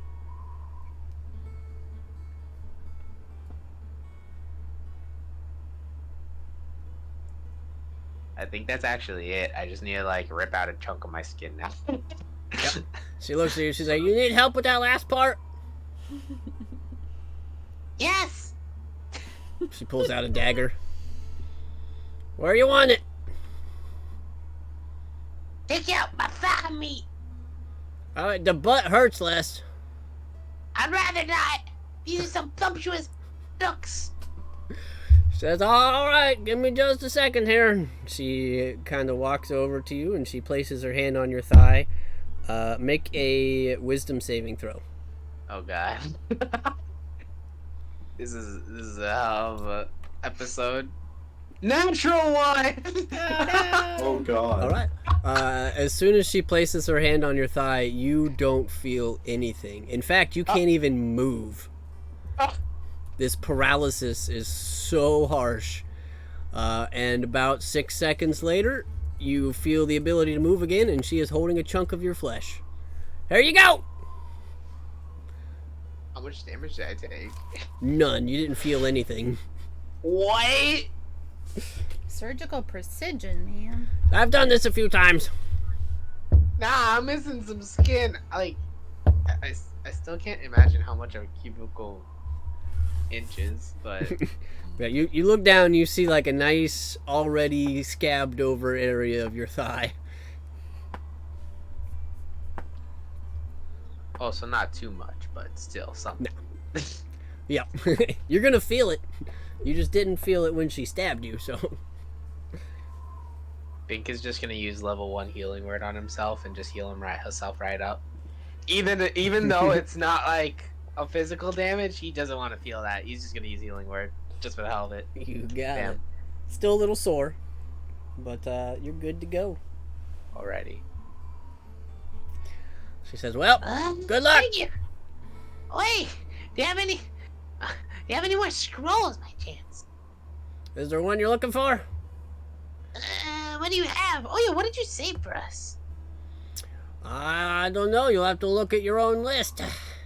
But I've definitely got this tidal wave spell here. Tsunami. Tsunami. D&D chatter campaign. I don't know which one it is. I don't know where Connor had it listed, but the newest I'm edition. really sorry. I don't know which one to look in between. I feel like it's campaign info, but it might be in D&D chat. I actually don't know where it is. It should be. I don't think you guys can type in campaign info, and it was your guys' responsibility to keep track of it. So I think it was last seen in D&D chat. Let's see. The only Did I pin it? thing that I really put in there was the resurrection rod for 250,000 gold. Well, I am quite shy away from that money now. I think somebody made a small list, and I thought I pinned it, but it's not saying I have any pinned messages anymore. So I don't know where it went. Let me see. Yeah, There's the resurrection resurrection rod. rod.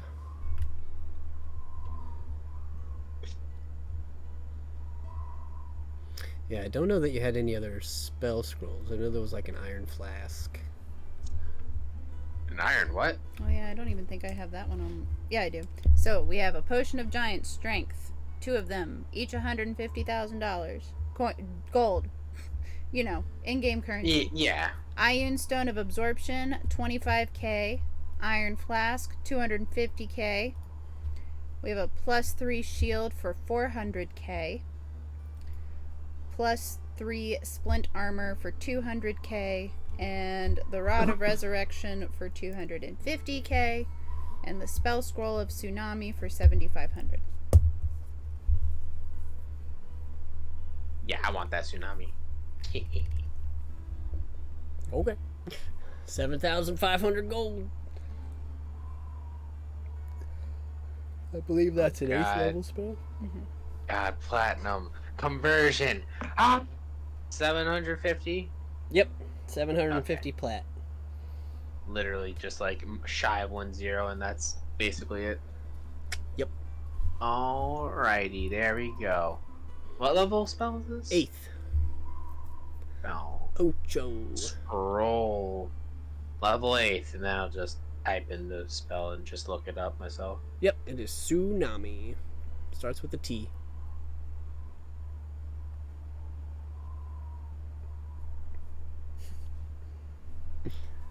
So it's just called tsunami. Yep.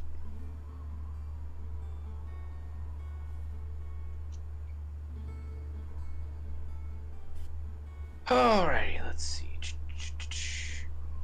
Yeah, that's what's great about spell scrolls. You know, the components are already poured into the spell, so it's just a free thing you get to activate. You got it. Alrighty, that's all. Alrighty, have fun with your clone. Oh no. You see me just like skip out, and then Peter just like follows me outside the door. You got it. It's where you headed. I'm gonna head to our house. Cool. Because I trust nobody else in this village. No, I'm kidding. But still, I'm heading straight to our house. Cool.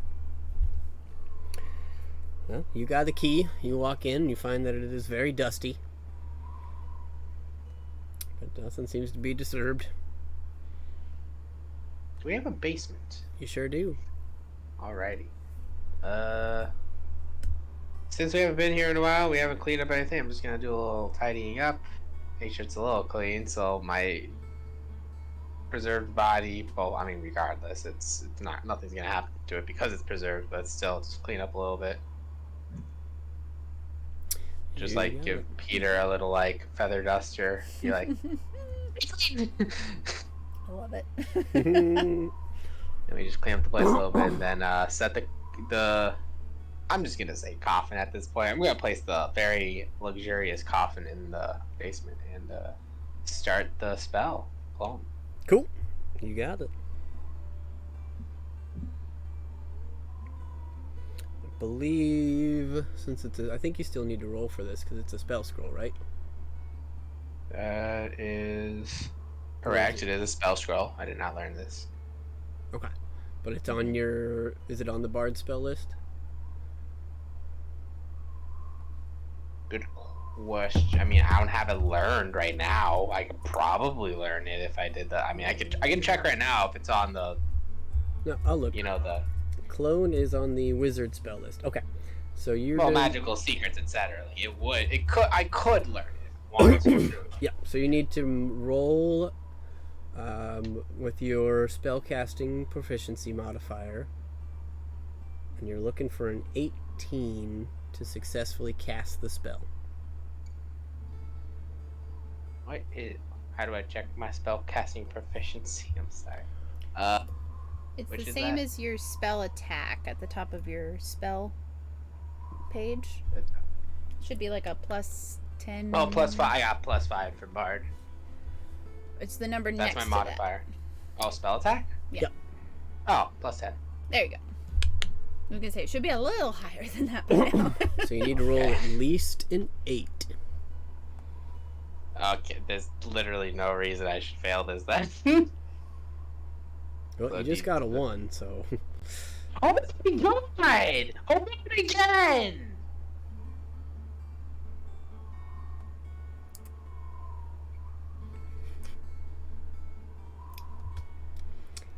Uh-oh. What? Are you serious? Oh no. Roll a D100 for me, please. Oh my god! Oh no. It was supposed to be a custom roll, right? Not a Yeah, that's fine. We know what you're adding, so... 58. Okay. You unfortunately fail to cast the spell. However, the spell scroll is not consumed, but I need you to roll a d4 for me now. Oh my god. 3. Okay. You keep the coffin, but the diamond is gone. Damn it. I wanted my way back to the shop. I'm buying another one. I'm doing this. I wanted my way back to the store. I'm gonna slap off 10. Wait, no. 100 platinum and be like, I need another diamond. Oh! Alrighty! Here you go! I wanted my way back to the house Round 2. and reattempt it. Alright. Roll again. Oh my You need god. an 8 or higher. 12. Oh my There you god. go. Phew. Alright. These spell scroll wasn't consumed, or else that would defeat my whole purpose of coming back here. Yep. I wouldn't know what to do with that. Yeah, if you rolled a 1 on your D100 roll, you would have lost everything, and you would have taken damage for failing a spell and having it backfire. Oof. Oh, what? I don't even think I actually. Is that even possible to get a 1 on a D100? It is. Yeah. It absolutely is. Yo. You roll a double it's zero and then a single 1. Then just a 1 with the yeah. Yep. Okay.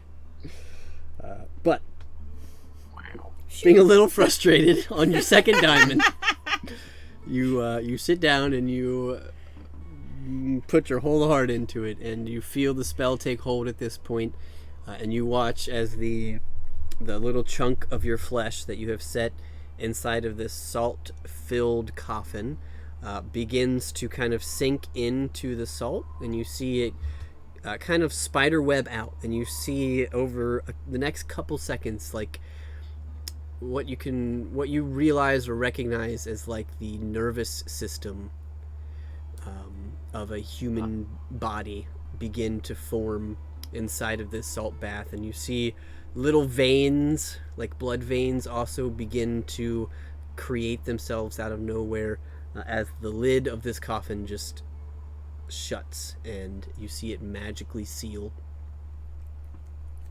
As your clone is in the process of being built over the next 120 days. There's a bank in the oven. Wait, I thought I was supposed to roll a 2d4 for the time it takes. Maybe. Let me I check. think. Let me. Or else I'm crazy. I thought I. Oh wait, no, never mind. I don't know where the 2d4 came from. I thought it was. I don't know. Gotcha. Maybe Yep. I read that off of a different website. No worries. The clone forms inside a sealed vessel and grows to full size and maturity after 120 days. Alrighty. You can make it that long, right? Without dying? Yeah. Yeah. Yeah.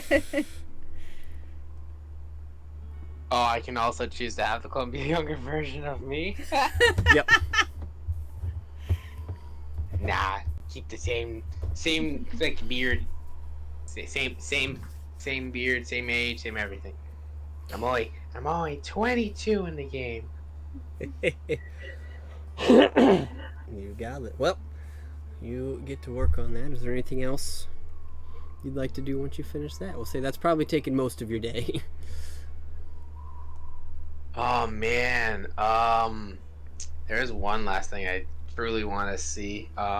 Is there any like armor for griffins by chance? Because I really want to see if I can give my griffin some armor, so his AC's not trash like every time. Make an investigation check.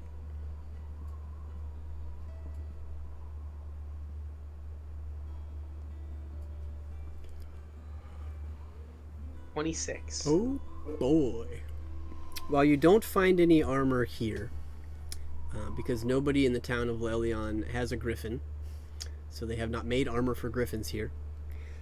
You do realize and recognize through talking to some of the other merchants around town that there are specialized smiths and smithies that do make armor for mounts. You would recognize that there's a good chance somebody in Neverwinter might have a set that you could purchase, though you also realize that it is possible to forge it yourself if you had the knowledge or expertise. But yeah, it's out there. It would cost about the same amount as a regular set of armor for somebody else, but it's just a little too specialized to be found here.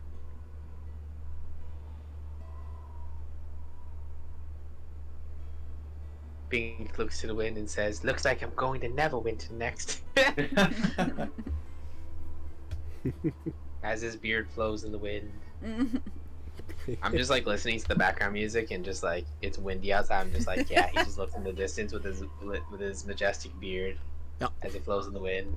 He says, "Ah, looks like I'm gonna make a trip to Neverwinter next. Get some armor for pizza." Alright then.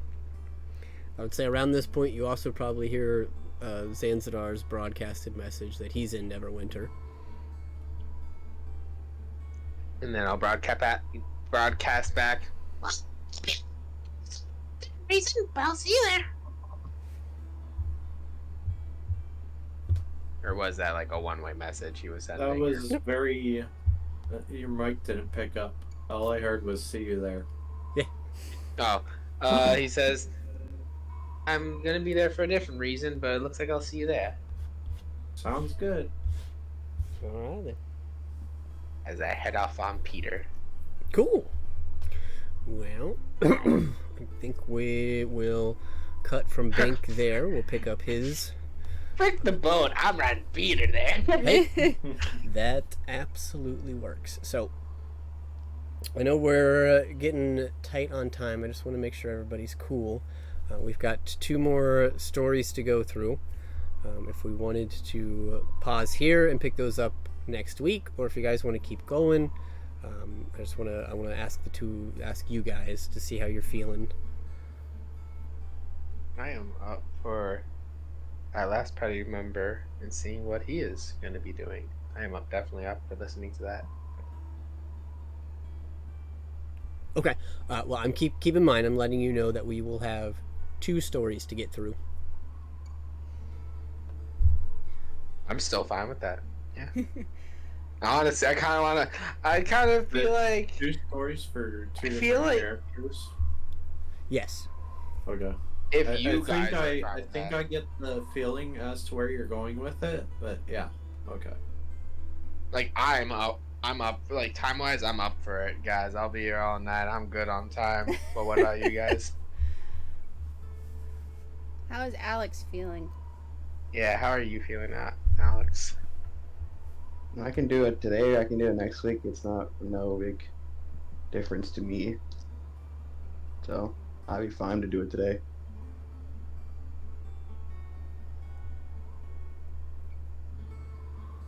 Okay. I'm looking for like 100% here. Right. I don't want to keep anybody. Okay. Yeah. So there's at least 2 yeses to being okay with today. Sure. Connor, how are you Go feeling? ahead. Yeah. Okay. Nick. Yeah, I'm fine with that. Okay. I might need to Okay, go. everyone roll a d20. See if we're okay with this. Right?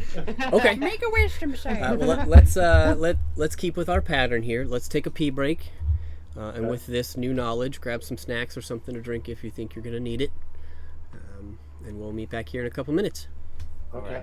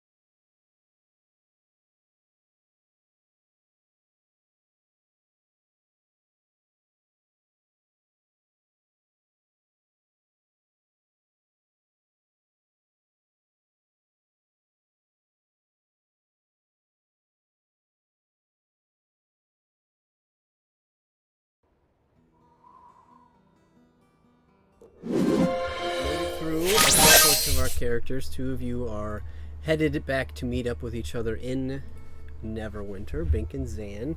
Lalia is continuing some adventures. She has some more things that will probably be addressed off screen and wrapped up later. We are going to shift our attention back to the city of Aralani. Now, unbeknownst to those of you that were standing here this morning on the docks, though a couple of you caught a fleeting image, somebody new has made their way into the town of Aralani. Somebody that was not here originally. Somebody on their own mission of sorts. Would you like to describe your character now or later? I can give a description now. Though, for all intents and purposes, a black streak is pretty much what most people see of her. But should they catch her standing still, or, notice her out of the corner of their eyes, they would see a very young half-elf, on the shorter side for a half-elf, with rosy cheeks, bright ice blue eyes, and kind of almost silver white blonde hair, dressed in black pants and top, wearing this dark black cloak over her shoulders that has stitching of this piercing bright blue. She doesn't appear to have any armor on, but she is wearing bracers that are of a similar bright blue sheen, and she has a belt that looks to be made of the hide of a dragon that is blue in color. And here in Aralani, in the middle of winter, she's also wearing this parka that is a little extra.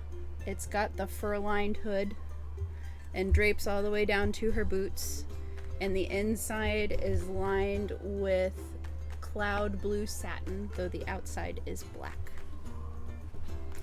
And she has made her way into the city. Yeah. So you find yourself in the city of Aralani.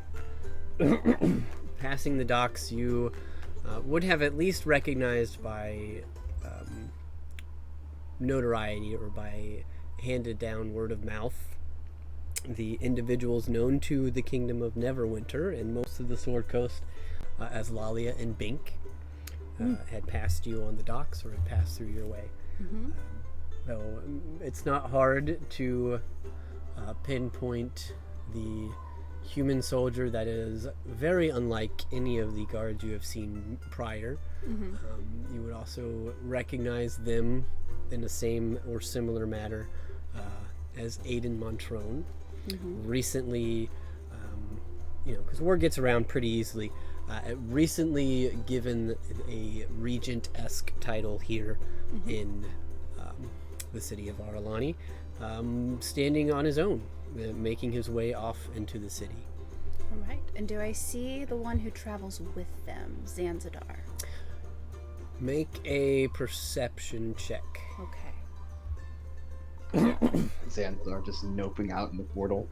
Right. Right? 22. You catch the fleeting image of a blue dragonborn as a portal in this off-center alley closes behind him, and you recognize that he has teleported somewhere. Shit. Bye guys, go to Canopy. Well, that complicates things a little bit, as I'm seeing two of these folks climbing on a boat and another one disappearing into a portal, but it looks like the human is staying. At the moment. Okay. Do I see any of the... So I see some guards around, yes? Yep. Do I see anyone who looks to work closely with Neverember? I'll give you another perception check. Okay. This is a Scoping different things out. look. 23. You do not. Things that you would recognize about these guards is most of them seem to be your pretty normal guys, pretty standard infantry or militia here. You would understand anybody that works closer with the king doesn't usually leave his side by very much. And so you gather they are where he is, and he is not currently in this area. Gotcha. All right. I would like to grab a random guard, not the one known as Montrone. Excuse me. Yes. Where have they put the dead bodies? The burned ones are in the piles just outside the gates now. Oh.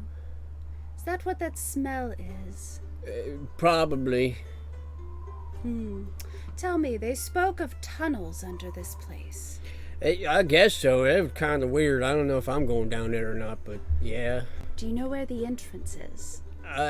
In the castle, I guess they're talking about sending a group down there later today to pull up some bodies and stuff from down there and see if it's usable at all. Do you know whereabouts in the castle? Yeah, it's actually really close to the front door. Fascinating. Pretty sure you walk in and take a left. Okay. And when you walk out, you know, when you come up the steps out of the tunnel, I'm pretty sure you also just turn left, and then you'll see the front door. I got nothing. Fantastic. Thank you for your help. And she will You got it. pull her fuzzy parka hood up and head for the castle. All right. Doesn't take you very long. You pass plenty of people in the streets. No notice of any of the guards you were keeping an eye out for before. Seems just like I had described earlier in the session. It was just very hustle bustle. A lot of cleaning, a lot of putting things back together, a lot of throwing things away. You still see a couple wagons of charred bones and embers of what you can imagine were the orcs that this gentleman had told you about, being carted to a nearby exit. You see some of them have been tossed into the ocean, and it's just being swept away at this point. But you do make your way up to the castle. You're not really stopped. Everything is pretty open at this point. Even the castle itself seems to be open to the public, as there are plenty of stands up there from soldiers and people helping, passing out provisions. The entire inside of the castle is set up right now to be like a food pantry. You see that the interior dining area, which is usually houses a massive table in any sort of castle you've ever seen. That table is pushed up against the side wall, and it is just laden with a smorgasbord of food. Then there are just tables and chairs everywhere. And you do in fact see just to the left a section that has been not necessarily roped off, but definitely outlined, where you can see the back end of a staircase going up. There has been a now removed enchantment showing that allows you to see a staircase going down. And you see that there are some guards set up there that seem to be just kind of taking volunteers. Anybody willing to go down and excavate or take a look, bring things up, take care of things down there, are being handed some provisions, like a health pot, just some rations, some water, some things like that, and given basic instructions, and told to watch their step as they go down.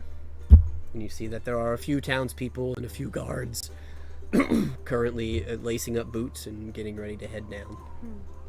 So there's no easy way to get down there without talking to them.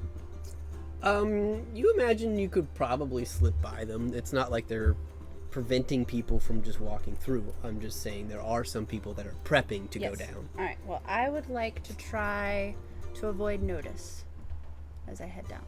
Okay, make a stealth check. Sure.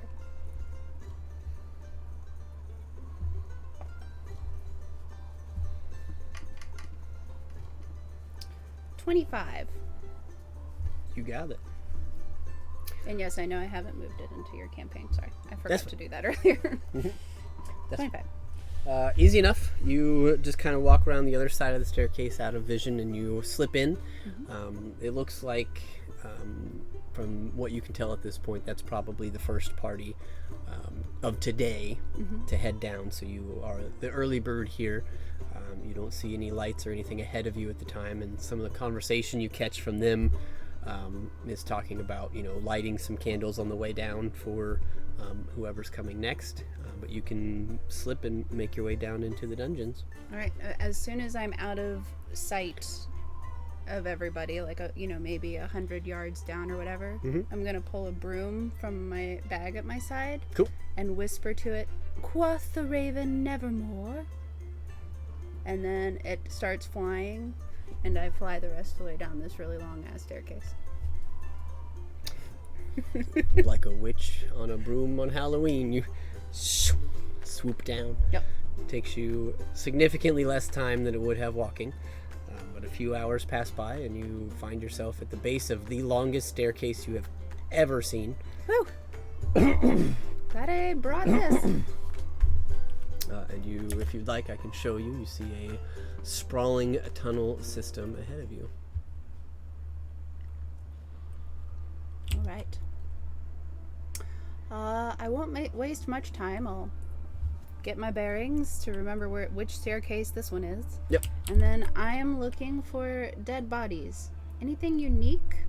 And in particular, I'm hoping to find a couple skulls that have not been bashed. How big? Are you looking for orc bodies, troll bodies, human bodies? I'm looking for, this whole drama with Aralani. It seems the orc invasion was most significant. So I'm looking for orc skulls. However, I'm also looking for finger and foot bones, or hands and feet of a variety of creatures. Whatever I might be able to find. Make an investigation check. Sure. Let me investigate. 16. Okay. It takes you a little while. You explore a couple more things than you should. Sounds about right. But being relatively systematic, you don't have to go too deep before you find a room full of dead orcish bodies. Just outside the room, you find two. Actually, they were pretty much right when you walked in. You find the body of two large, giant-esque beings, look like trolls or ogres of some sort. Then you find one room that appears to have some mostly and partially destroyed cots, along with about a dozen or so orcish bodies, many of which seem to have some scorch and burn marks on them. You assume something probably exploded in this room, and a few of them appear to have been hacked to pieces. But yeah, that is this room. Okay. And there's a door I could close to that room? Yep. Okay, so once I've collected the easy bits from some of the other stuff, like maybe a hand of an ogre, hack it off with my dagger. I'm going to close that door. Cool. And set up my kit and start melting the skin off these bones and bleaching them. You got it. Just humming to myself as I work.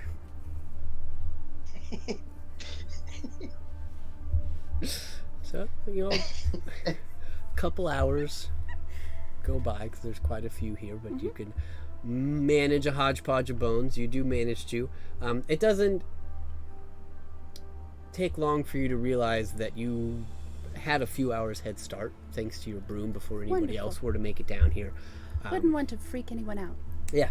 About 3 or 4 hours go by while you're down here, and you begin to hear the sounds of footsteps. Okay. You start to hear the echoing. You gather that the first scouting party, is probably close to the bottom of the stairs. Okay. And how close am I to being done with what I'm doing? You'd be pretty close. Okay.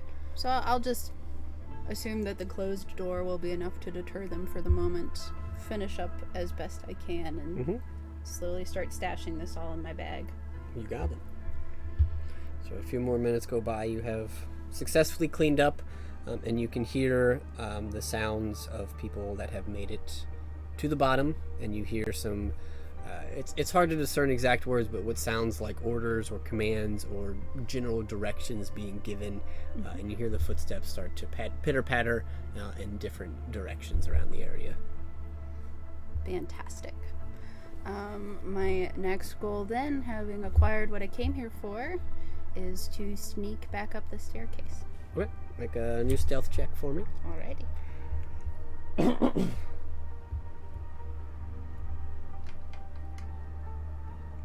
31.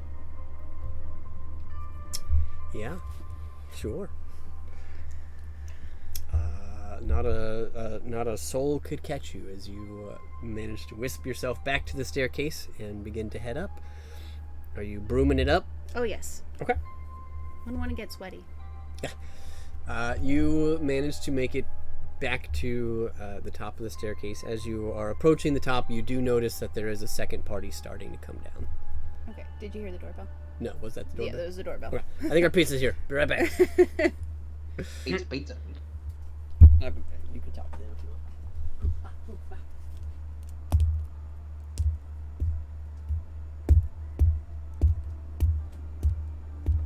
So what do you think?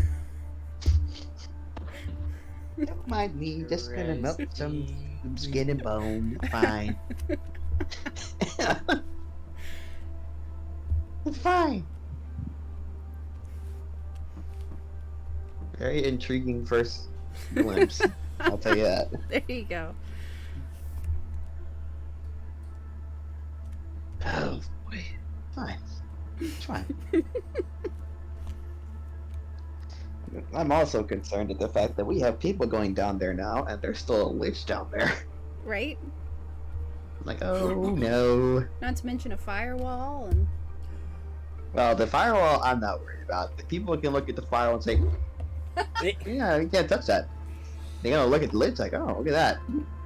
And that's it. Unless we remember to shut the door. I think don't we think did. we did. I think we did. Door to what? The Lich's room. To the lich. If you didn't, it did automatically. You gathered that this was a private sanctum and it was hard to find to begin with, and you did not dispel the magical wall image.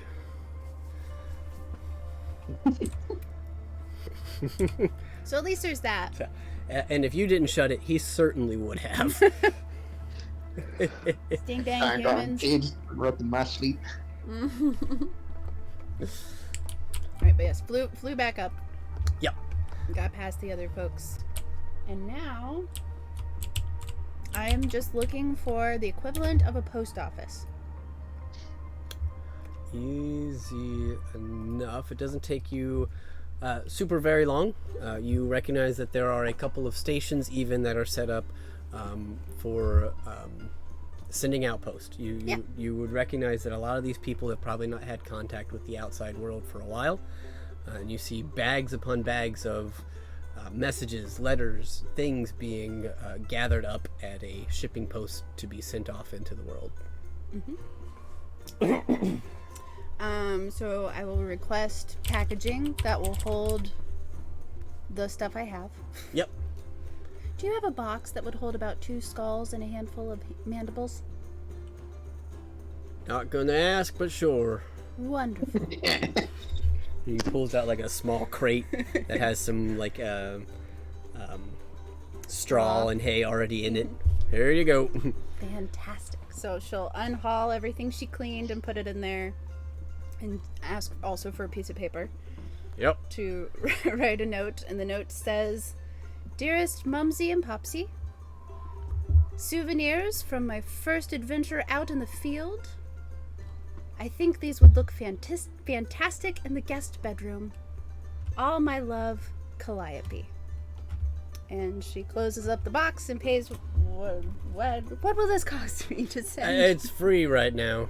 Wonderful. And I'll hand him a couple gold, just as like a tip. All right, thank you, I guess. Anything else? He gives you this like weirded out look. What's the strangest thing you've seen here? You.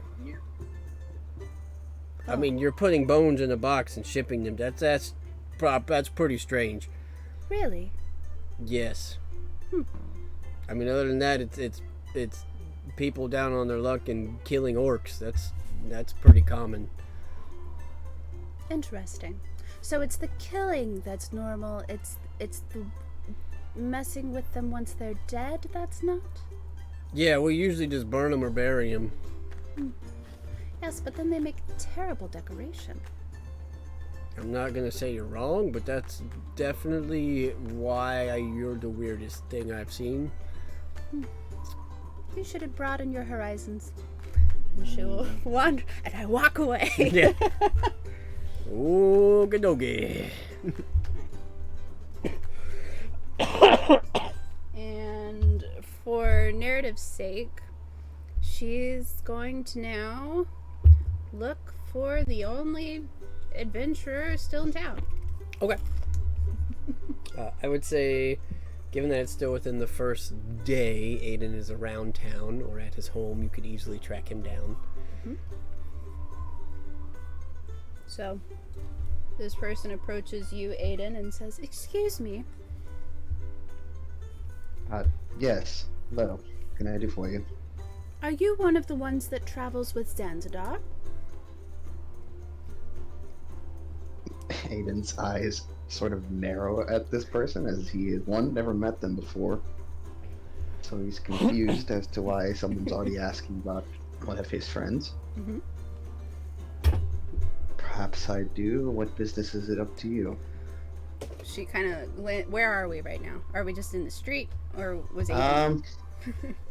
Aiden was on his way to the castle because he was planning on asking the queen if they had any areas of the city that they would perhaps be prioritizing rebuilding. Mm-hmm. And you sort of caught him more or less in the middle of the street on his way to the castle. Gotcha. So she's gonna look kind of over each of her shoulders and go, "Is there somewhere more private we could speak?"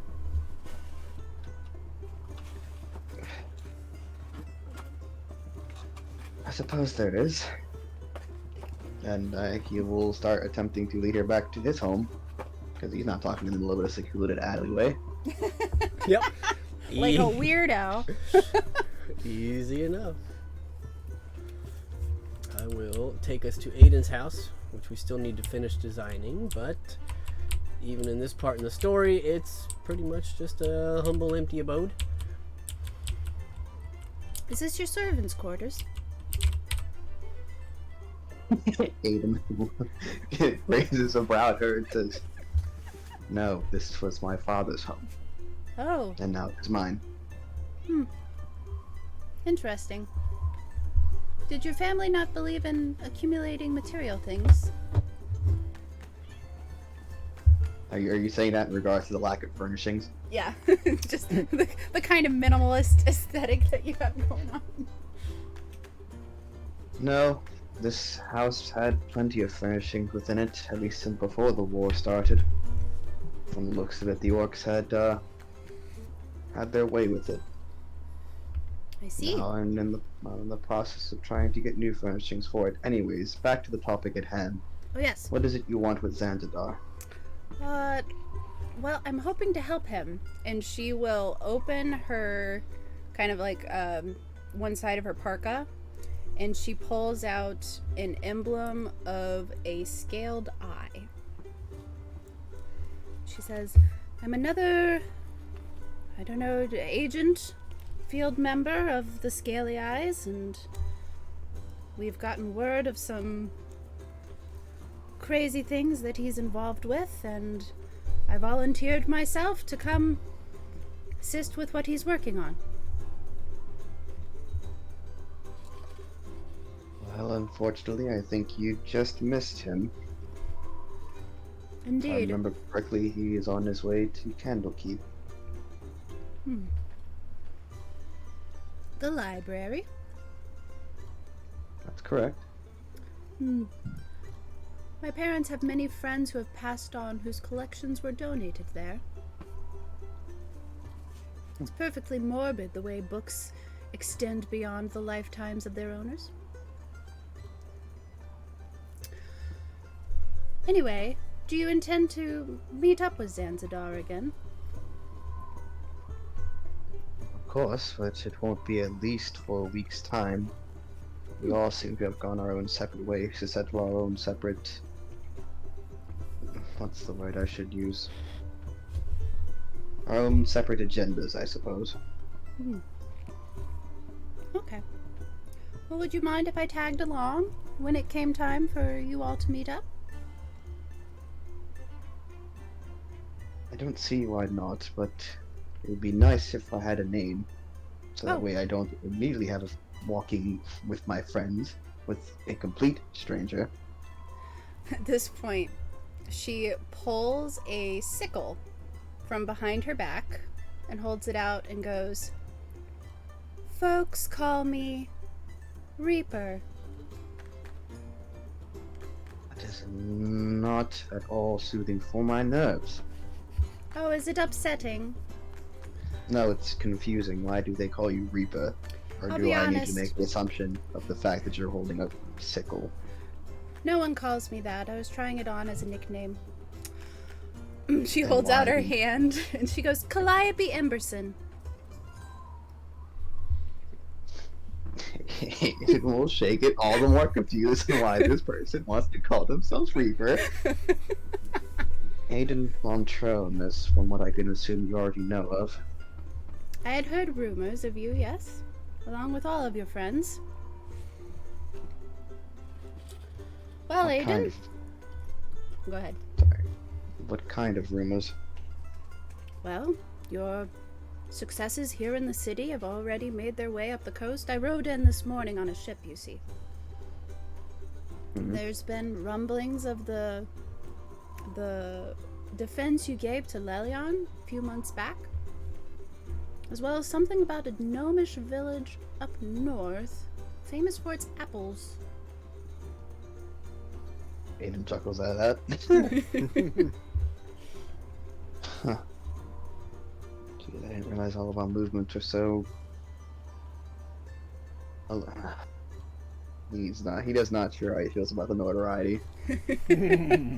Well, you must remember, too, the Scaly Eyes are, you know, their sole purpose is to garner information from around the Sword Coast. So if we didn't know what you were up to, it would perhaps be more concerning. I suppose that's fair. Given with most recent events, it wouldn't hurt to have the knowledge at hand. And it wouldn't hurt to have some help, too, which is why I'm here.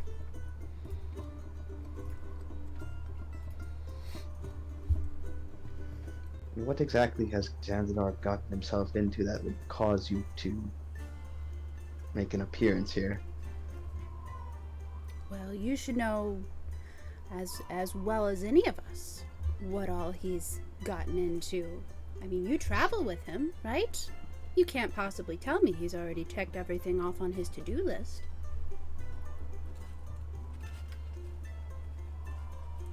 On Zanzibar, I'm never exactly sure of anything.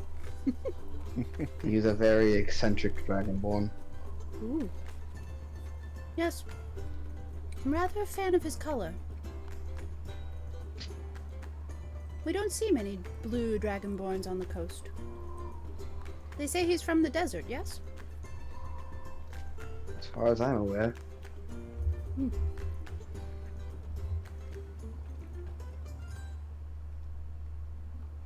Well, anyway, you know, I'm, not too bad with this thing. And she holds the sickle back out again. So, if you need something in the meantime, I'll be around, and otherwise, I look forward to adventuring to wherever it is you're meeting up with Zanzidar. And perhaps you could let him know that a member of the Scaly Eyes is here to help him. I'll do that. Exactly how confident do you feel with that sickle? I don't know. Do you want to try me? I'm not gonna do that in his father's home. This is That- very. She is. how would you put this? Like, disarmingly cute, if that makes sense. Like, she does not look intimidating inherently, beyond what weirdness comes out of her mouth. We've been talking for more than a minute, right, DM? Yep. Know your enemy. What do you want to know? I believe it only shows me 2 things, so let me decide real fast on which ones I want to look at. Let me look back over my list to see if Beyond is still down, but it still shows them on my PDF that I saved, so we'll look at that.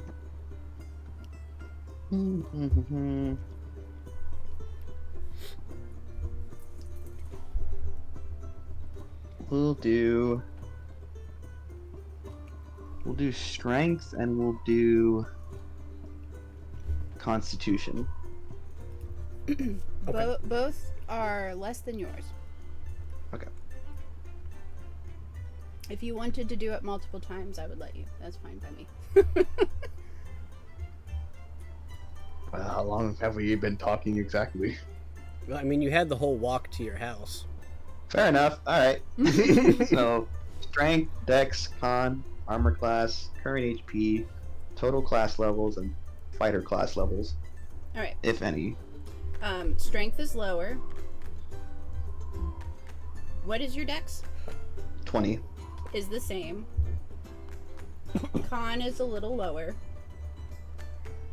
AC, what is your AC right now? 23. A little lower. Class levels are the same. Health is a little lower. And no fighter levels.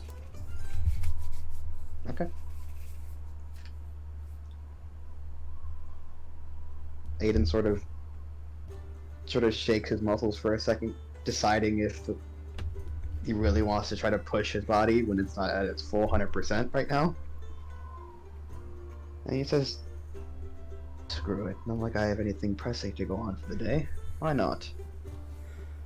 Ooh, are we sparring? Well, not here, of course, but... Oh. No, I wouldn't want to ruin your home. Yes, especially when there's supposed to be furnishings arriving sometime during the day. It'd be a bit of a... It'd be hard to explain. Oh yes, I'm aware of those types of things.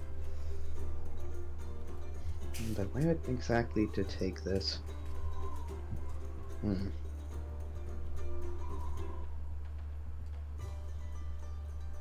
I suppose outside wouldn't hurt. We're not exactly going to be going to a full-out brawl. I'm just curious at testing your abilities. Of course, I'm happy to prove that I'm up to snuff. Then let's find out. After you. Alright, are we stepping outside and fighting? Yep. Alright. Time to duel. Fair enough. Are you letting her go first, or do you want to roll initiative? We'll roll initiative. Where's this Unless it's the little backyard area out here you guys could step into? Oh, I gotta make her a mini. Crap. I didn't even think about that. Mini incoming. Bailey, have you described her character at all? I did briefly. So she's pint-sized compared to everybody but Bink, basically. Although Zan is also on the shorter side. So she's like 5 foot nothing. She's a half elf. She has blonde white hair, big blue eyes, and like rosy cheeks. She's dressed in mostly black with accents of blue. And as you guys step outside, she throws off this parka that she's been wearing that has like the full fur hood and is lined with blue satin. And underneath, she's just wearing like loose fitting clothing, all black. And you can now see that on her right arm there is a tattoo of a skull with flowers growing out of it. Yeah, deceptively cute is a very good word to have used for her earlier. Jesus. Alright. So... Yep, Beyond is still not working for me, so I won't be able to roll on Beyond. Are you That's okay alright. if I roll with regular dice, DM? That's between you two. Yeah, that's fine. I don't care. I mean, I'm not even rolling in our game right now, so. Ah, okay. Because my character's in a different campaign. Let me. Alright, let me decide which dice I want to use. I'll use my metal dice for my plate mail wearing fella. I will say before we start creasing, all lethality will be pulled. Oh, yeah. Yep. You got it. Yeah, let's please not kill each other on my Yeah. first day with Lalia out. Oh shit. Oh yeah. Help. I've been gone for 5 minutes. I need to hide the body. Kidding. Alright, I got 21 on my initiative. Okay. So I got a 19, 5 minus 2, so 22. Nice.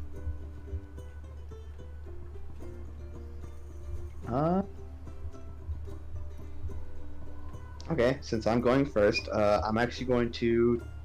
He's gonna draw on his shield and sword first, obviously, and then you would probably notice with however much passive perception that you have, the very deeply rune covered sword that he wields. It's very, very intriguing. I'm actually going to take the dodge action. He's going to let you attack first. Okay. He wants to see how good you are with that sickle. Alright. So, going to her turn. This is great because I'm still not very good at playing her, so I appreciate the practice. Alright. How far apart are we? 15 feet. Looks like, yeah. Okay. So she will see that you're waiting and kind of bracing for her.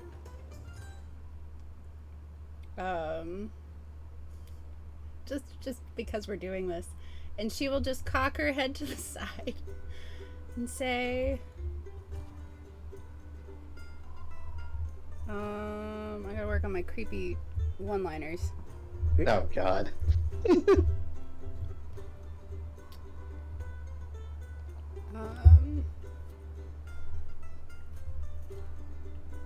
Wow, I just drew a complete blank. Also, it's partly because I'm trying to find where this thing is. But, she says, I do love a game of play. And her smile is just a little too big. And her eyes are just a little too bright. As she uses the thing that I can't find. There we go. Hour of Reaping. Aiden needs to make a wisdom saving throw. Okay. What's DC? 18. It's a good thing I chose resilient. Right? So you said 18. Okay, so that's an 18 on the dice plus 9. So I'm pretty sure I make it even with the minus 2. Yep. Alright, so her terrifying you aren't frightened. Veggies. Yeah, you just see Aiden's eyes sort of frown and just like, yep, she certainly does not appear to be as what's the word? She doesn't appear to be as fragile as first appeared to be. Right. Both of us are doing great at this. Goodness gracious. There's so many things. Hold on.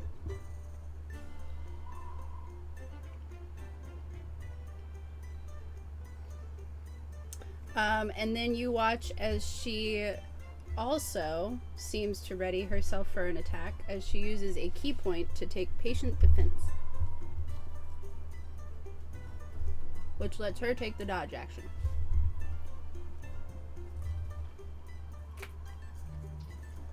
Goodness, I didn't realize this brawl was going to start with a standoff.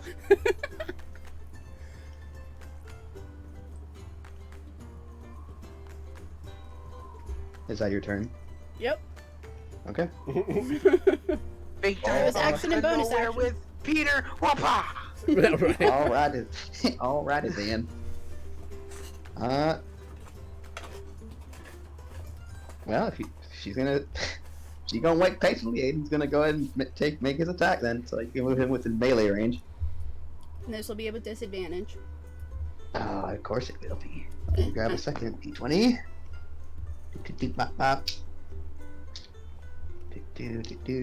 So disadvantage. So I'm looking at my bonus actions really fast.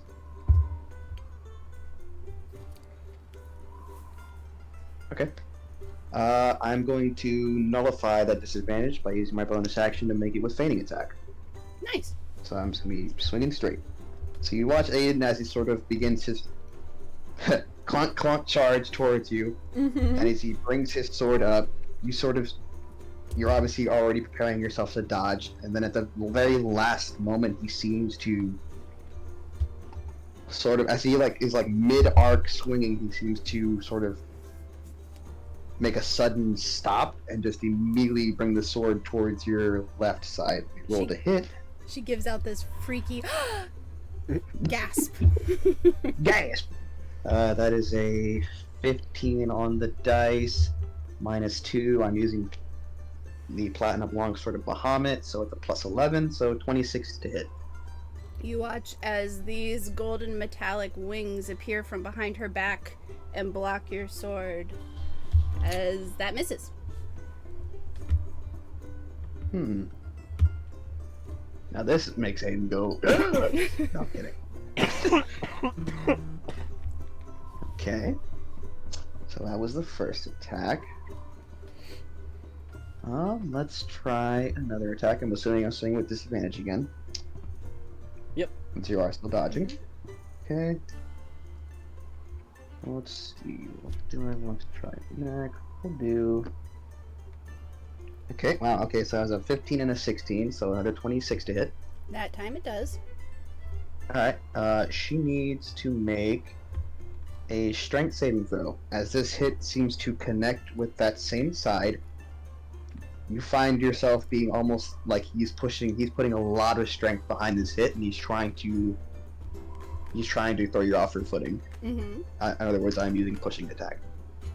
That's a 21. Okay, that saves, but you will still take extra damage. Let me get my D8 and a D10.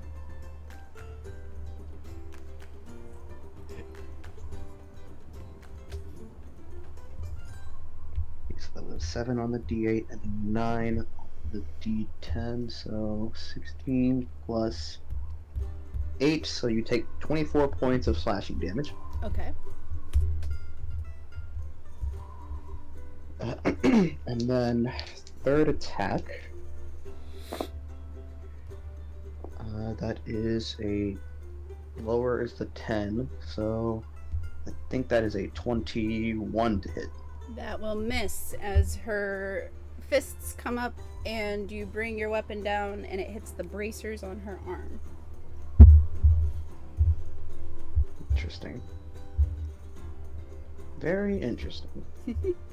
Aiden almost sort of gives you a smirk because normally bracers, while obviously they are made of metal, they aren't typically the go-to in terms of trying to block off something like a sword from a hit, dependent on the material that's made from them.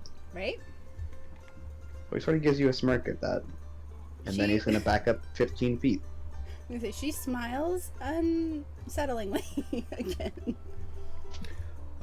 Yep. Do you have a disengage as you reverse? Mobile. Nope, I have mobile. Mobile. Okay. Cool.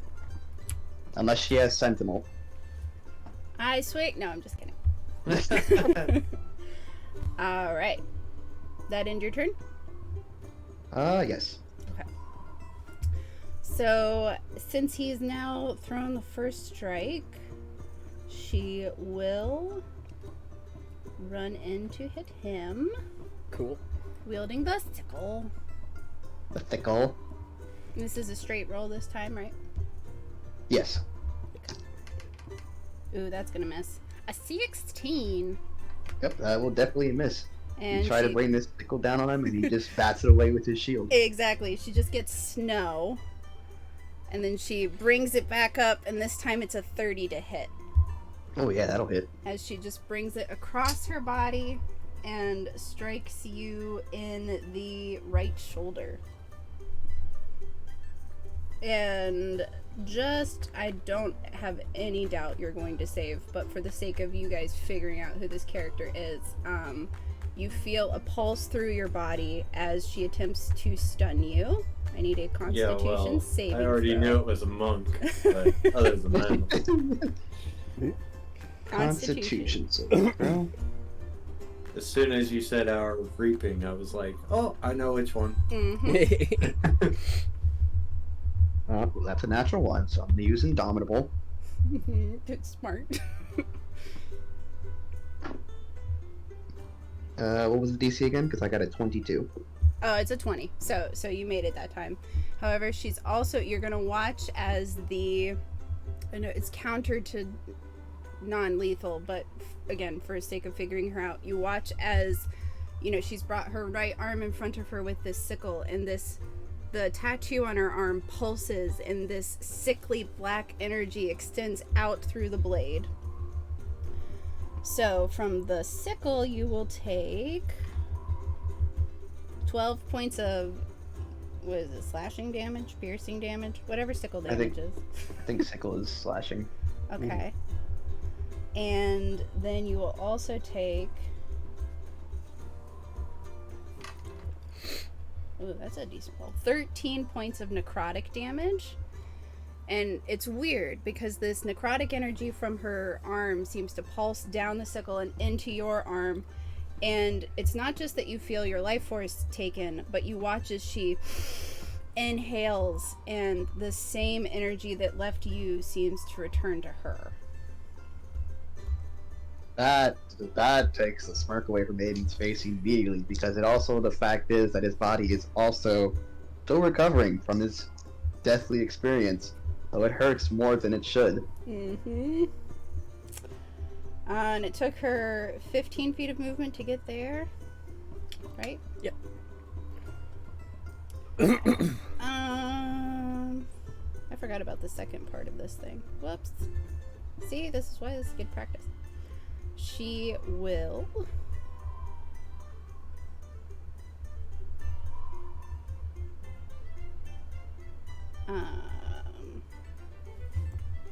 use her own mobile feat to go and climb that tree off to Aiden's left shoulder. This one? The other one. That's to the right. So, like, right... This guy? Yeah.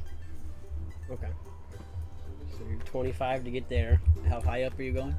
As high as my remaining move... So it's 25? Yep. 35 feet up the tree. Okie dokie. Or aiming for a branch I can hold on to.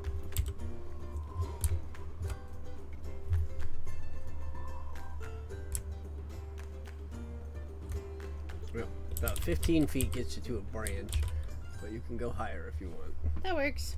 Well, I want to be out of his reach, if that makes sense. Yep. So, 15, 20. 20, 25... Yeah, we'll say you're 25 feet up. You are in the branches. Okay. And that's her turn? Is that okay? How thick of a tree is this, Chris? It's pretty thick. Like, you could not wrap your arms around it. And also, to get up there, you watched Aiden as she literally just ran. Like it wasn't like she climbed. It was like she turned and her feet just ran up the trunk of the tree. Oh, that's not a normal sight to Aiden, considering he remembers someone who can do specifically just that. But it's fine. Okay. But she is still visible to him, correct? Mm-hmm. Yep.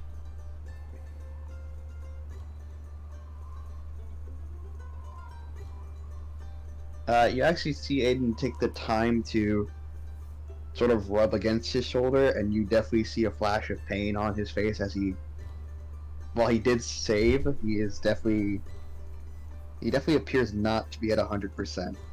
Mm-hmm. But that's apparent to you. Mm-hmm.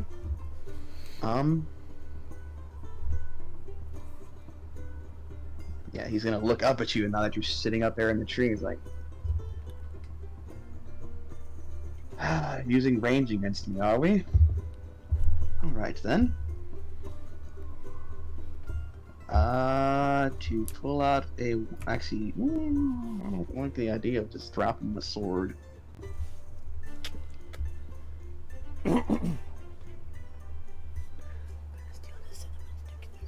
Mm-mm.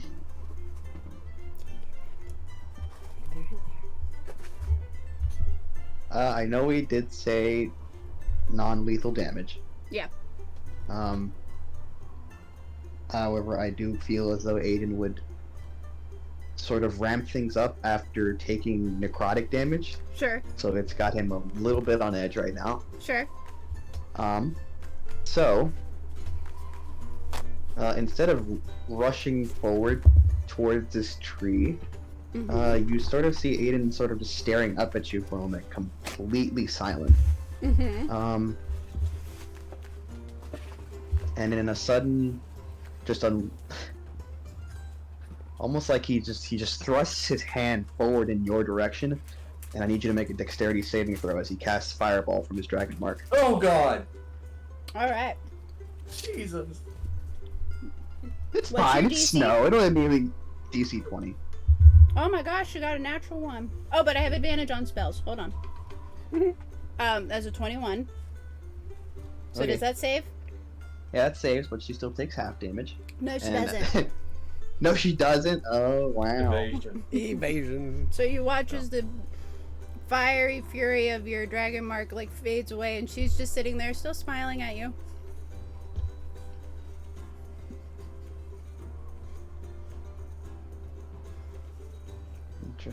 Interesting. Alright, I'm gonna use my bonus action in the meantime to use Second Wind. Cool. Oh. Wait, from Raise to Dead it says all rolls, correct? What was that? That the penalty. So with Raise to Dead it says all rolls have that penalty, correct? It's ability. It's Yeah, your and- scores are decreased, not. Okay. Yeah. So since you fixed your Constitution, there wouldn't be a minus. Well, and yet Oh, the it- con doesn't even come into your second wind. So yeah. No. Yeah. Nope, it's just level. Yeah, no, it doesn't neg that stuff. It's just anything that, any checks or thing or rolls that you make that involve your ability scores get a -2 Okay. to succeed. That being said, he rolled a 10, so he's back at max HP again. Nice. Cool. We're gonna be here all day. Yes. Oh man. Let's see.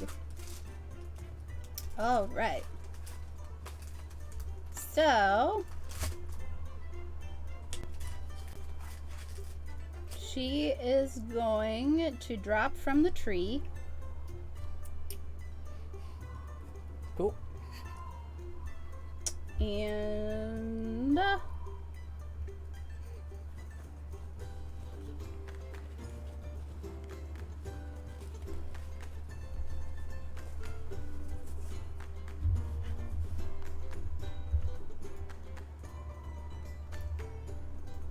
I guess step forward with her sickle again, making 2 strikes.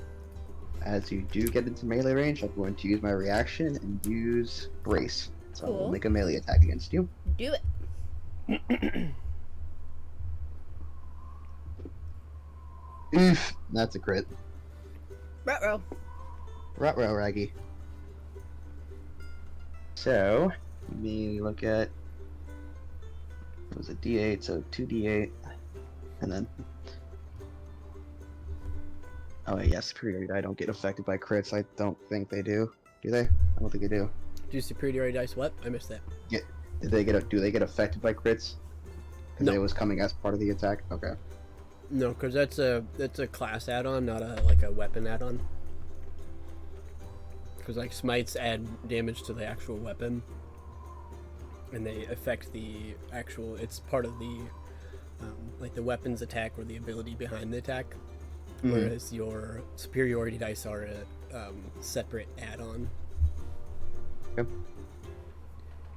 So 8 plus 7 plus 8 plus 7 plus 8 is 23 plus my d10. 9, so 32 points of slashing damage. Okay. Since you hit her with a melee attack, you watch the tattoo on her arm pulse once more, and I'm actually going to go ahead and use my reaction for this turn to make an attack with advantage. Okay. It was a 23 to hit. Just hits. Alright. So that is going to be, bear with me here, lots of dice to roll. That is a 9 sickle damage. Whatever that is. 9 sickle damage. 9 sickle damage.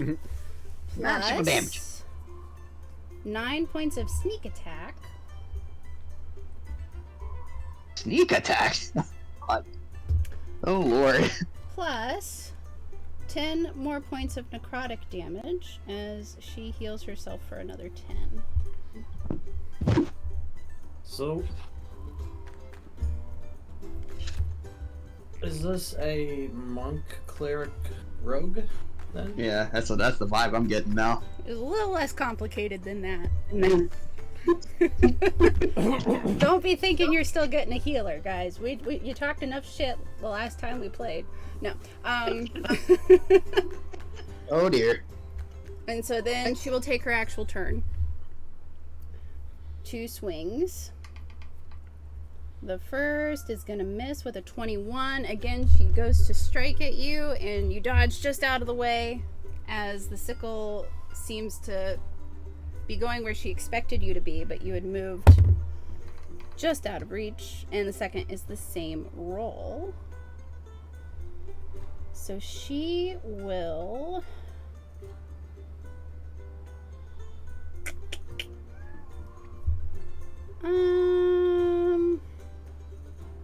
Since she used her reaction this turn, she's going to go ahead and use another key point to take patient defense. And actually, she'll run back up the tree.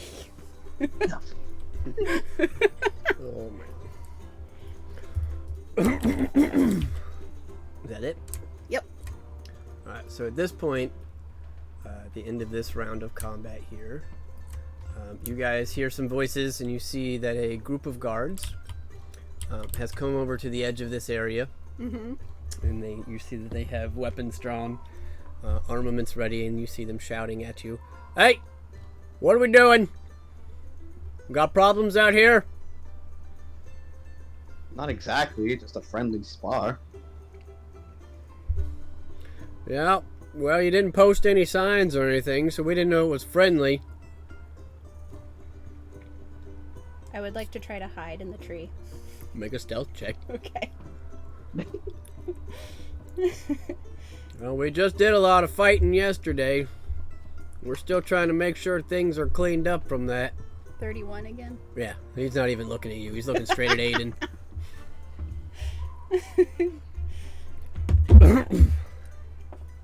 Fair enough. My apologies. I'll make some signs straight away.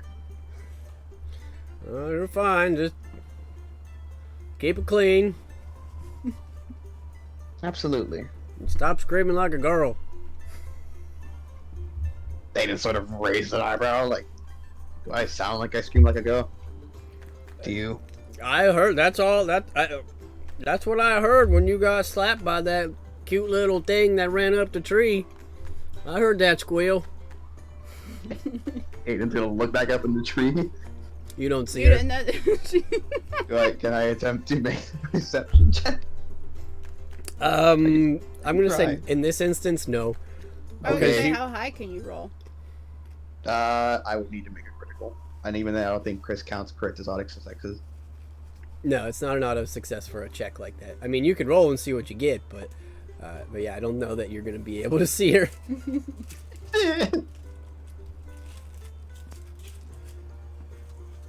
Are the guards still here? Yeah, there's. I mean, the one of them is still ribbing you. He's kind of like, he's like, I don't even know where she went off to at this point. I think you lost, buddy. Well, anyways, keep it clean. You begin to turn around and begins to walk away, taking his other guards with him. Alright, you can come out now. Above Jable. We could be here all night. Do you want to call it good on the sparring? Yeah, I think after the guard intervention. Only if you reveal what you actually are. Yeah, I'll move my character over. So, for everybody watching and you guys, Calliope, Callie, is a level 16 character. She has 13 levels in Monk and 3 levels in Rogue. Her subclasses are Way of the Long Death and Phantom.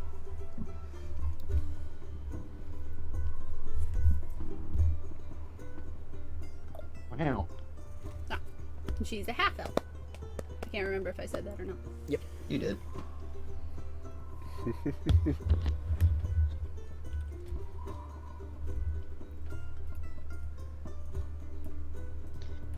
And she's basically the opposite of Lalia, except she also wears black.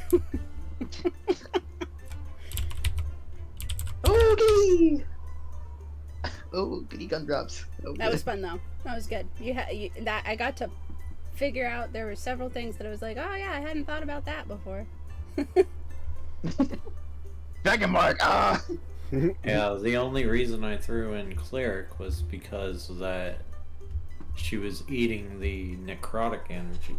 Mm-hmm. So it struck me as the divine thingy level 2 that you get as a death cleric. Ah, yeah. This was an item ability, and also her monk class does a lot with dealing necrotic and healing herself. So she's now in the Adventures campaign. I think I gotta change her to public though. Oh no, she's public. So if you wanted to snoop on her. No, that's fine. Well, you better know I'm snooping. I thought you might have more fun with this than Lalia and your backstory. So I like the background too. mm-hmm.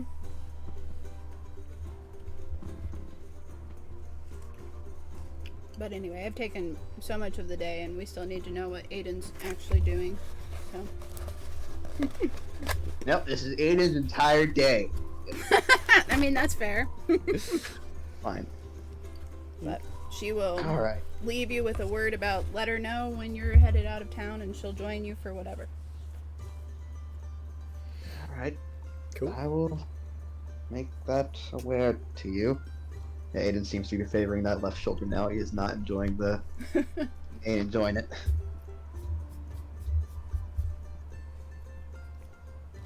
You got it. Well, with that, Calliope is going to make her way out to keep herself entertained until said time. So, if we want, we'll take one last pee break here. Then we will backtrack just for a moment to pick up on Aiden. And we will run through what he's doing for the week and see where that lands us. Alrighty then. This session is reminiscent of our old ones. Yeah.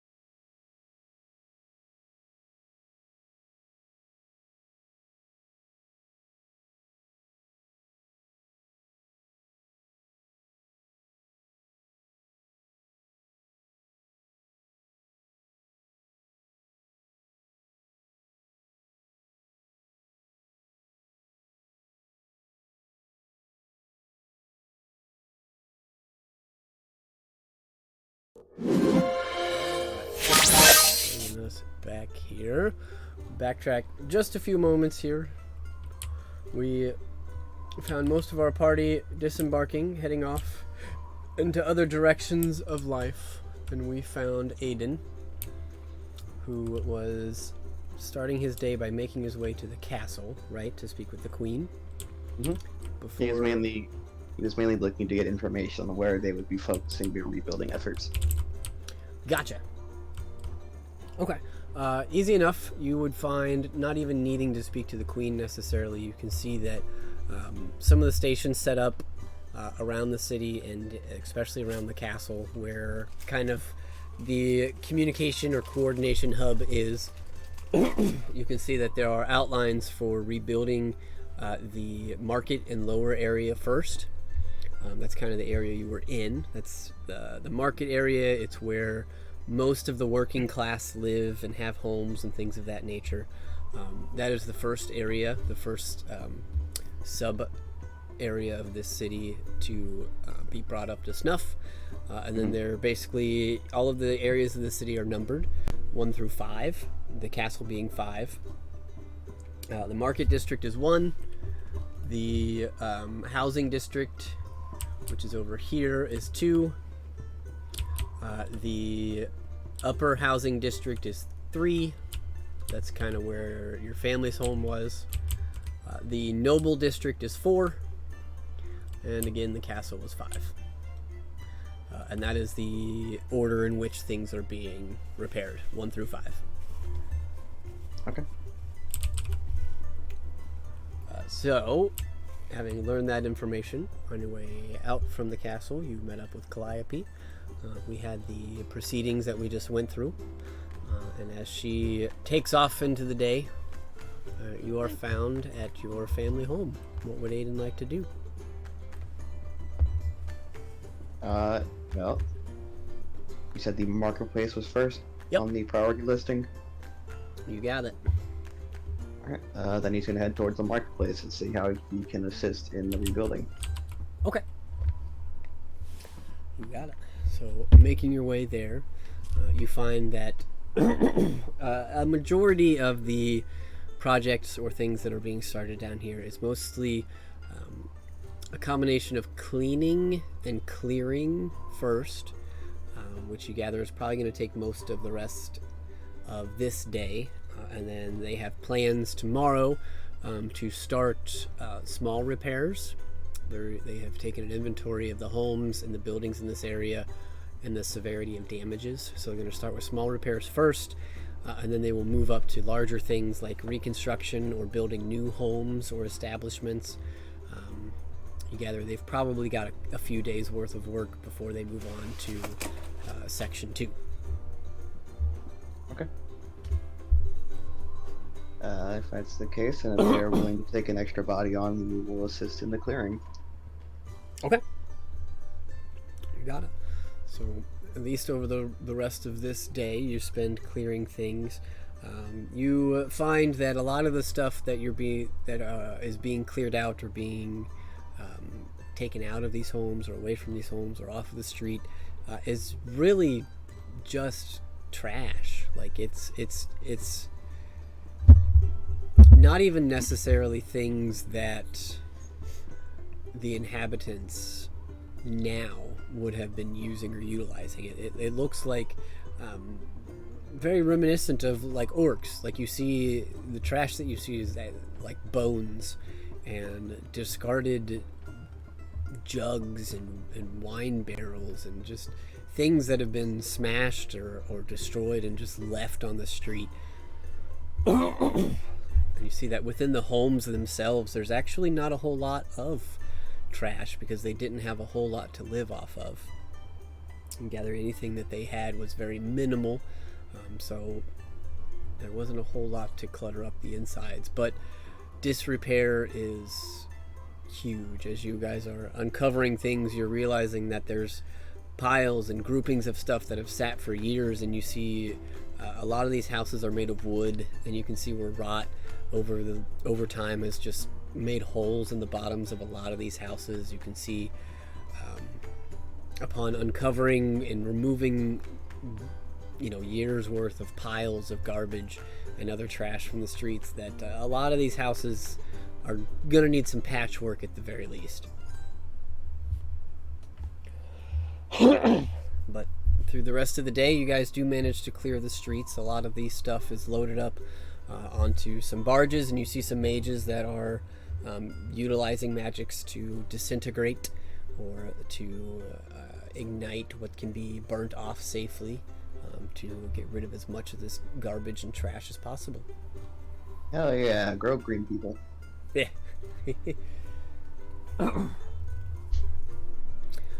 But coming to the end of that day, unless there was anything else, you see that there is a night shift that kind of takes over.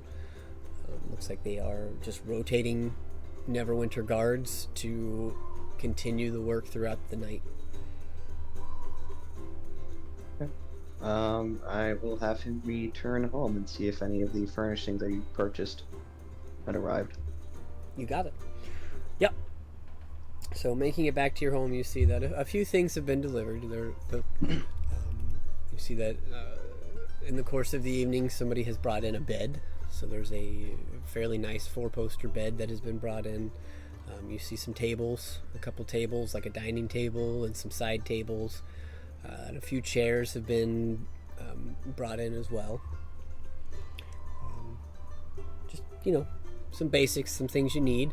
Looks like there was also provided some cottons, so like some bed sheets and things of that nature, some tablecloths. So it's bare minimum, but it's there. The simple bare necessities. It's a start. Yep.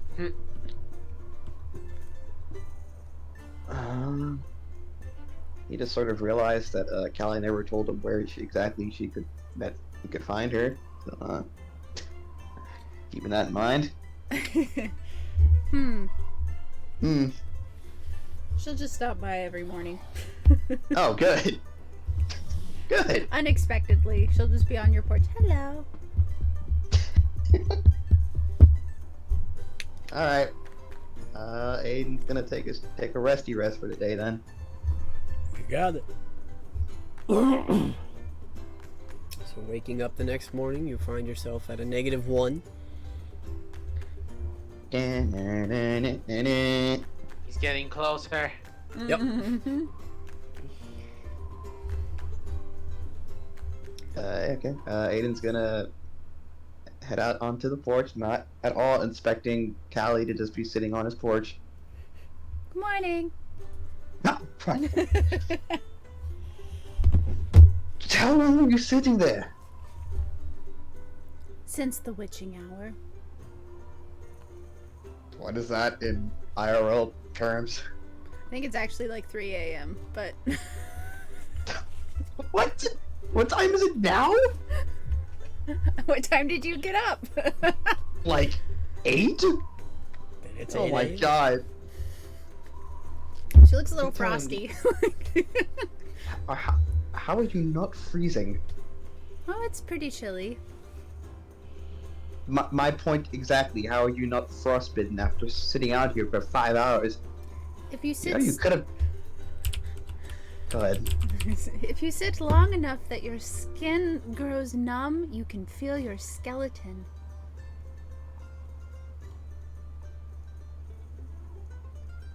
Okay. That does not answer my question. Why couldn't you just have knocked? You could have knocked, I did. You're a heavy sleeper. Or you just did not knock very loudly enough. I don't consider myself to be that heavy of a sleeper. Could be.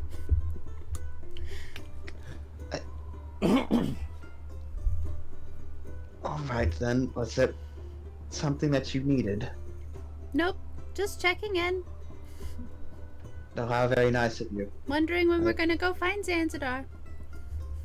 I already told you when we were planning on meeting Zanzidar. Plans change. I also am just bored. There's not much to do here. Well, that's understandable. Well, everyone's mainly focusing on rebuilding what they lost.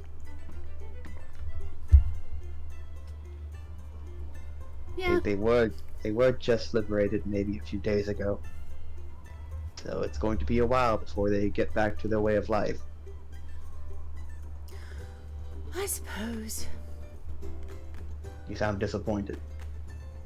Well, I wanted to go on an adventure. Now I'm stuck here. On your porch. By your own choice. No one's keeping you on my porch for their own selfish reasons. Well, Like I said, you could have banged the door down for all I care. If someone's banging on my door, I'm most certainly going to get up. I didn't want to frighten you. I have seen far too many things more frightening than someone banging on my door at 3 o'clock at night. Ooh. Will you tell me about them sometime? I suppose if you are really interested in hearing all about liches and Oh, yes. deadly dragons and I don't know. Have you met a lich? More than one. I only know them from my nursery rhymes. What? Are you wanting to meet a lich? Oh, that would be wonderful. But everyone needs a dream, And your dream is to meet a lich. among others. Such as? Well, I haven't even met a right zombie yet, so...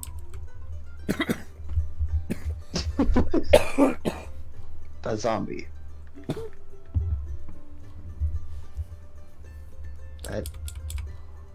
I'm sorry, why do you I'd why also do you like to seem talk so... to a corpse. I've heard there's magic that allows you to talk with them. I'd like to know what they think.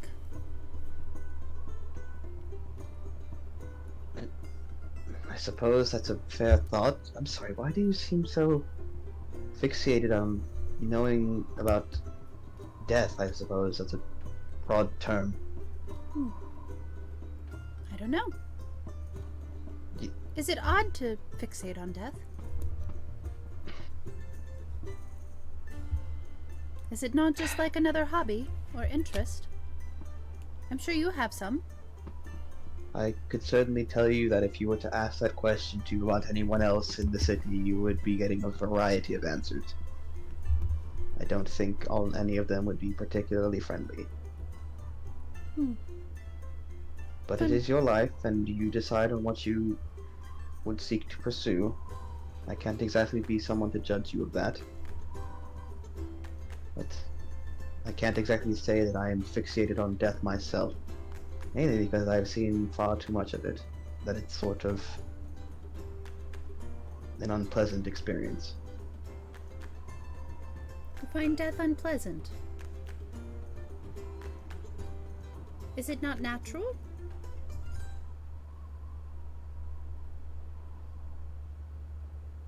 I suppose death is natural, but that doesn't mean it doesn't hurt. Watching the death of those around you.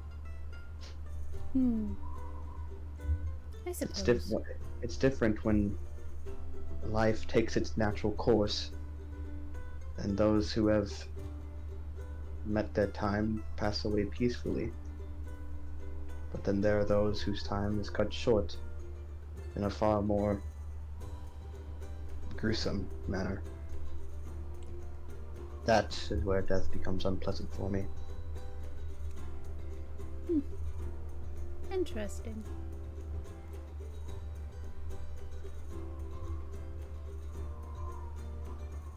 Tell you Well, what. oh, go ahead. Tell you what. It's an adventure you seek. Meet me today. Meet me on my porch tomorrow. Preferably knocking the door this time a little harder so I can hear it. Because I have half a mind to believe that you merely tapped it. Who's to say? You are not denying it, but anyways, if it's an adventure you seek, tell me, what do you know about the Mere of Dead Men? Oh. Not much. I mean, I've heard stories and tales. I've never been there Well. myself, but I would love to go. Well, if you would like, I'll be making a trip there tomorrow after I've gotten some proper rest. I have a bit of a... I suppose a promise I need to keep there. You're more than welcome to tag along. Sounds positively thrilling. Wonderful. Now, if you would like to sit inside and maybe warm up a bit, I don't like the idea of you being so numb that you can feel a skeleton, but I would like for you not to be that numb. So, I know my poem isn't very materialistic right now. We got a shipment of the basics last night, but at least warm yourself up for me, please, before you start going wherever you go throughout the day. She'll just stand up and kind of float into the room. So I float? I mean, she's not actually floating.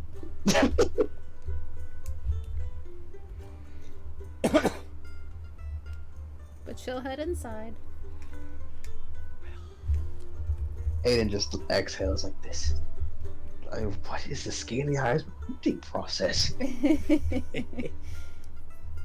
What kind of people are they recruiting? Actually, why am I asking that question? I've really met Zanzadar of all people.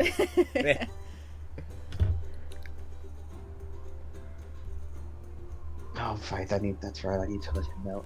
Aiden's gonna try to contact Zanzadar over the summer, so Zanzadar! I'm probably not gonna get a response. Which day is it? I forget. The second day. Second day? Yep. Okay. Yeah, what's up? I'm kind of in the middle of something. Oh, nothing. I just wanted to make sure you were aware a couple of days ahead of time. Someone's going to be wanting to meet you. Is this someone I know? Or... No, but they have heard of you, and they are part of your organization.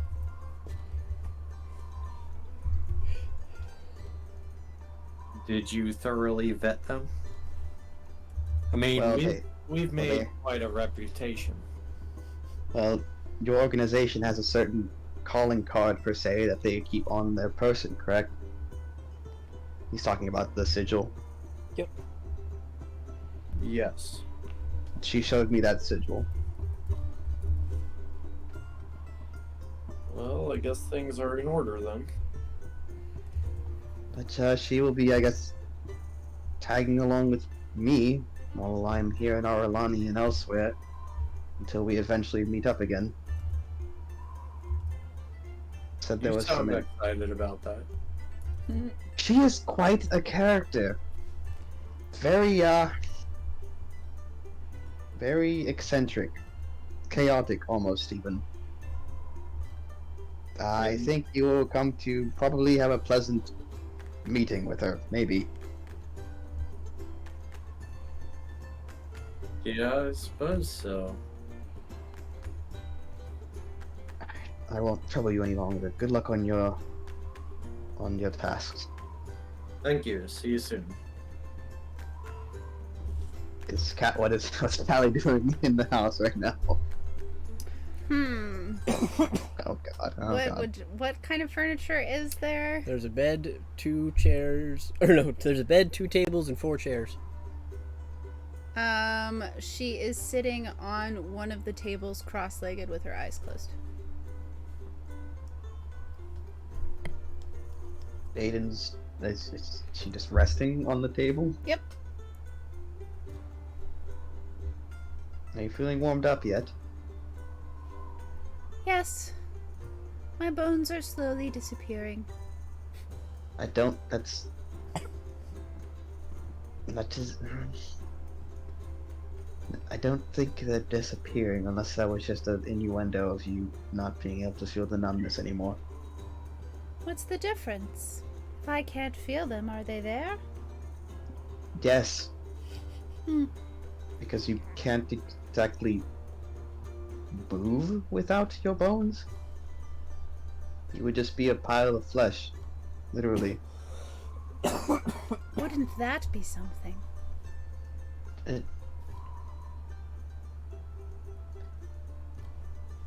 What is your story? Like, I'm confused. I genuinely am. What path of life did you travel on that you were, that you became so transfixed with death, I suppose? Well, And this is not out of disrespect. Don't take it as that way. I'm just, you're very unique, and it's. am I? I suppose, yes. Well, this is the first I'm learning of uniqueness. You know, for me, growing up, this was normal. Death was normal. Oh, yes. My parents are fascinated by it. And who are your parents? Or were, if that is. Oh, they're the Imbersons. They're also members of the Scaly Eyes. Okay. Are they currently living? Oh, yes. Much to their dismay. But.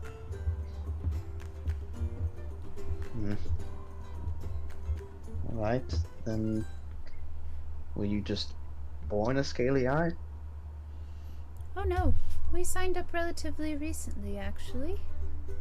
Around the time that the Scaly Eyes began to re-enter into Sword Coast society, however you want to describe that.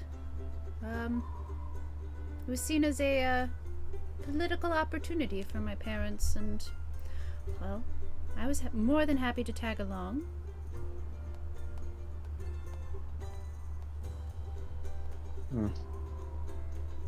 A political opportunity, how? Well, to make, what is the word Michaela is looking for? To make Connections? connections, yeah. You know, build, wow. Build relationships. Establish a sort of ambassadorship, if you will. Okay.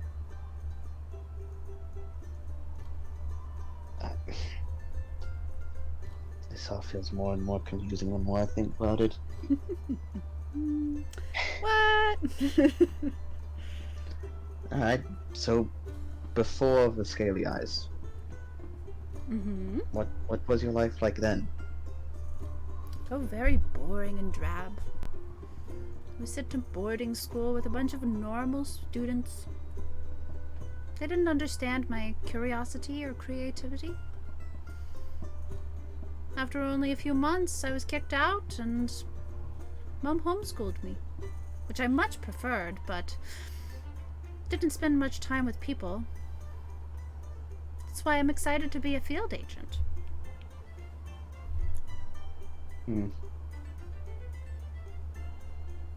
So now you're out exploring the world to your heart's content. Well, it would Within be. reason, I suppose. It would be if I weren't sitting on your table. By your own choice. You could have easily had said no and just dealt with the cold. Yes, but I need to find Zanzibar, and you're the only one who can take me there.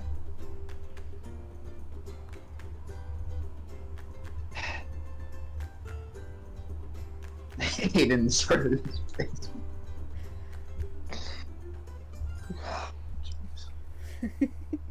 Alright. So you were kicked out of boarding school. Why? They wouldn't have just kicked you out without some sort of reason, surely. Well, they didn't care for my art projects. Oh no! Right. Yay. And what exactly did you make for said projects? Oh, several things. I did a little taxidermy on some of the squirrels in the yard. Oh my god. I made a candle out of wax shaped like a hand. The wicks were in the fingertips. Okay.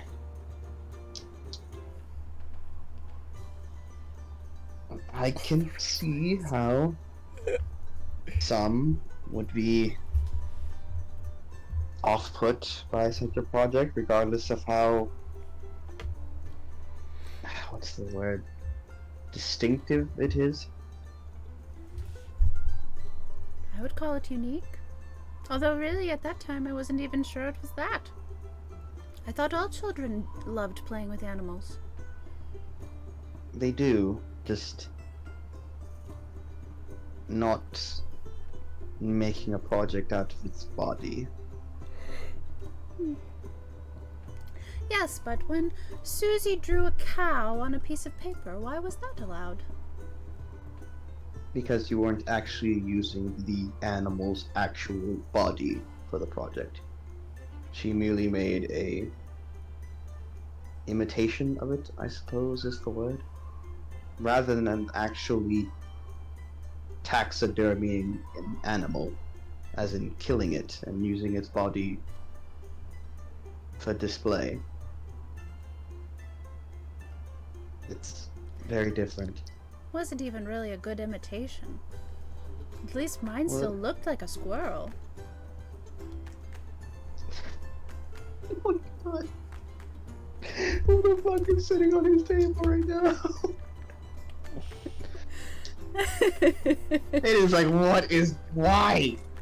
What is this? Who is this person right now? He's curious, but he's like, what other craziness am I about to unfind right now? And do I even want to unfind it?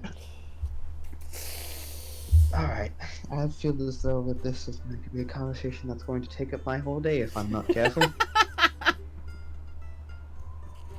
As you look outside and the sun is up. Right.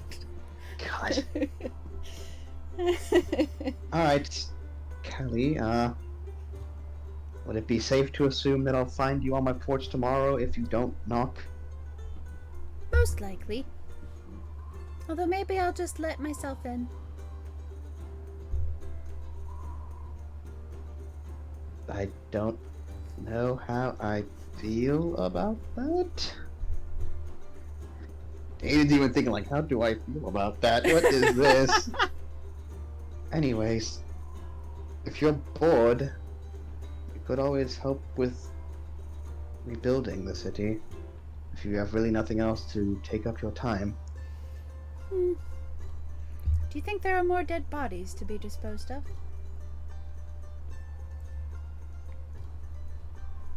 Maybe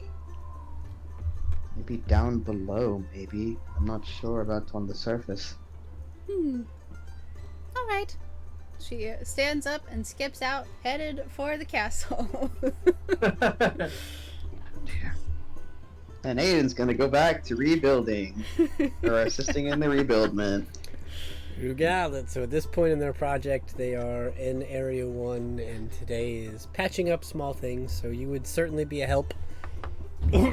See, there's bits and pieces of scrap wood that's being pulled together to at least give band-aid fixes for things, just to get things going.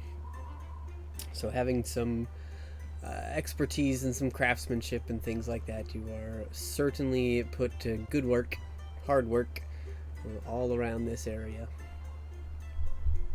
Hard work. Yeah. But nothing of particular interest seems to occur. Just everybody's got their nose to the grindstone, and just like the days before, things are being passed out, and most everyone is willing to help in whatever capacity they are able. It's a sight that makes Aiden almost cry. Right? So, but if you want to spend the rest of the day doing that, you certainly can. And then retiring back to your place, you see that a few more things would have been delivered. A couple more tables some extra chairs. You see some shelving units. A little more, just a few more things to fill the walls. Looks like probably like a dining set was given. You see that there are some supplies being set up outside of your house for future home improvement. It looks like they are slowly distributing building materials throughout the city. Wonderful. And that'll be day 2. You got it. So as you spend the next night sleeping, waking up the next morning, you have removed your negative statuses, I believe. Does Aiden lock his door? Did he? I think that any sensible person would, to keep out thieves. Then sure. Callie just wants to see Bink if she. marching in on him when he was sleeping. Right. Callie just wants to see if she can open the front door. Sure, make a lock-picking check. Mm-hmm. Aiden's gonna Might get as well taxidermied. 17. Yeah. Sure. Okay. It's easy enough. He didn't buy a special lock yet, so. Alright. I will close it and relock it, or however the mechanism works. Uh-huh. And then I will knock. You got it.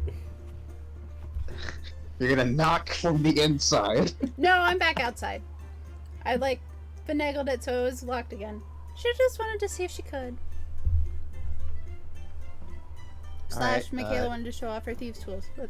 Oh God. What time did she do this? In the morning? Actually, let's walk it back even farther. She comes at the witching hour to pick that lock, and then she leaves and comes back at 6 a.m. When do you relock it? Right afterwards. So, Oh, at the okay. same time, yeah. You got it. So I'm there, at the cusp of dawn, we'll say, between 6 and 7.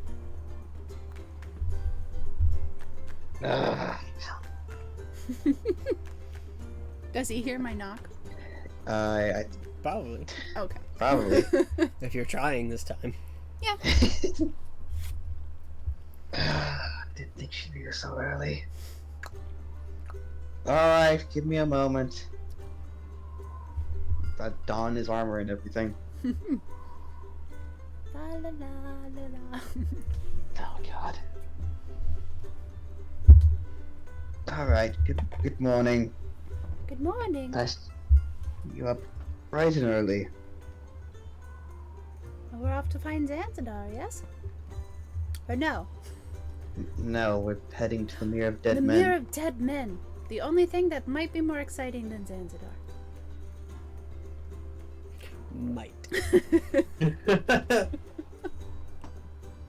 Alright. You know, because Zanzidar's still alive, so... Hopefully. As far as we know. Ah, dear.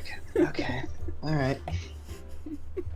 Well, firstly, we need to catch a ship. Oh, I don't intend on walking all the way there. We only have a week to work with. fair enough. Unless you have other means of travel. Pull my broom out. Quoth the raven nevermore. She floats on a broom beside you. I should feel like I should be surprised, but I'm not. Okay. I think a Aye. ship might be better, though. Yes, because I'm fairly certain I don't think that broom is going to be able to hold all couple 100 pounds of me. No, probably not. You might plummet to your death.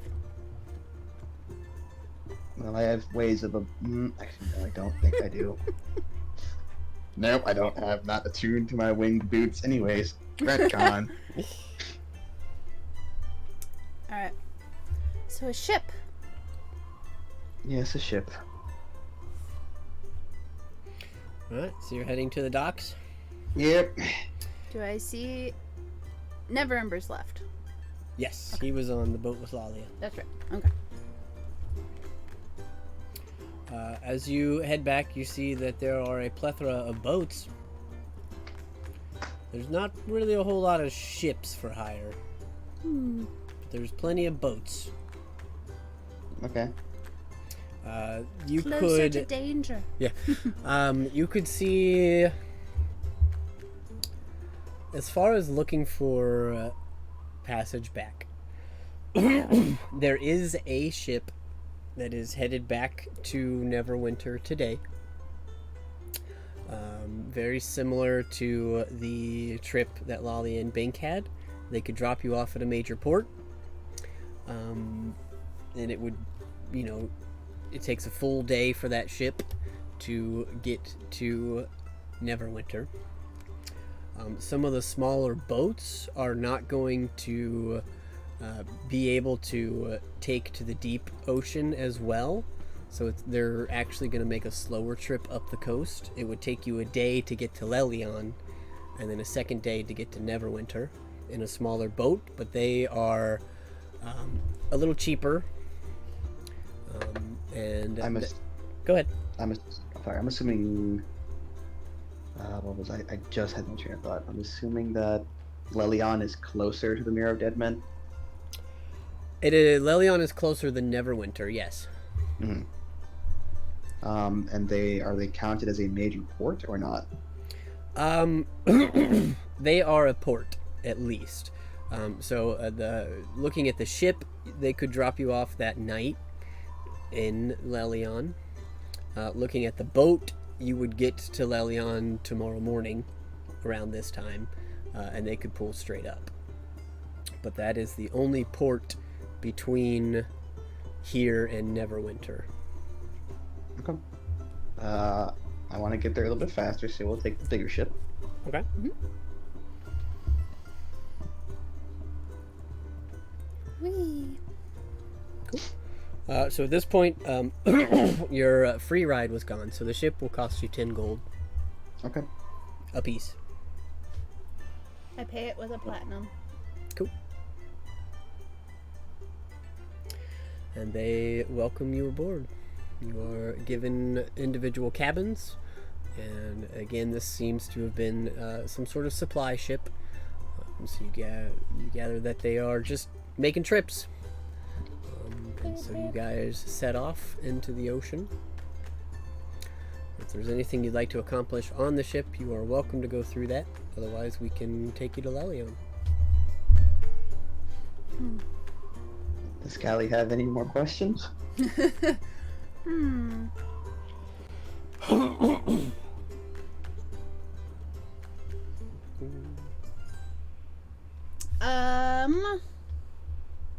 Does she have any more questions? She has, yes. Have you ever been to the Mirror of Dead Men before? Once before, yes. I actually have a question for the DM. Yeah. What was in the Mirror of Dead Men when we went there? Was it just the Hydra and the... It was we found a lich there, if I'm not mistaken. Is that where the... The lich was on the edge of the mirror. Okay. That was, what's his face's... Tower or whatever? Tower. Yeah. Thalavar's tower, I think. Mm-hmm. Anyways, he was on the edge of the mirror. Okay. Actually, in the mirror is where you found the tribe of lizardmen That's right. Okay. that had set up residence, and you guys worked out an agreement with them, and they have become trading partners with Lelion and Fandolin. Mm-hmm. Okay. But you did find a Hydra in there that you slayed, and plenty of crocodiles and gas bubbles. Oh, that's right. Yes. Yeah. Yep. We found the gas bubbles. Sure did. And you fought off the 2 rot trolls. That's right. Did we? Or Yep. did they just fight each other until... No, you guys fought we them. killed them. Oh, okay. And there was also the temple, the Ebondeath's Miracle Temple, which was in the middle-ish area. It was deeper into the mirror. It was closer to where the before the mirror was sunk. It was a port. so it was close to the Gotcha. ocean. But since the mirror has sunk, and it is super treacherous marshland, it has been buried. But it was pretty far out there. From the edge of the mirror to the temple, I believe, was about a full day of travel Okay. through difficult, mucky terrain. All right. I was trying to remember what adventures we'd had, because all Callie wants to know is what adventures have you had in the Mirror of Dead Men? And then I was like, well, maybe all we did was get blown up by a fireball. I can't remember. Yeah, I think that was all the major things. The Lich Tower, the Ebon Death Mausoleum, and the Lizard Folk. So you've been there before. That's correct. What's the most terrifying thing you saw there? You mean aside from a lich? There's a lich in the mirror? Well, I On should the say- edge, I suppose.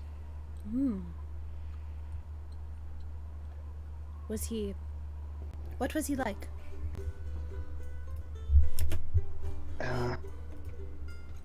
From, I suppose, rumors that I'd heard about liches and their desire to consume life and such, he was surprisingly different. It seemed as though he was more so focusing on gathering knowledge more than anything. It was actually quite a more or less peaceful conversation when we found him. Fascinating. Oh, and then it sort of dawns on him at that very moment that we all were blessed by him. Right? Still haven't used that. Yeah, none of us have still used that yet. Nope. Sure would have been great to use against Squirgo, but that's okay. It's fine. It's fine. We'll save it for the big bad. Look at that horse. Eniarv was the Lich. That's right. He was the wizard that sunk the area now known as the Mirror of Dead Men. I believe that particular lich was the reason the Mirror of Dead Men is as it is today. Oh. I've heard stories about the mirror. Never knew if there was any truth to them or not. Well, if you would like to meet him, I suppose we could travel in that direction after I've accomplished my tasks. That would be wonderful. But you said other than the lich. Does that mean there were other terrifying things you saw? One of a few. There was only one trek through. We were mainly there to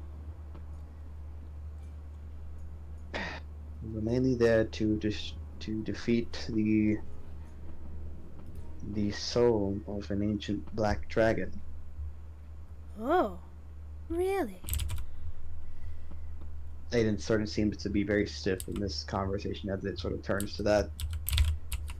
She offers like what should be a comforting hand on your shoulder, but it's just creepy. Like, it's just terrifying. Would he be able to know that effort, that's what she's like? Is that her like intention?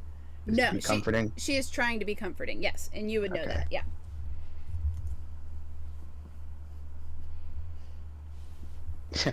Creepy looks aside, it gets a smile out of him nonetheless. All right.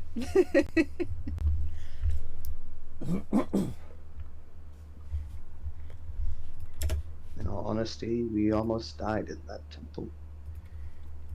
In the end, I was able to defeat them, but it came at a cost.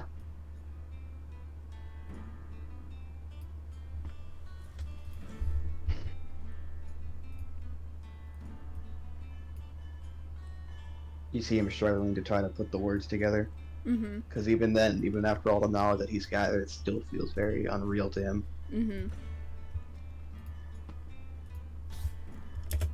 She seems to be adept at listening, if that makes sense. Like, she'll just sit there and stare at you for the next 12 hours while you try to find the words. Oh my god. She'll blink about 3 times in that. Oh my god. Just 3 times in 12 hours? Alright, she would be great at staring contests, anyways.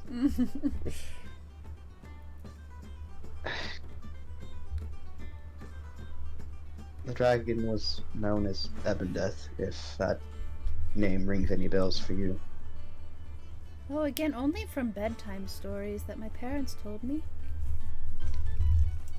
Well, they were an ancient black dragon, once part of the Dragon Council. At least they were until a white dragon known as Cryo experimented on Ebendeth to the very point that it corrupted his very soul.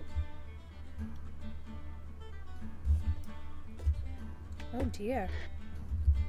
And I'd managed to fell Ebendeth after his immense power had knocked most of the party unconscious. He attempted to, I suppose, dominate my mind, make my body a host for his soul. But he failed. Instead, his soul now is just in my body now. I would say the one thing that you would recognize Calliope from his story and just kind of general world knowledge, because this would have been part of the fairy tale that they were told as well, is that Ebendeth was whether willing or not, had been a servant to the god of miracle, which is the temple that they would have entered. So you would have known about the history of the mirror being sunk, and that the temple there was a temple to miracle, and that Ebendeth was then thus far associated with it. Just because they knew that going in, I'll make sure that you have it. It was just pretty easy world lore that could be picked up. Indeed. So wait, you're telling me that you're possessed by the spirit of a dead dragon? Not exactly. That would have been the case had I not managed to resist it. Oh, that's disappointing. Aiden just gives her a freaking look. You can't tell me that wouldn't be the greatest adventure. Not exactly. Considering if he had succeeded, the very world itself that we know of would not really exist. But, that being said, Ebendeth is still very much alive. Well, in a sense. His soul is still intact. It is interesting, isn't it? The way in which death separates body and soul, and what does that even mean? And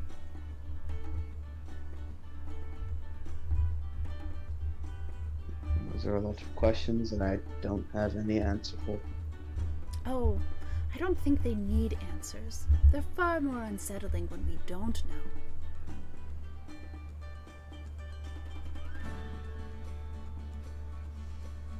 Regardless, aside from Ebendeth and the Lich, I suppose a couple of rotting trolls can be added to that list, more or less,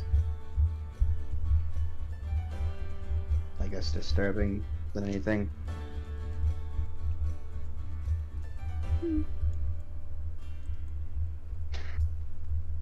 Yeah, Aiden looked like, you don't even need to make an insight check. Aiden just seems uncomfortable with this line of dialogue, but he's still talking about it. Well, anyway, I'm going to go sit in the crow's nest and hope I don't fall. If you And are hoping not to fall, then why go to the crow's nest? I've already walked away and I ran up the mast to get there. You start talking Aiden and she's just gone. Whee! Incredible. Oh dear. Alright, Aiden go bad. Well, okay. A few more hours pass by and you guys are each tracked down and alerted by one of the cabin hands that you have arrived and a barge has been tendered. You are brought to the top deck and looking over the edge you see that a large plank has been set out and is currently attached to a small tug-sized boat. Aiden, you recognize the captain of said boat as a lizard folk named Ixon, who has 2 human crew members, and he looks up at you and says, "Nope," and starts to pull away. Okay. Oh dear. Well, nice to see you too, Ixon. Yep. And then he stops. And he starts pulling the barge back in. I was kidding. Right. It seemed like the sea treated you well. But he looks straight into your eyes, Aiden, and says, "I got 2 kids." Really? Wow. He's been busy. Congratulations. And he points to the 2 like 20-year-old deckhands that are working his ship. Ah. Oh my god. Did you adopt them? What's that?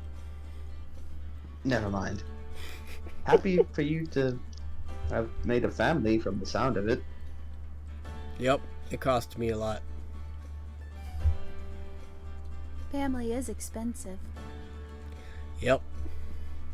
Each one of them was like a month of paycheck.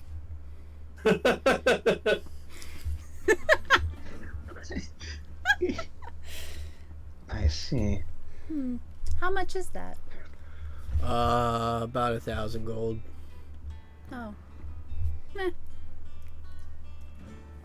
Did you want to buy one of them? I'll sell them to you. What? Aiden just started freaking going. Almost slack-jawed for a second. What? How do you think I got them? That's okay. I have enough of those at home. Mine don't have any skin, though. Really? Go slacked on her comment. Ixon just lets go of the wheel and starts walking over to you. Really? Alright, I think this conversation has gone south. Nice meeting you, Ixon. I hope your time at sea keeps going good for you, friend. He pumps into the dock back in Lelion. He's like, okay. You guys disembark. Have fun with your kids. You see Ixon kind of looking at them. No skin. Oh, God. And it's the middle of the night, isn't it? Yep. Oh, God. But you guys, Stuck with Cuckoo Callie out in the middle of the night. I don't know how I feel about this. but Aiden, you have a home to go to. Callie, where are you sleeping? Where am I sleeping? Aiden would offer the home, because there's definitely more than one room. Sure. Okay. And see, now at this point, he's a traveling companion. Now he's gonna look out for her, same as anyone else. Sure. So, Aiden kind of leads you back to their abode. You walking in. It looks like somebody has been here recently, though you know, Aiden, you know that Lolly and Bink had headed this way. You understand that there is a bedroom for each of you that each of you have the key to upstairs, in your basement area, obviously. But I'm assuming you let her into the house. Which room is Bink's coffin in? The basement. What's the likelihood Callie would have stumbled on it while looking around this house? Having just walked into the house, you don't know about it yet. Okay. Nice place. Aiden doesn't know about it either. Right. Yeah, I don't know what it is. Y'all just know that Bink and Lalia stopped in, probably. This is far more furnished than the other home. But please do make yourself at home for the time being. Where's Zan's room? Zanzidar's room. Why do you need to go to Zanzidar's room? Just curious. Well, he's not going to be there. I can promise you that if that's why you're asking. Oh no. You can learn a lot about people from their things.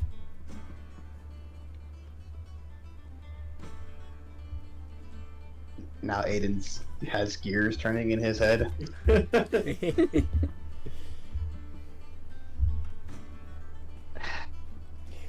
Given that it's 4 in the morning, those gears probably aren't moving very fast. No, they're not. We Even after a just power refreshed nap. them, yeah.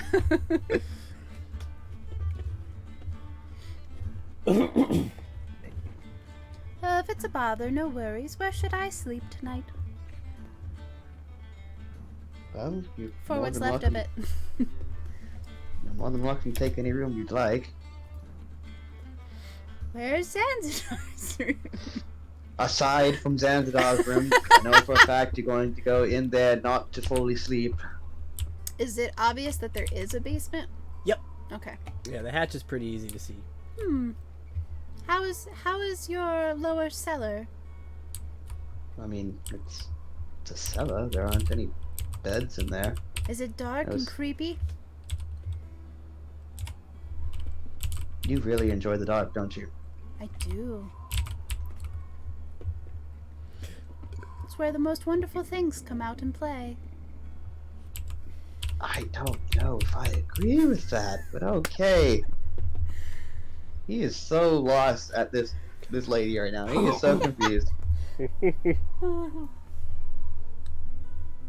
Deceptive is very strong word here. Very strong.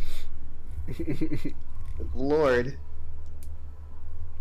if you would really like the basement, then I suppose you can sleep there. That was mainly for Lalia, since she hated stairs. So you made her go in the basement. We did not make Where her go in the there are basement at all. stairs. She preferred, well, she is a centaur. Rooms aren't enormously big, so she preferred somewhere with a whole lot more room. Not the stable around back. Yeah, I don't know why she didn't decide to take that. I suppose that's a question for her, but we did not make her go into the basement. Well, I suppose the basement will work for today. Good night.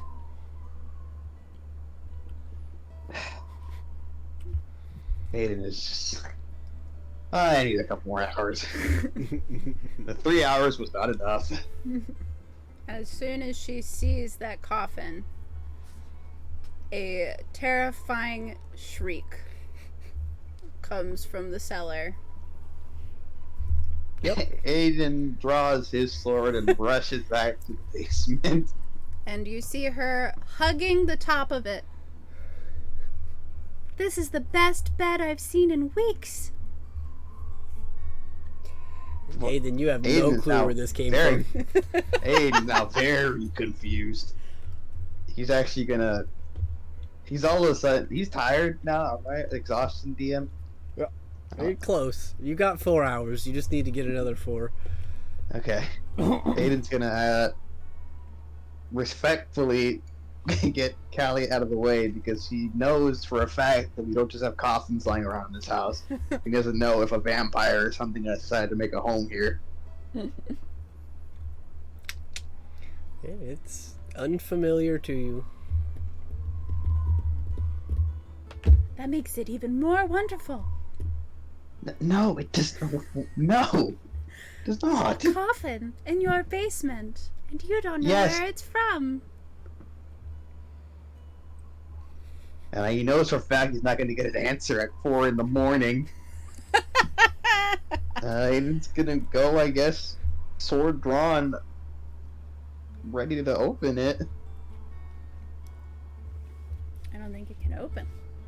Does it not open? It can be opened with force, but it will destroy the spell. All right. He's So- gonna try. Make an investigation check. Okay, I will do that. I will also use tactical assessment with this check. I'll help. Oh dear. I don't know how I feel about that. Oh! I don't know how I feel about that. Oh my god.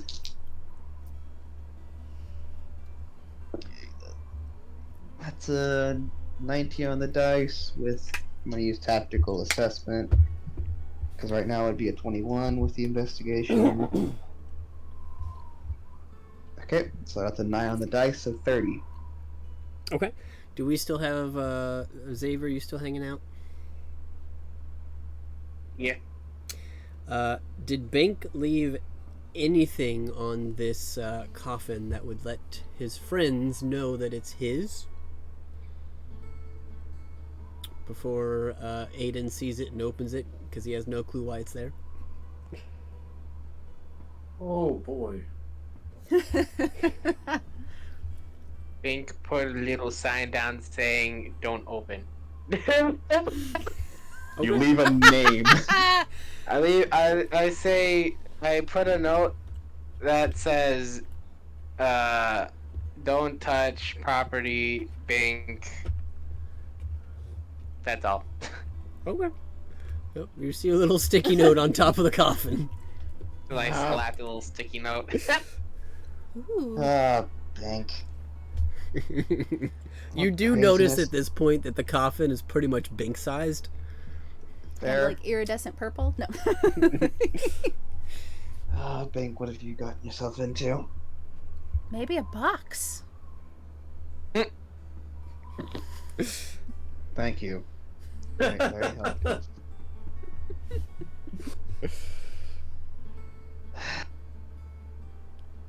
Well, if it's Bink's, I'm not going to bust it open, I guess. I'm just really, really confused on why he suddenly has a coffin in our basement. Aren't mysteries interesting? Depends on the mystery. Perhaps he did it just so I would have somewhere to sleep. Well, you can't even fit in there. Oh, I don't need to be inside. I'll lay on top. I am going to be sad for your back in the morning. Me too. Then why subject yourself to sleeping on a coffin? We've been over this before. I'll be able to feel the bones.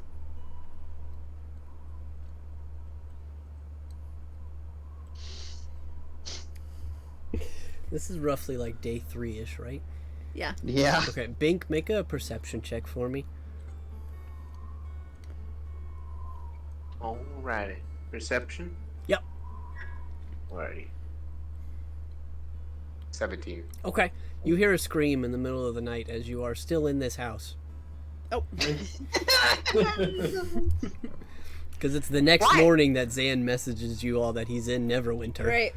So Bink, you are currently I asleep, guess and then over, like, you the hear teleprompt screaming. thing. Over the sending stone, I hear a scream. No, she in real doesn't life. have it. You Yeah. hear. Oh. Yep.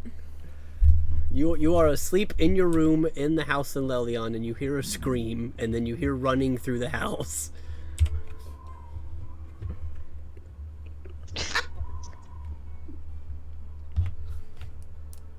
I think it's at this point that Aiden decides to say screw it and try the sending stone. Bink! Please tell me you're awake. I use sending stone also. Yeah. What the... Oh, good. Why the hell is there a coffin in our house?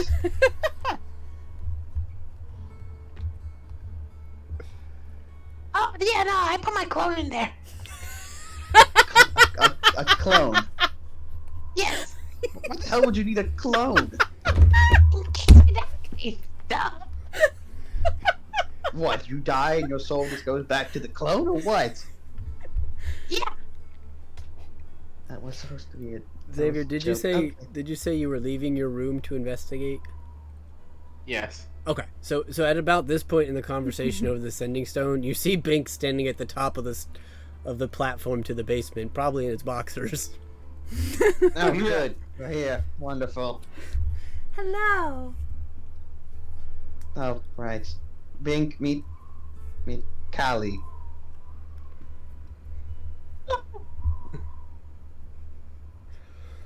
The pleasure's all mine. I love your coffin. Thank you. I know, right? It was designed by. Actually, I have no idea. It's a nice coffin, though. Hmm.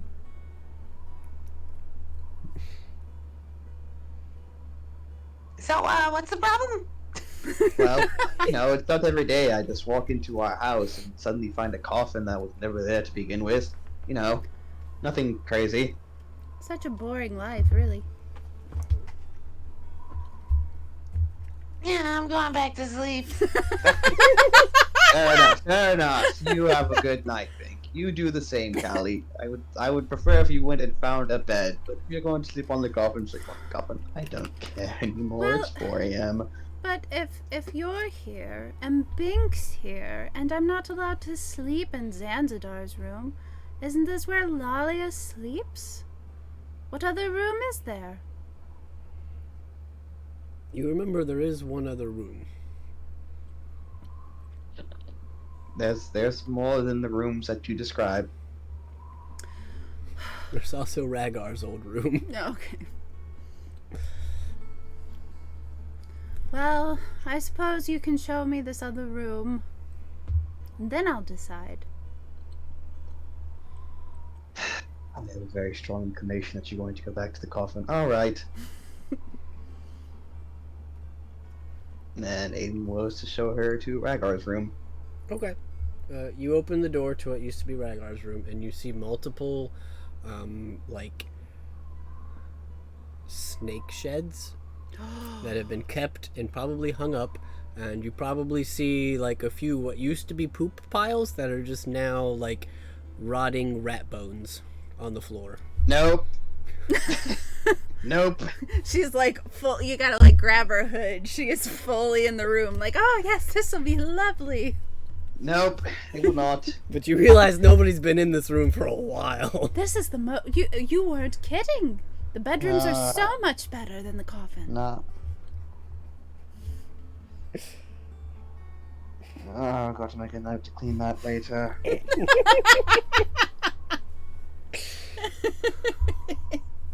If you want, you're more than welcome to just sleep in my room. I'll go and get crumbled up in the forge. It's fine.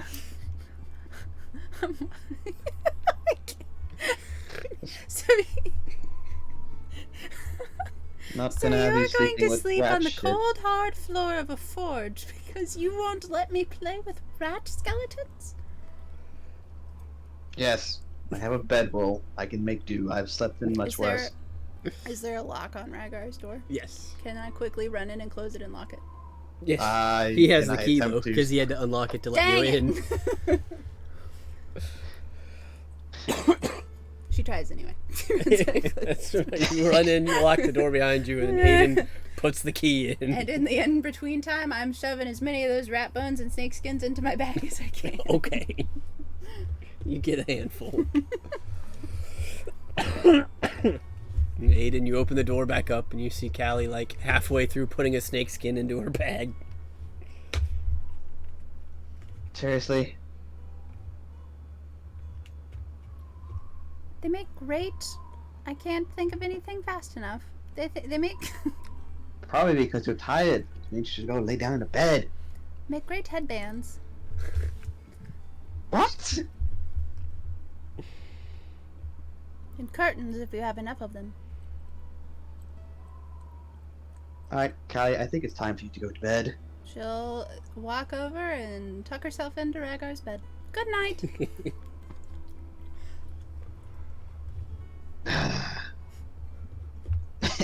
Aiden is a gentleman. He's not gonna freaking drag her out of bed.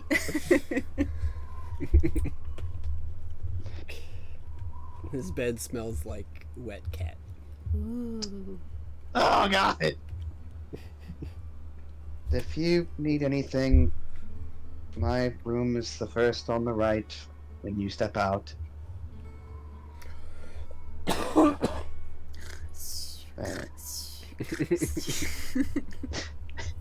And she, for the record, sleeps on her back with her hands over her chest. Oh god. Like Okay. a dead body. Okay. Ain't gonna go to bed now. Sleep finds you. You guys get the other 4 hours, and the 3 of you in the house awake the next morning, and you hear through the sending stone in your minds Zanzadar telling you that he is in Neverwinter, and Bink responding that he's headed that way.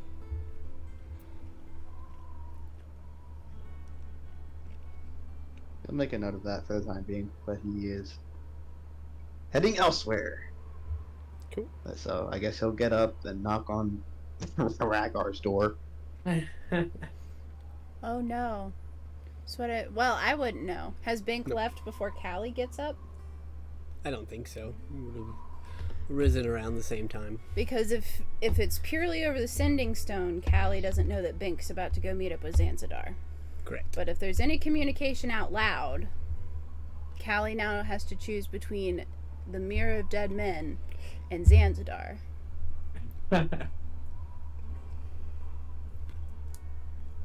Is there any open communication link? Because I didn't notice anything.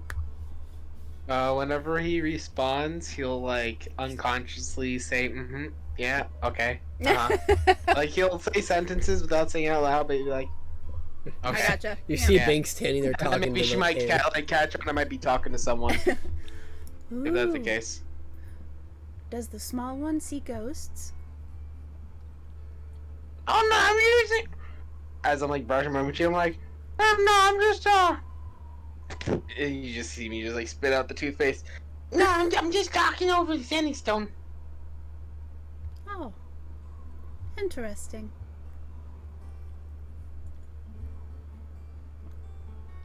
Alright, Aiden. Let's go to the dead place. Okay, San, I'll be on my way. Bye bye. And then I just click it. Have fun, Bink. Well, we're going to make a stop first on our way there before we head out. Hmm? We're gonna go to Nettie's. Okay. What? No. Hey, I mean, new party member.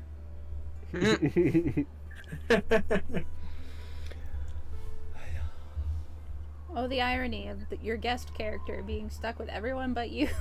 It is hilarious though. I love it.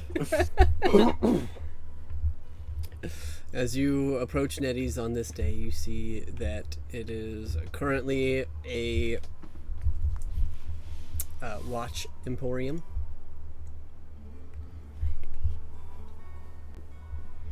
You open the door and you see that she has just a collection of like wall clocks and grandfather clocks and pocket watches and just gears and cogs and things all over the place. And she kind of picks her head up and looks at you, Aiden, and she's like, "Oh, you're back!" Nice to see you again, Nettie.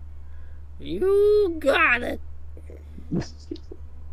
Want to watch?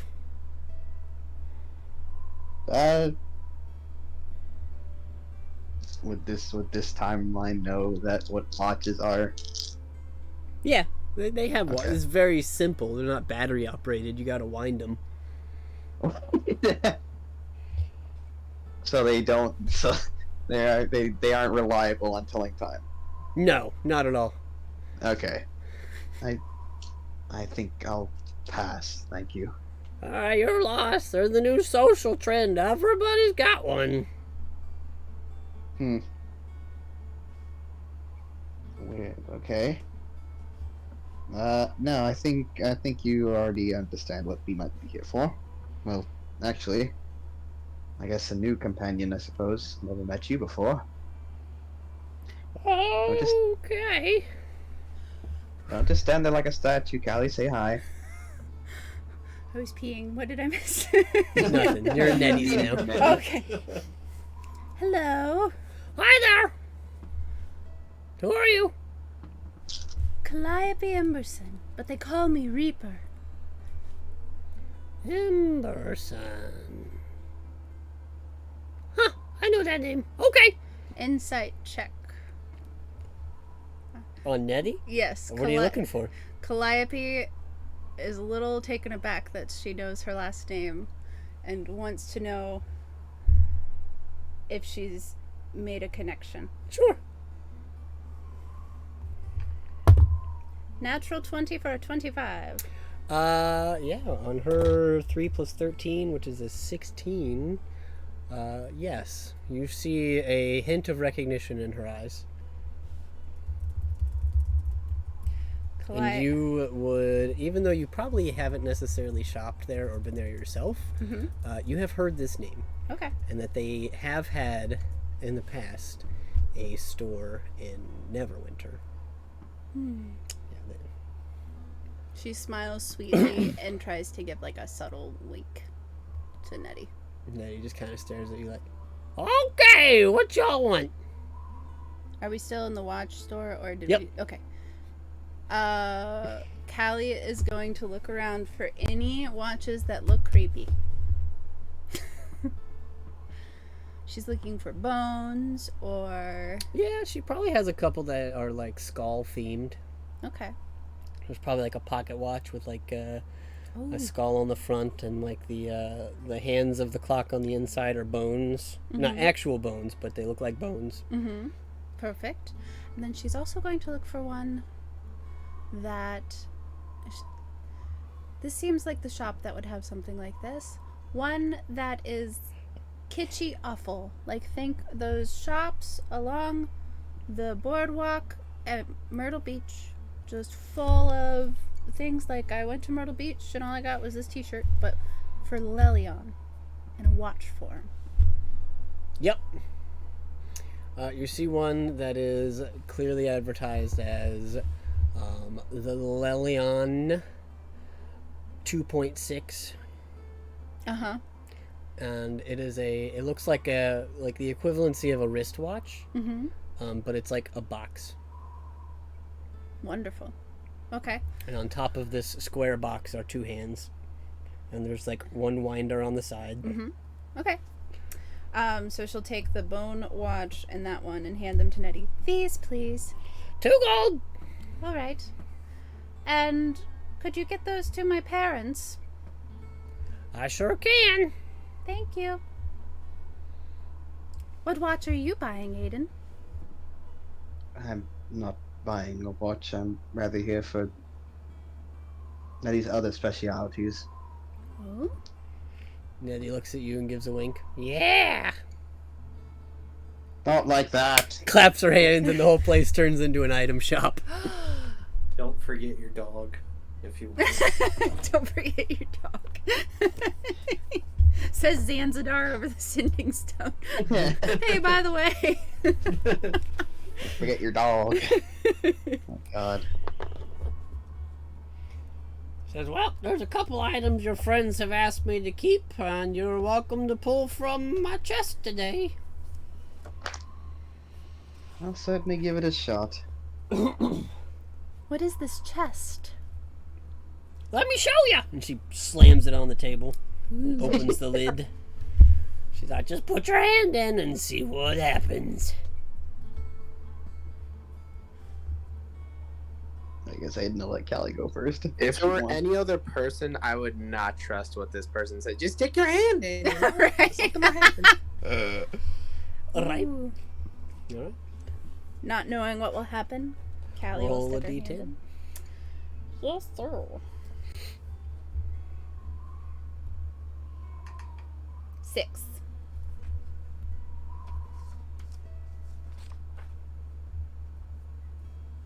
Roll a d100.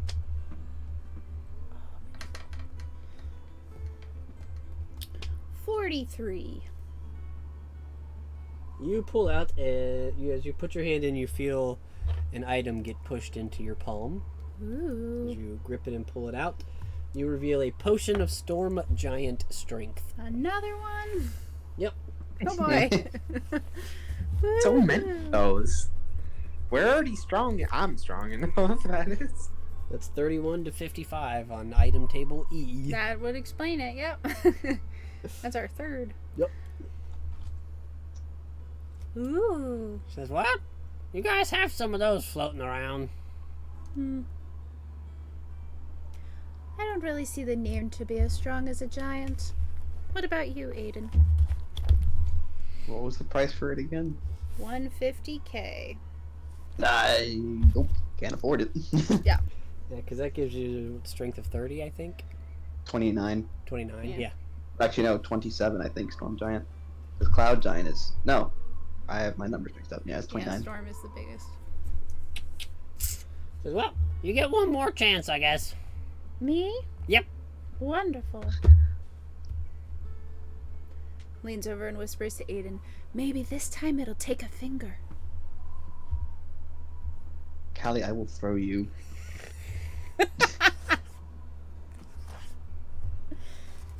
Alright, roll a D100. Mm-hmm.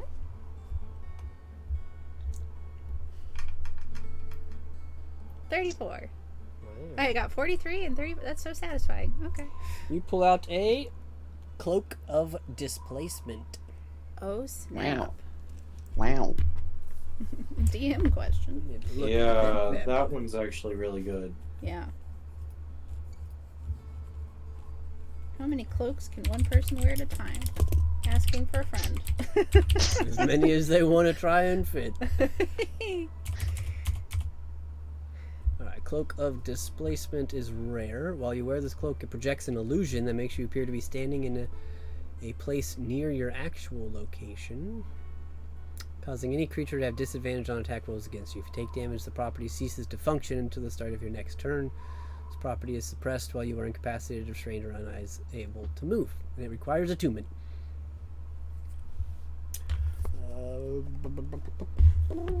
That is a rare. So the price on it, though, is... Let's find that here.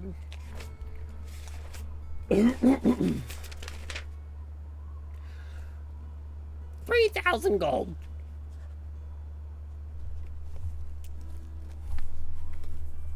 Above table, is anyone interested in it? I think everyone absolutely. would be. Okay. Everyone would be. I don't have any attunement slots for it, especially if I'm going to take the armor. Yeah. Yeah. I mean, she can take it if she wants to. Yeah. I mean, but yeah. She technically also. I already got my glamorous suit, so I'm good. Maybe a guest character, but she's still a character. I mean, you guys can loot her corpse when this is over, right? Ah, okay. Because she likes dead things. So I asking Chris. Mm-hmm. Although I guess I could change up. So I'm wearing a mantle right now. You would let me wear a mantle and a cloak at the same time? Yeah, a mantle isn't a full size. That's true. That's fine. Yeah, it looked more like a priest, like in the olden times. Cloak underneath and then mantle on top. Yeah. I like the way you think. There's a reason Callie's excited to meet you. Sure. That's not too much. She will... yeah, she'll pay. You got it. She's not a negotiator when it comes to money. Okay. Said, all right, human, your turn. Back into the chest we go. Stick his hand in. All right, roll me a d10. 10. All right, roll a d100. Where are my percentiles? There it is.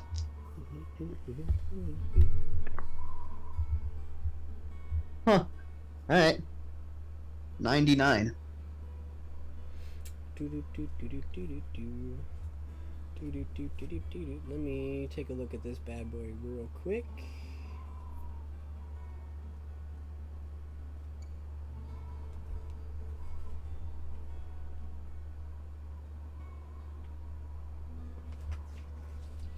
went too far.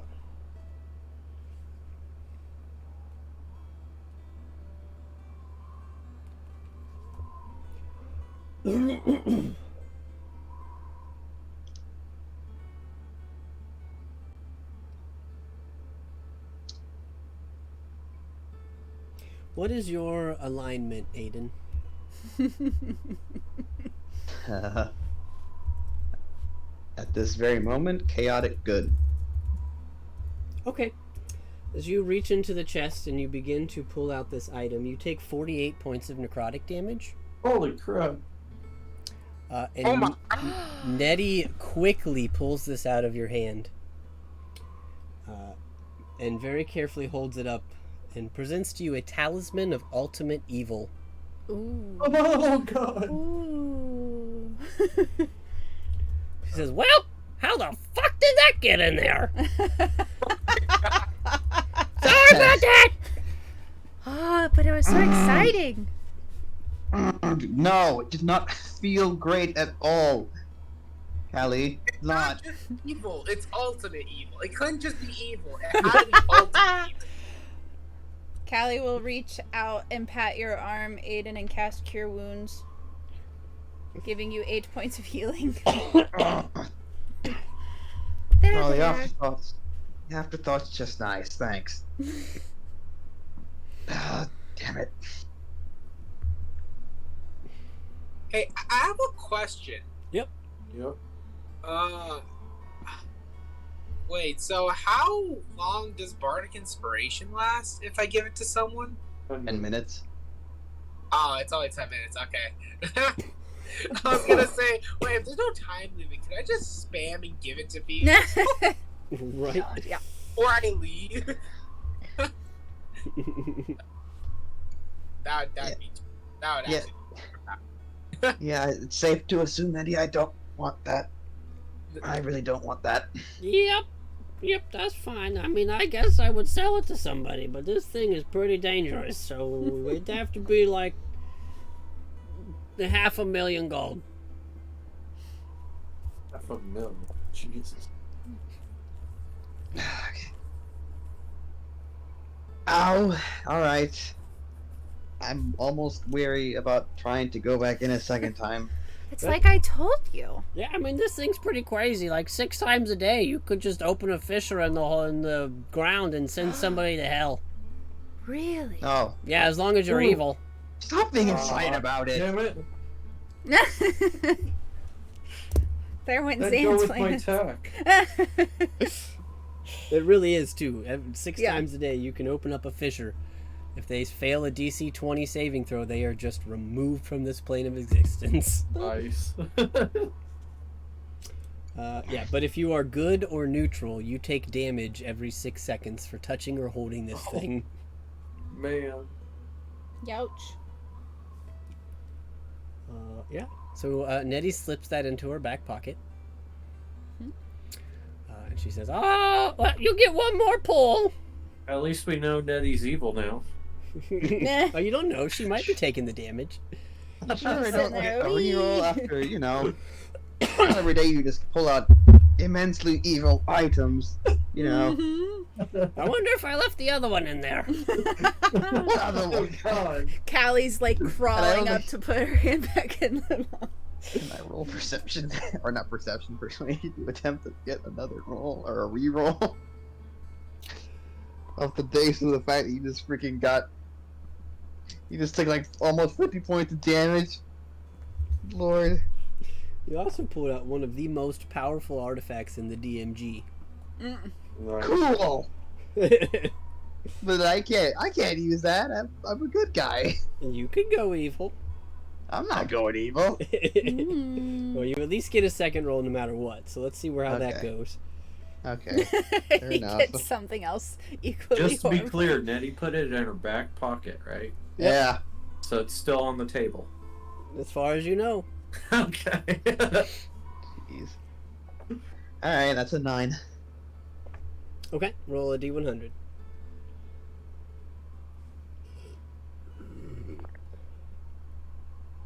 I don't like how I'm getting extreme rolls. It's just not the middle, it's just out in the Other side. Okay. 9. Okay. Interesting. You pull out a defender. Like a Is that a sword? shield? It is similar to a shield. It is a small dagger-like secondary weapon. So it would be in your shield hand generally when fighting. Let me pull it up here.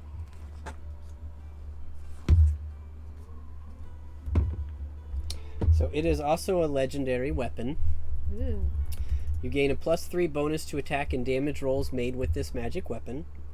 The first time you attack with the sword on each of your turns, you can transfer some or all of the sword's bonus to your armor class instead of using the bonus on any attacks that turn. For example, you could reduce the bonus to your attack and damage rolls to a +1 and gain a +2 to AC. The adjusted bonuses remain in effect until the start of your next turn, although you must hold the weapon to gain the bonus AC from it. So you could, essentially, every time you swing with it, you could take away a +3 to hit and give yourself +3 AC. Again, that would be good for Callie because she can't use shields. But it does require attunement. And how much does it cost? It's As a legendary so it'd be in the 100,000s. Yeah. This one is not a broken artifact, so it would be 200,000. Okay.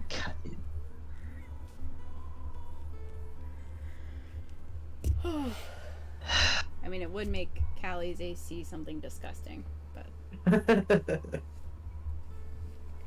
So I heard the effects, but I didn't hear the name. What was the name of the art? It's called a Defend- defender. And what kind of sword is it? It could be whatever you need it to be. It can be any type of weapon, I believe. Okay. yeah. Huh. Well, Any type of sword, I should say. Mm-hmm. Oh, that's cool. I am now down to 20,000 gold. That's all I got left now because I'm buying it. Okay. And I'm gonna hand it off to Callie. Oh snap! Seriously? Yeah. Can Callie use any of? What swords can Callie use? Hold on. Short swords. She can daggers. use short swords. Mhm. All right. Well, thank you for the short sword then. Guys, my rich family's money's being put to use finally. I know, right? Yep. Woo! We're like holding on to all this money for a little bit. I'm like, oh man, can't wait to use this. Actually uses it. Wow. Don't say I didn't do anything for you. Woo! Well, that was pretty cool, and you were pretty nice to your friend. I guess I'd give you one more roll. Well, dang. Damn, too bad I probably won't be able to afford it.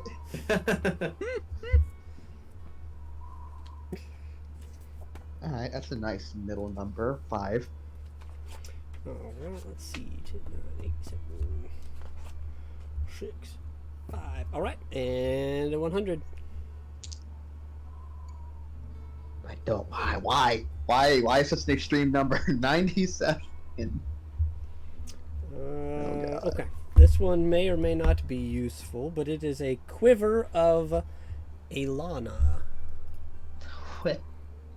So let's look that up Interesting. real quick here. Sounds like an artifact thing. No, it's an uncommon wondrous. Oh. Yeah, each of the quiver's 3 compartments connects to an extra dimensional space that allows the quiver to hold numerous items while never weighing more than 2 pounds. The shortest compartment can hold up to 60 arrows, bolts, or similar objects. The midsize holds 18 javelins or similar objects. And the longest compartment holds up to 6 long objects such as bows, quarterstaffs, or spears. You can draw any item the quiver contains as if doing so from a regular quiver or scabbard. Ooh, that is very, like... It's very, what's the word? Archerisk. Well, not that. Like, it's very... It's very useful. Like, it has its uses. Mm-hmm. Yeah. Yeah, it's a giant ammo storage, basically. Yeah. Yeah. Like a bag of holding specifically for your ammo. Yeah. And it doesn't require attunement. Nope. But that one is wondrous. So that one cost 2,500 gold. I'll buy it. You got it.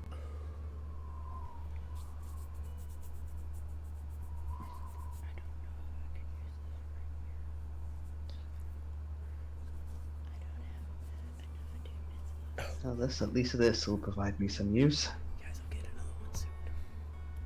I have somewhere to put all my swords. Do you need more than one? In my line of work, yes, because each sword that I have serves a different purpose, as in useful against a certain kind of enemy.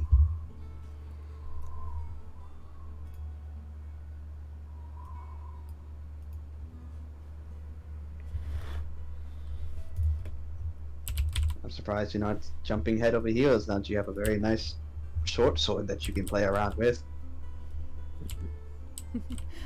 Above table, Michaela is reading it and trying to figure out how to fit it into her attunement slots. Just so you know.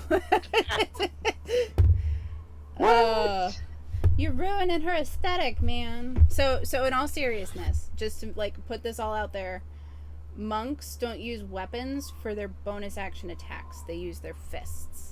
And so she would have to use the defender as her main weapon. Yeah. Which she currently has a +2 weapon.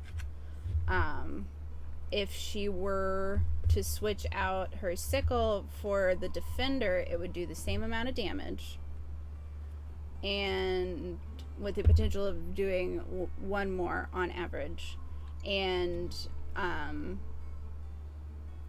yeah, that would be all she could wield, if that makes sense.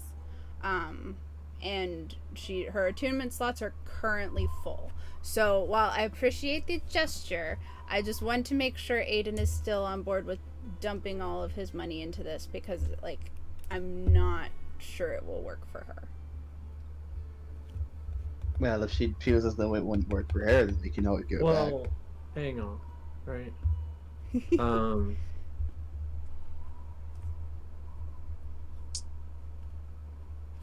Just says unarmed strike. It doesn't mean fist, right? So you could use like your feet or something. Yes, but I can't use a weapon. And the only way you get the bonus from the AC with the sword is if you attack with it. So she would have to use it for her main attack. And what I'm saying is, Oh. you know, Okay. if she were to, because basically what she would have to take away is her bracers. And so she would actually be losing a bonus to attack. Or AC. Okay. So. Alright, if she feels that it doesn't work for her as a character, she can always give it back and just get the money back. Yeah, it's very cool. And I appreciate the gesture, but I also want to be realistic and say, like, I mean, if Callie's still around when we're level 17 and we want to stop back by, sure.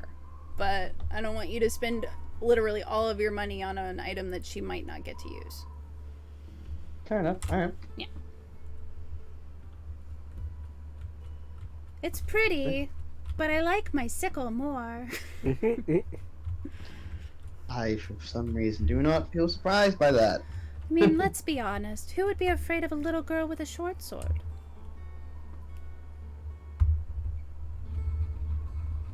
You would be surprised. Yeah. Someone talking on your sending stone. I'd be terrified. Right. If you want, you can more than welcome to give it back, and then I can just get my money back. Okay. Miss Nettie, could we make an exchange? Sure, what do you want? Well, it's more of a refund. Could you take this back for us? Okay, you want me to hold on to it? Yes, could we do layaway? Sure. There's a possibility I'd want to use it again sometime. But for now, I'm good with this. And she waves her sickle around. You got it.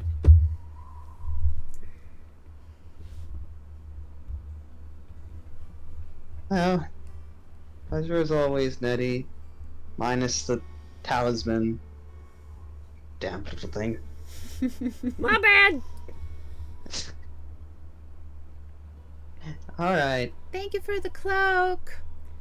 And for the record, based on the description of this cloak, it now looks like there are 2 Callies. Yep. One flickering off to the side of her. That's not going to give me a headache later. And how are we looking on time? Because we haven't even gotten to the Mirror of Dead Men yet. Right? Well, at this point, you have all came to the same day. And it sounds like there's going to be conjoined storylines from here on. If Bink is headed to meet up with Zan and Neverwinter, and the 2 of you are headed to the Mirror of Dead Men, we will at least be paired off. So I think this will be a good place to pause for now, unless there's any last second or last minute thoughts. We can pause here and then pick up next week with sets. Pair you guys off and have you continue the rest of this week. Sounds good. Yeah, that sounds good. Okay. Yep. All right. Then we will go ahead. We will call it here for today. And we will pick up next week. We will probably speed just a little bit in the beginning next week and get Bink to Neverwinter. We will follow. I'll probably start with Bink and Zanzadar. Kind of what you guys would like to accomplish in Neverwinter, being together as a pair. And then we will follow Callie and Aiden a little further south into the Mirror of Dead Men, and we'll see what happens from there next week. Alright. Oh boy. Alrighty.